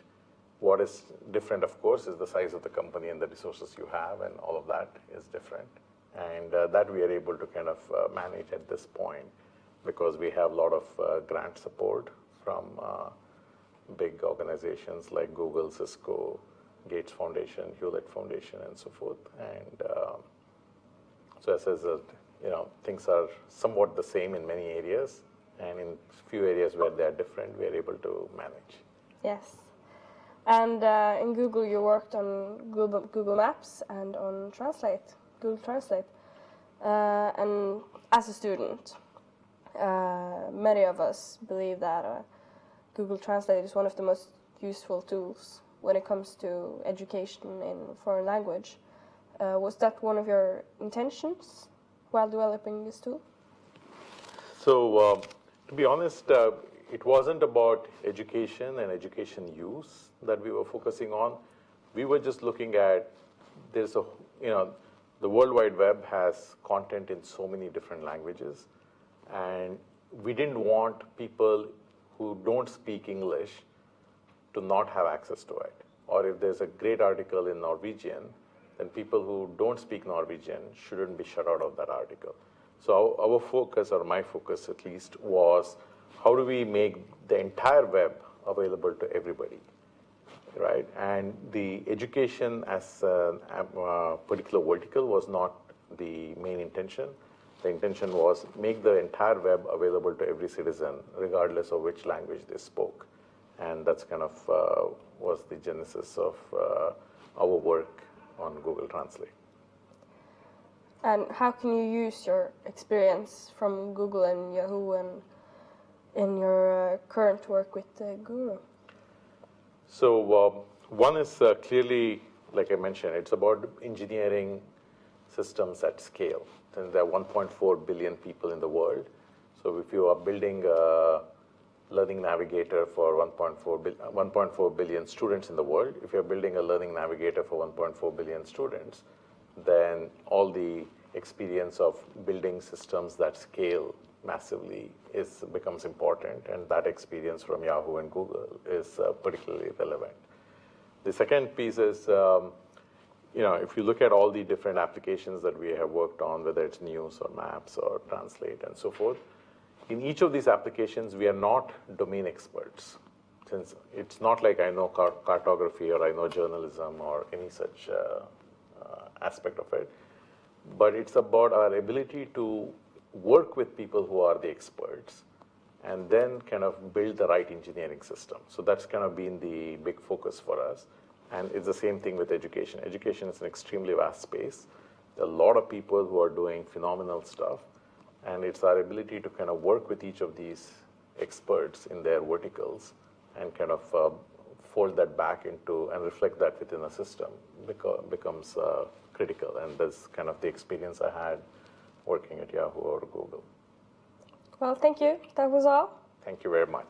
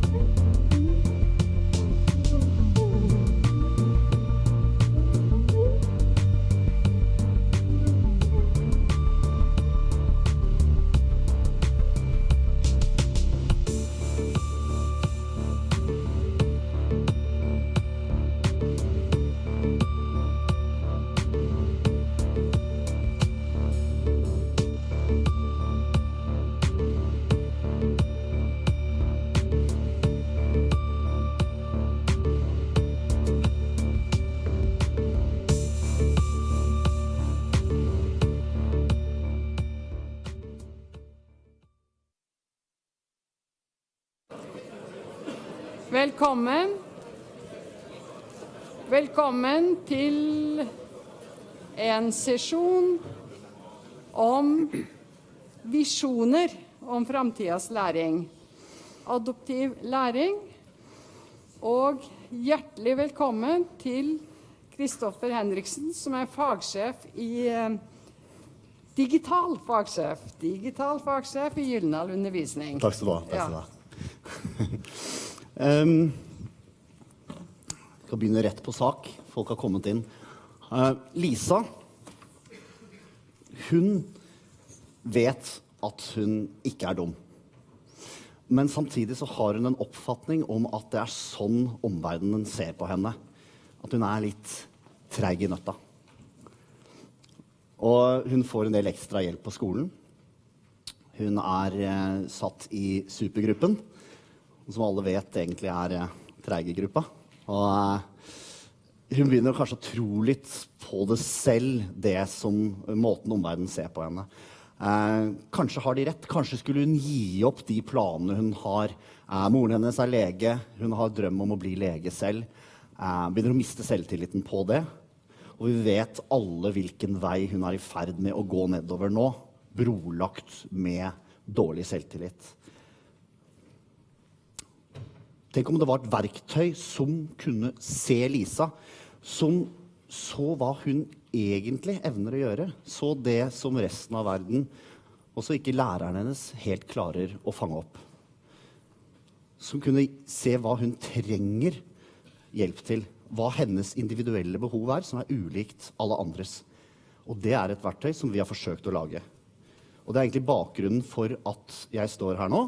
Vi har laget Norges første adaptive verktøy. I første omgang så har vi laget det for matematikk, 1. til 7. trinn. Multismart øving heter det. Og vi har hatt det til utprøving i norske skoler dette skoleåret, og har fått en tilbakemelding som har vært helt overveldende. Vi har aldri vært borte i maken. Over halvparten av norske barneskoler har prøvd ut dette adaptive produktet i dette skoleåret. Jeg skal ikke snakke så mye om det produktet, jeg skal snakke om visjonene for hva dette kan bety. Og i det så er vi nødt til å få en liten kort innføring i hva vi legger i ordet adaptiv læring. Det er et buzzord som veldig mange fyller med ulikt innhold, adaptivitet. Jeg har hørt det flere ganger på NKUL bare i går med Torbjørn Røe Isaksen og Heidi Auslid, så ble det nevnt flere ganger, ofte i samme åndedrag som tilpasset opplæring. Og ellers så skal vi se litt hva betyr dette, hva slags trender er det som kommer, og hva betyr det for læringen fremover. Ok, så en kort innføring i adaptiv læring. I bunn og grunn så er det at man samler inn data fra det elevene gjør på enten en PC eller et nettbrett, og så beskriver man ved hjelp av den dataen kompetansen til eleven og hvilken utvikling de har, og så skreddersyr man ut fra det undervisningen til hver enkelt elev ut fra dennes behov og preferanser. Oi, var det dårlig kobling? Det var fint. Og var det ikke noe... Ja. Kan ikke du bare jobbe med den, så kan jeg fortsette å snakke, for det får vi i hvert fall bare sånn ett medium, ikke multimedialt, men her kommer det, ja. Hvis vi får opp bilder her, så kan vi se en graf. Vi bygger, der er den, ja. Flott, takk skal du ha. Vi bygger adaptiviteten vår på det vi kaller en læringsgraf. Det er et kart over faget. Dette er et lite utsnitt fra matematikken. Og da vil du se at vi deler opp i læringsmål som har noen innbyrdes avhengigheter. For å løse flertrinns tekstoppgaver med 2- og 3-sifrede hele tall, så har man en avhengighet, altså man er nødt til å kunne da bruke addisjon og subtraksjon av 3-sifrede tall til å løse 1- og 2-trinns tekstoppgaver, pluss noen andre ting man må kunne. Og gjennom hele matematikkfaget fra 1. til 7. trinn, så er det da omtrent 400 sånne læringsmål med alle de innbyrdes avhengighetene. Og disse her har vi jobbet med, spikket på, flyttet rundt på og i kontinuerlig endring, spesielt også med tilbakemeldingene fra dette årets utprøving, justerer vi hele tiden. Men dette læringskartet, da, eller learning graph på engelsk, den putter vi da inn i et system som levert av det amerikanske selskapet Newton. De har noen algoritmer som gjør at man kan, når elevene ikke viser tilstrekkelig mestring på et kompetansemål, så vil de bli sendt tilbake til læringsmål som gjør at de begynner å kunne mestre dette kompetansemålet. Om en elev fortsetter å slite, så vil også da systemet kunne finne ut om eleven trenger en videoforklaring eller en eller annen oppfølging for å kunne mestre dette læringsmålet. Og det hele tiden sørger for at man har forutsetningene på plass for å kunne jobbe seg videre på en veldig sånn granulert måte, som vi ser her. Og det denne altså adaptivitet, eller adaptiv læring basert på dette læringskartet, det det vi kaller ekte adaptiv læring. Andre vil kalle adaptive produkter basert på noe helt annet også, som kan ha mer sånn lineær adaptivitet, men det å bli sendt rundt i disse innbyrdes avhengighetene, det sånn vi bygger det. Og selve systemet også adaptivt. Det bygger også da på bruk av big data, som vi skal komme tilbake til litt senere. Sånn arter det seg i all enkelhet for eleven. De ser jo ikke alt dette her intrikate som ligger under panseret. Elevene opplever bare en flyt av oppgaver. Og ta for eksempel at en elev har problemer med å måle omkretsen av en sirkel. Så sendes man da til kanskje det å rett og slett å måle. Mestrer eleven å måle? Ja, det gjorde de. Ok, da var ikke det problemet. Så sendes man til kanskje det å legge sammen måleenheter, som en annen avhengighet. Og stanger man fremdeles der, så møter man altså forklaringer eller en video eller en tekstforklaring på dette læringsmålet. Og da kan en elev i 5. klasse bli sendt tilbake til 3. klassepensum, eller det spiller jo ingen rolle, for vi har jo hele kartet fra 1 til 7. Men eleven oppdager jo ikke det. De vil bare oppleve det som en flyt av oppgaver. Oppsummert så handler da adaptiv læring for oss om algoritmebasert datasystem som kontinuerlig tilpasser læringsforløpet til hvert individs unike behov. Et adaptivt læringssystem, det noe som bruker elevens input til å beskrive elevens kompetanse og ikke minst anbefale hele tiden fortløpende det neste trinnet i forløpet. Og så får man en læringsanalyse ut av dette som gjør at man kan identifisere manglene og ikke minst styrke læreren i hvordan de skal følge opp elevene. Og det er viktig å si at elevene jo ikke noe passiv mottaker av informasjon her. Ikke sant? Eleven den aktive. Det aktivitetsdata dette bygger på, og eleven hele tiden i sentrum. Ok, dette var en liten bakgrunn på adaptiv læring. Nå går vi høve blikket litt og ser litt oppover og fremover. Deloitte gjorde en undersøkelse i hele verden nå ganske nylig innenfor alle mulige yrkesgrupper, alle mulige bransjer, for å se hva slags tro har de på teknologiendringer, hvordan det vil påvirke deres yrkesgruppe eller deres bransje, og hvor raskt tror du dette vil komme? Olje- og gassektoren tror ikke på noen særlige endringer drevet av teknologi, og de tror at de få endringene de vil komme veldig, veldig sakte. Mens helt rett varehandelen tror på veldig store endringer veldig raskt. Ja, dette her jo kolonial.no eller Amazon og så videre, så det tror jeg de har helt rett i. Og det samme med medier og IKT. Det er ganske interessant å se at vi som sitter her på verdensbasis, mener at det vil foregå ganske store endringer drevet av teknologi, og de vil forekomme ganske raskt. Jeg ikke sikker på om jeg helt enig i hvor raskt det kommer. Bill Gates sa en gang, vi har en overdreven tro på hvor store endringer vi vil få innenfor 2 år, men vi undervurderer ofte hvor store endringene vil være på et 10-årsbasis. Det kan tenkes at den der skal enda høyere opp, men litt lenger til høyre, muligens. Men hvordan kommer disse utslagene til å arte seg? Det det vi skal snakke litt om nå. Og det også et hovedpoeng at det kan vi være med på å bestemme. Ok, vi skal peke noe fremover i dag, noen visjoner, og da det fryktelig lettvint å ta tak i noen trender og si at det dette som kommer til å påvirke læringen, det dette som kommer til å påvirke undervisningen, gamification, adaptiv læring, omvendt undervisning, video, iPader, altså det dette som det nye, det dette som kommer til å påvirke læringen. Hvis vi gjør det, så tror jeg vi bommer grovt. Det viktig å se på hva årsaken til at disse trendene kommer. Hva det som ligger i bunnen? Det nemlig behov. Og noen behov, de endrer seg veldig, veldig sakte. Vi har egentlig noen ganske sånn konsistente, grunnleggende behov, og så trendene vi ser, noen forsøk på å møte disse behovene. Og vi blir blendet ofte av trendene og tror at det det handler om, men det handler om de hovedbehovene. Og det det vi egentlig skal snakke om nå. Vi kan gå tilbake til steinalderen, bare for å ta et lite perspektiv, og se at så man noe sånt på horisonten, så var det informasjon. Informasjon til handling. Her kommer det regn, her må vi søke ly. Og dette ikke noe nytt. Vi handler jo i utgangspunktet ut fra følelser og informasjon. Og teknologien, den hjelper oss hele tiden til å få bedre informasjon, til å foreta de handlingene på. Nå kommer noen eksempler fra nært i livet mitt,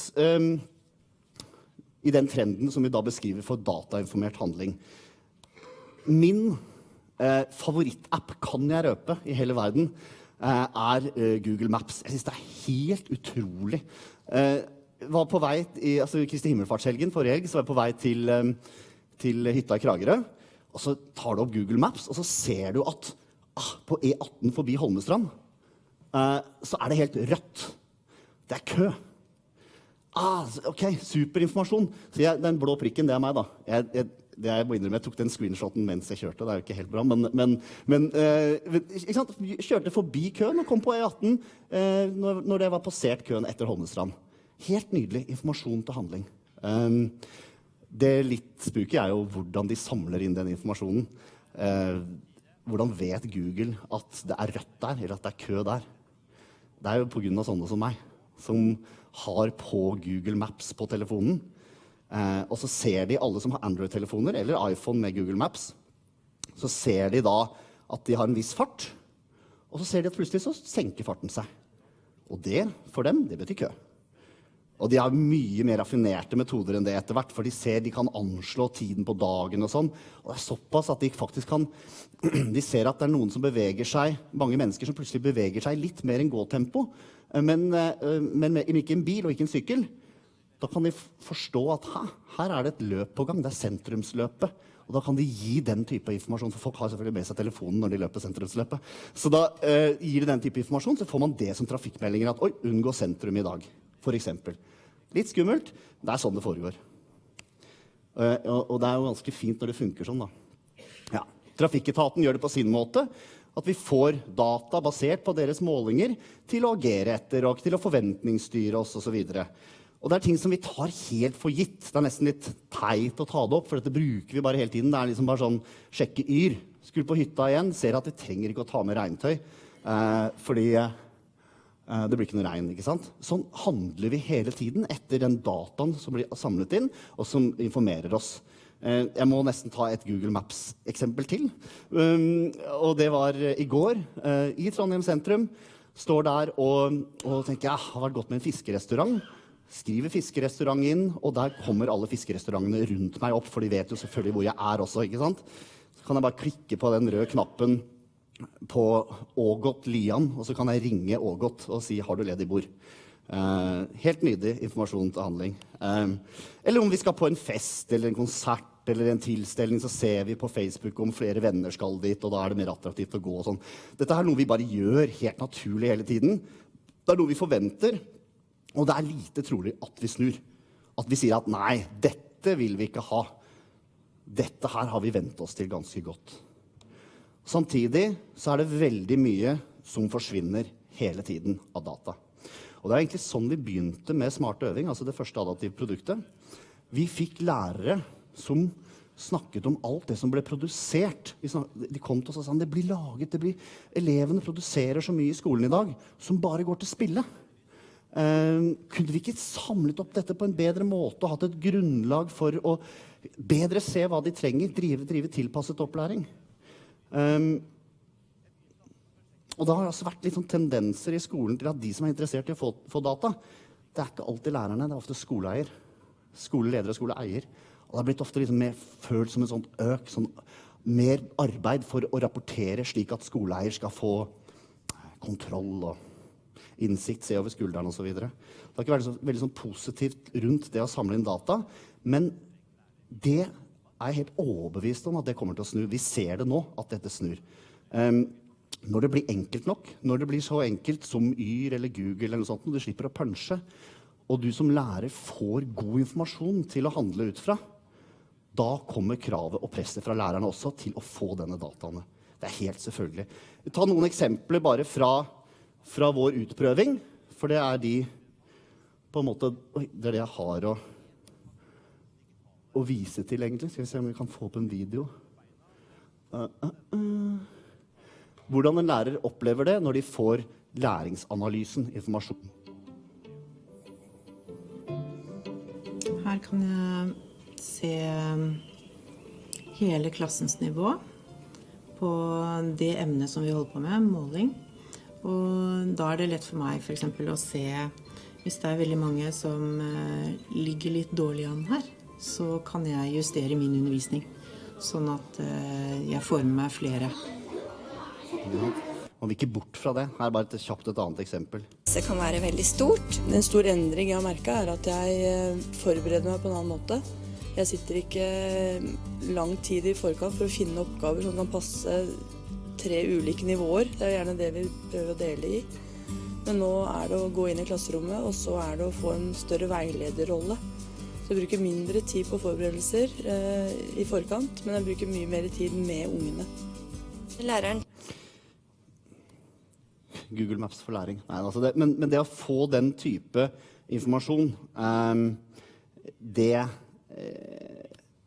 noe som kommer til å bli kraftigere og kraftigere krav fra lærere når vi ser hvor godt det funker, og det merker vi også etter denne utprøvingen.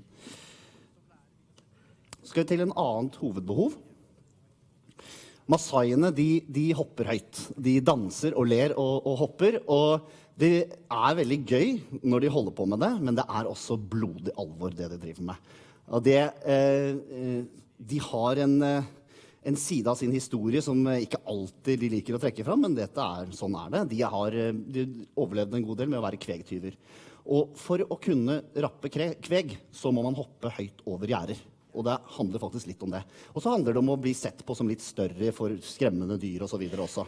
Og det faktisk så viktig for masaiene dette med å hoppe høyt, at du kan bli høvding hvis du hopper høyest.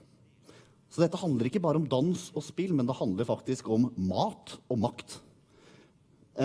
Og det klart at dette utrolig relevant for dem da, å drive med den type trening, fordi det gir dem noe umiddelbart, og noe som helt relevant for å bli engasjert og motivert, nemlig mat og makt.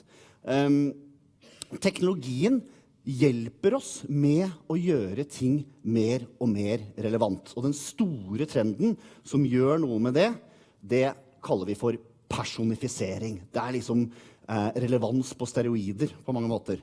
Hvordan vi har gått fra å akseptere at en avis gir oss nyheter som går til absolutt alle, og kanskje noe av det funker for oss, til at Facebook serverer min egen strøm, og også nå begynner å servere mine egne nyheter med instant article og så videre. Eller det at Spotify lager en spilleliste ukentlig basert på dine lyttevaner, eller lyttevanene til folk som ligner på deg. Det handler også om big data, som vi kommer til. Google som serverer reklamer som relevante ut fra hva du skriver i Gmailen din, og hvordan du browser. Amazon med sine bokanbefalinger, eller Netflix sine anbefalte filmer og så videre. Dette bare ting vi omgir oss med, og som vi tar mer og mer for gitt. Til og med blir litt sånn sure når Netflix kommer med anbefalinger som ikke funker i det hele tatt. Jeg har en absurd profil, fordi sønnen min ser også på samme Netflix-kontoen, så jeg får sånn helt ville anbefalinger. Jeg blir litt irritert, jeg kan ikke skylde på Netflix for det, men dette noe vi begynner å forvente oss etter hvert. Den personifiseringen tilrettelagt for oss. Og kruttet i dette, det virkelig store kruttet i dette, det big data. Big data handler enkelt sagt om det å samle store mengder data for å få mening ut av det. Og så det mange måter å gjøre det på. En av måtene å skape virtuelle tvillinger. Programmet finner da mennesker som ligner på deg. Som har det samme handlingsmønstret som det du har, og da kan forutse hva du kommer til å gjøre, eller hva du trenger, ut fra det de andre menneskene gjorde eller trengte. Og jeg skal ta en ganske sånn skremmende historie som illustrerer dette godt. Target, en varehandelskjede i USA, de var ganske tidlig ut med dette, og det ble skrevet en New York Times-artikkel i 2012, hvor det de gjorde, de har sånn som veldig mange butikker har, du har et sånn medlemskapskort, hvor du har navnet ditt og alderen din, og hvor du bor, og litt forskjellige data om deg. Og så betaler du jo selvfølgelig med et kredittkort for varene dine, og da får de registrert hva du kjøper. Og så kan de koble dette, de kan koble det med når det på året, de kan koble med været, alle mulige data. Og ut fra det så kan de skape big data med så mye input, og så kan de lage virtuelle tvillinger og se at aha, en person som har det handlingsmønstret med det kjønn og bor i et sånt område, trenger i neste uke sannsynligvis en sånn produkt, kan du forutse. Skummelt det. Og det litt sånn, jeg blir litt sånn sur, for jeg synes at jeg spesiell, liksom, men vi ganske like noen andre. Sånn det bare. Og så var det en sak da, fordi de så jo at når noen får barn, så sitter penga løst. Da vil man bruke penga på å kjøpe sikre barnevogner og bilseter og alt mulig sånn. Så det interessant å ha målrettet reklamer, sånn at du skal kjøpe det hos Target. Og så de på handlingsmønstre til folk som fikk barn, og så kunne de se at det var begynt omtrent 6 måneder i forkant, og skje noe med, da kjøper man noen slags parfymefri lotion, kanskje i store mengder, noen sånn cotton balls og noe greier, og noe vitamintilskudd og litt sånn. Og så man hvordan det forløp seg, og de neste ukene så kjøpte man noe annet og så videre. Så kunne man egentlig ut fra den dataen se omtrent akkurat når vedkommende kom til å få barn. Så kom det en pappa på døra til en butikksjef i Minneapolis og var fly forbannet. For da hadde de overøst datteren hans, som var ikke i videregående, med reklame om barneseter og vogner og så videre. Og han var indignert og truet med det ene og det andre, og butikksjefen la seg flat og alt sånn, og ringte opp faren et par dager etterpå så at de kunne få en sånn plaster på såret-pakke og sånn fra Target. Og da sa pappa nei, vet du hva, det jeg som skal be om unnskyldning. Vi har hatt en liten prat hjemme. Det stemmer. Det har skjedd ting som ikke jeg har visst om. Ja. Det en litt sånn skummel historie egentlig, på hvor mye egentlig vi avgir av data, hvor mye på en måte, noen kan lese om oss. Da. Så hvordan kan dette brukes for å gi bedre læring? Hvis vi går tilbake til læringskartet, så det jo sånn da, at når Lisa beveger seg rundt i dette kartet, så kan vi da identifisere hennes bevegelser opp mot det noen andre har hatt, og se at Lisa ligner ganske mye på disse andre menneskenes bevegelser.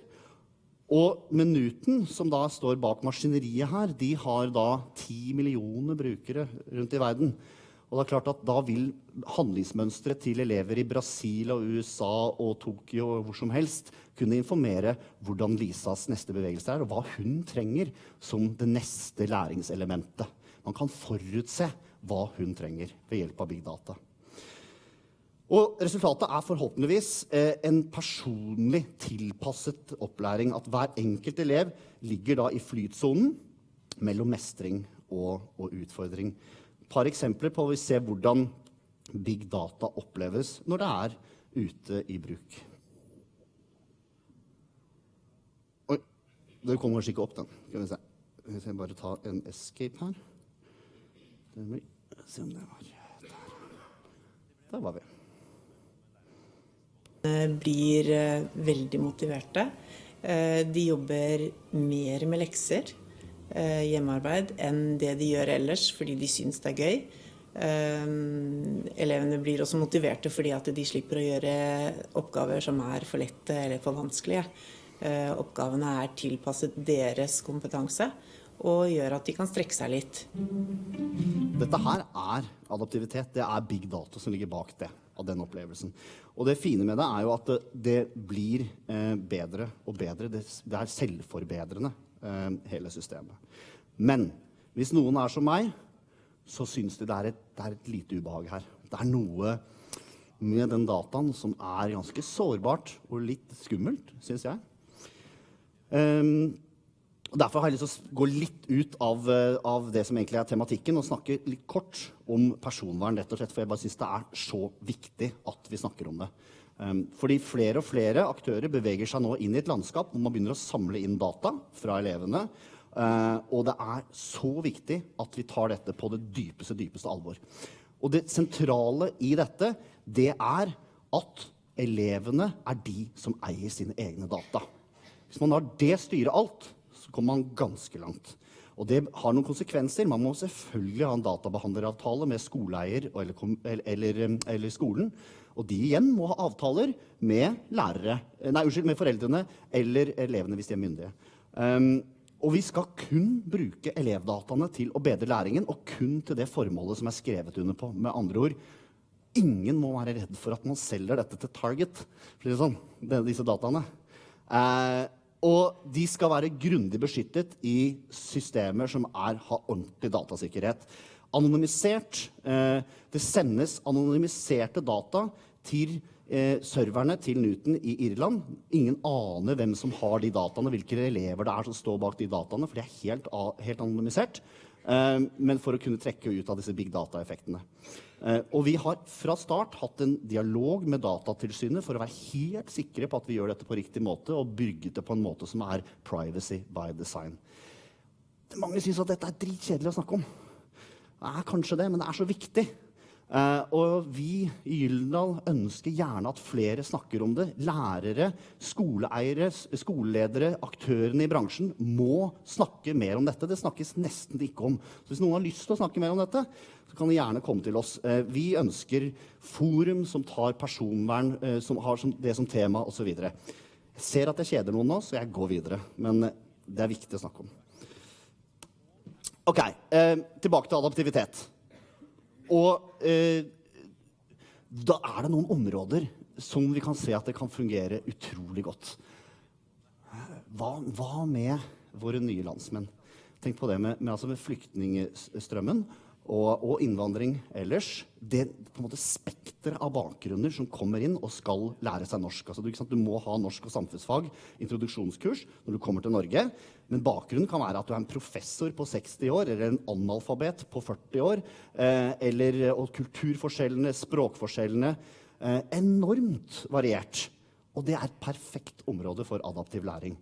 Da kan systemet finne ut nettopp hva du trenger, hva som er dine behov, som er helt ulik kan professoren på 60. Ikke sant? Så vi kommer til å bygge et produkt der som kommer til neste år, som heter Min Norsk, som er da introduksjonskurs med norsk og samfunnsfag for innvandrere og flyktninger. Det er veldig spennende å se hvordan det funker der. Så er det viktig å si at adaptiv læring ikke er det store saliggjørende, og definitivt har sine begrensninger. Det er ikke det eneste som skal foregå i undervisningen. Det må ses i sammenheng med alt det andre som må foregå i undervisning, som er gruppearbeidet, samarbeidet, problemløsningen, klasseromsundervisningen som foregår, utforskningen. Adaptiv læring har sine åpenbare begrensninger. Det er en elev og en maskin, og det er 1-til-1, og så avgir man noen data, men det som kan skje, er at man kan frigjøre tid til å gjøre alle disse andre tingene. Og man kan informere læreren mye bedre i hvordan de skal bruke tiden til å gjøre disse andre aktivitetene, som handler om en helhetlig undervisning basert på didaktisk kunnskap hos læreren. Og de kan gå i dybden mye mer, ser vi, med den bakgrunnen som adaptiv læring gjør, for å bygge en dyp forståelse sammen med elevene. Og likevel så dukker det spørsmålet veldig ofte opp. Skal dette erstatte læreren da? Nei, det skal jo ikke det. Det skal gjøre det motsatte. Det skal styrke læreren. Og alt dette handler om en dyp tro på at det er læreren som er helt sentral i å skape bedre læring for elevene. Og vi må finne ut av å være tydelige på hvordan læreren på best mulig måte kan gi en verdi til elevenes læring. Sannsynligvis så handler ikke det om å bruke tiden sin til å punche for å rapportere. Det handler sannsynligvis ikke om å bruke lærerens krefter til å drive med administrasjonsarbeid. Dette er ting som maskiner kan ta seg av. Og det er viktig å se hvor er det læreren virkelig gir verdi til der hvor en maskin ikke strekker til. Altså få en elev til å føle seg sett. Og det å gi klassen en opplevelse av samhold og kollektivitet, og skape variasjon i undervisningen, bruke den didaktiske kunnskapen sin til å skape god læring. For det er voldsomt mye maskiner aldri vil klare, men det vil kunne støtte læreren i å få til dette bedre. Og de siste 10 årene har vært en frustrerende og forvirrende tid. Så vil jeg benytte anledningen egentlig til å be om unnskyldning. Fordi jeg, og kanskje en del her, har vært med på å skape den forvirringen. En del leverandører, andre teknologioptimister. Det har vært gjennom en tid hvor du har blitt overlesset av løsninger, tekniske muligheter, LMS-er, apper, devices, ting som kommer til å endre læringen totalt. Og dette sier jeg som representant for Norges største edtech-aktør, undervisning. Og det er sånne som meg, eller noen her kanskje også, som kommer hjem fra hvert eller NKUL eller et kurs som har vært på, og sier at sett det der nye, det funker så bra, og vi må bare endre sånn og sånn, ikke sant? Noen kjenner seg, jeg så det. Og så hva er det som skjer da med de lærerne man møter på skolen? Som kanskje ikke tør å si det. Altså, jeg klarer ikke alle disse teknologigreiene. Må jeg endre alt jeg driver med? Eller hva er det jeg må endre? Jeg vet ikke hva. Og jeg føler meg ikke kreativ nok. Det har gjort for selvfølelsen, det mange av oss har gjort for selvfølelsen for mange av lærerne, har vært utrolig negativt. Og jeg tror at det har bidratt til dårligere læring. Dårlig selvtillit hos en lærer, ikke bra. Men nå ser jeg signaler på at teknologien er på vei et sted som er mye, mye bedre for læreren. Ikke at det er gjort masse flotte ting. Jeg kan ramse opp masse flotte, jeg kan nevne noen navn, men da er det noen som er utelatt. Men Kreasa gjør, og det Kahoot gjør, og Connexus og Salaby, det er mange bra ting. Men nå begynner vi å få strammet det inn. Jeg ser det, at det begynner å være mye tydeligere i hva som kan styrke læreren i virket deres. Og det er det som er det sentrale. Det betyr at vi aktører har blitt mer modne, teknologien har blitt mer moden, og også lærerne har nok blitt mer modne de siste 10 årene.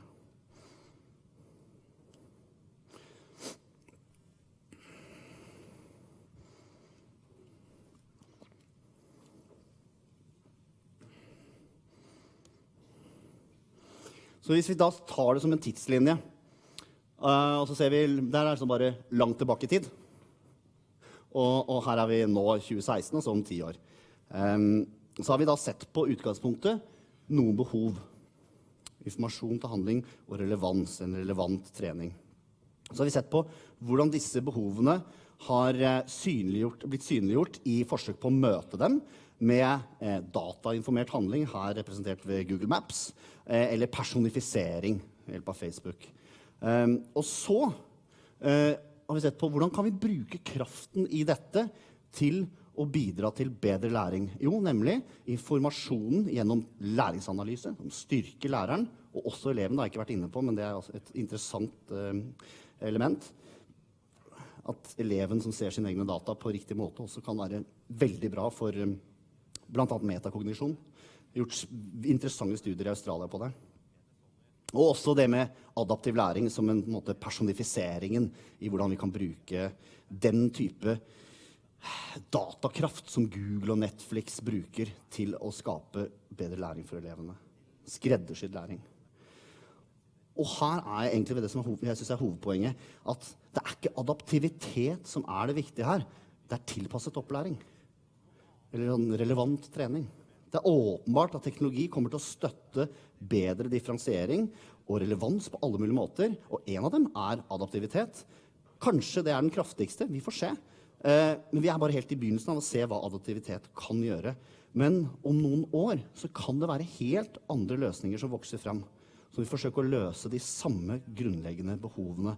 Og det sentrale her er at vi bommer totalt hvis vi har øynene festet på trendene, øynene festet på det som er de teknologiske mulighetene. Vi må ha øynene festet hele tiden på det som er behovene. De grunnleggende behovene som går igjen hele veien.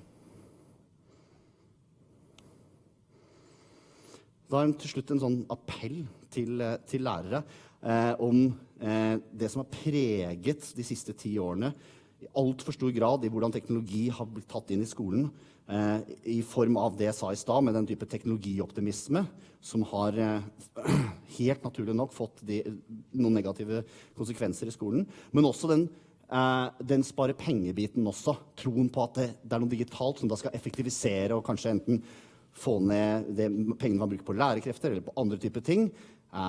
Vi vil ikke nødvendigvis nevne et fylkessamarbeid for læremidler som hadde den motivasjonen for å spare penger, men alle disse motivasjonene for å ta inn det digitale har nok preget oss litt, og mye av det har gått på bekostning av troen på læreren, den kompetansen og funksjonen som læreren har. Og jeg synes det er flott, det for eksempel Sugata Mitra som var her for noen år siden står for, Hole in the Wall-prosjektet, hvor man ikke trenger noen lærer, og med bare en datamaskin som man utforsker med, kan føre til at mange elever kan lære voldsomt mye. Og det er masse interessant der. Og rundt i den sfæren, i den tankegang, så har det foregått mye interessant, men også mye som ikke nødvendigvis er så fruktbart. For det sporer av, og det devaluerer læreren, mener jeg. Som inspirator, som veileder, som utfordrer, noe som oppmuntrer, varierer metodene, ser enkeltelever på et didaktisk fundament. Og appellen er nå at lærerne må ta kontrollen over teknologien. Nå har det begynt å vokse frem teknologi som virkelig kan være med på å styrke lærerne på en helt annen måte, og bidra til bedre læring. Ikke la eierskapet komme ovenifra eller fra andre steder. Det er læreren som må eie det og ha nytte av det. Og det er jo det vi ser nå, at den magien med ekte adaptiv læring og nyere læringsanalyse, det er startfasen av den teknologien som kommer til å ha utrolige muligheter. Til syvende og sist så er det jo nettopp det at det er Lisa det handler om. Hvordan vi kan bidra til at Lisa blir sett og får den tilpasningen hun trenger for å få utnyttet sitt potensial. Takk.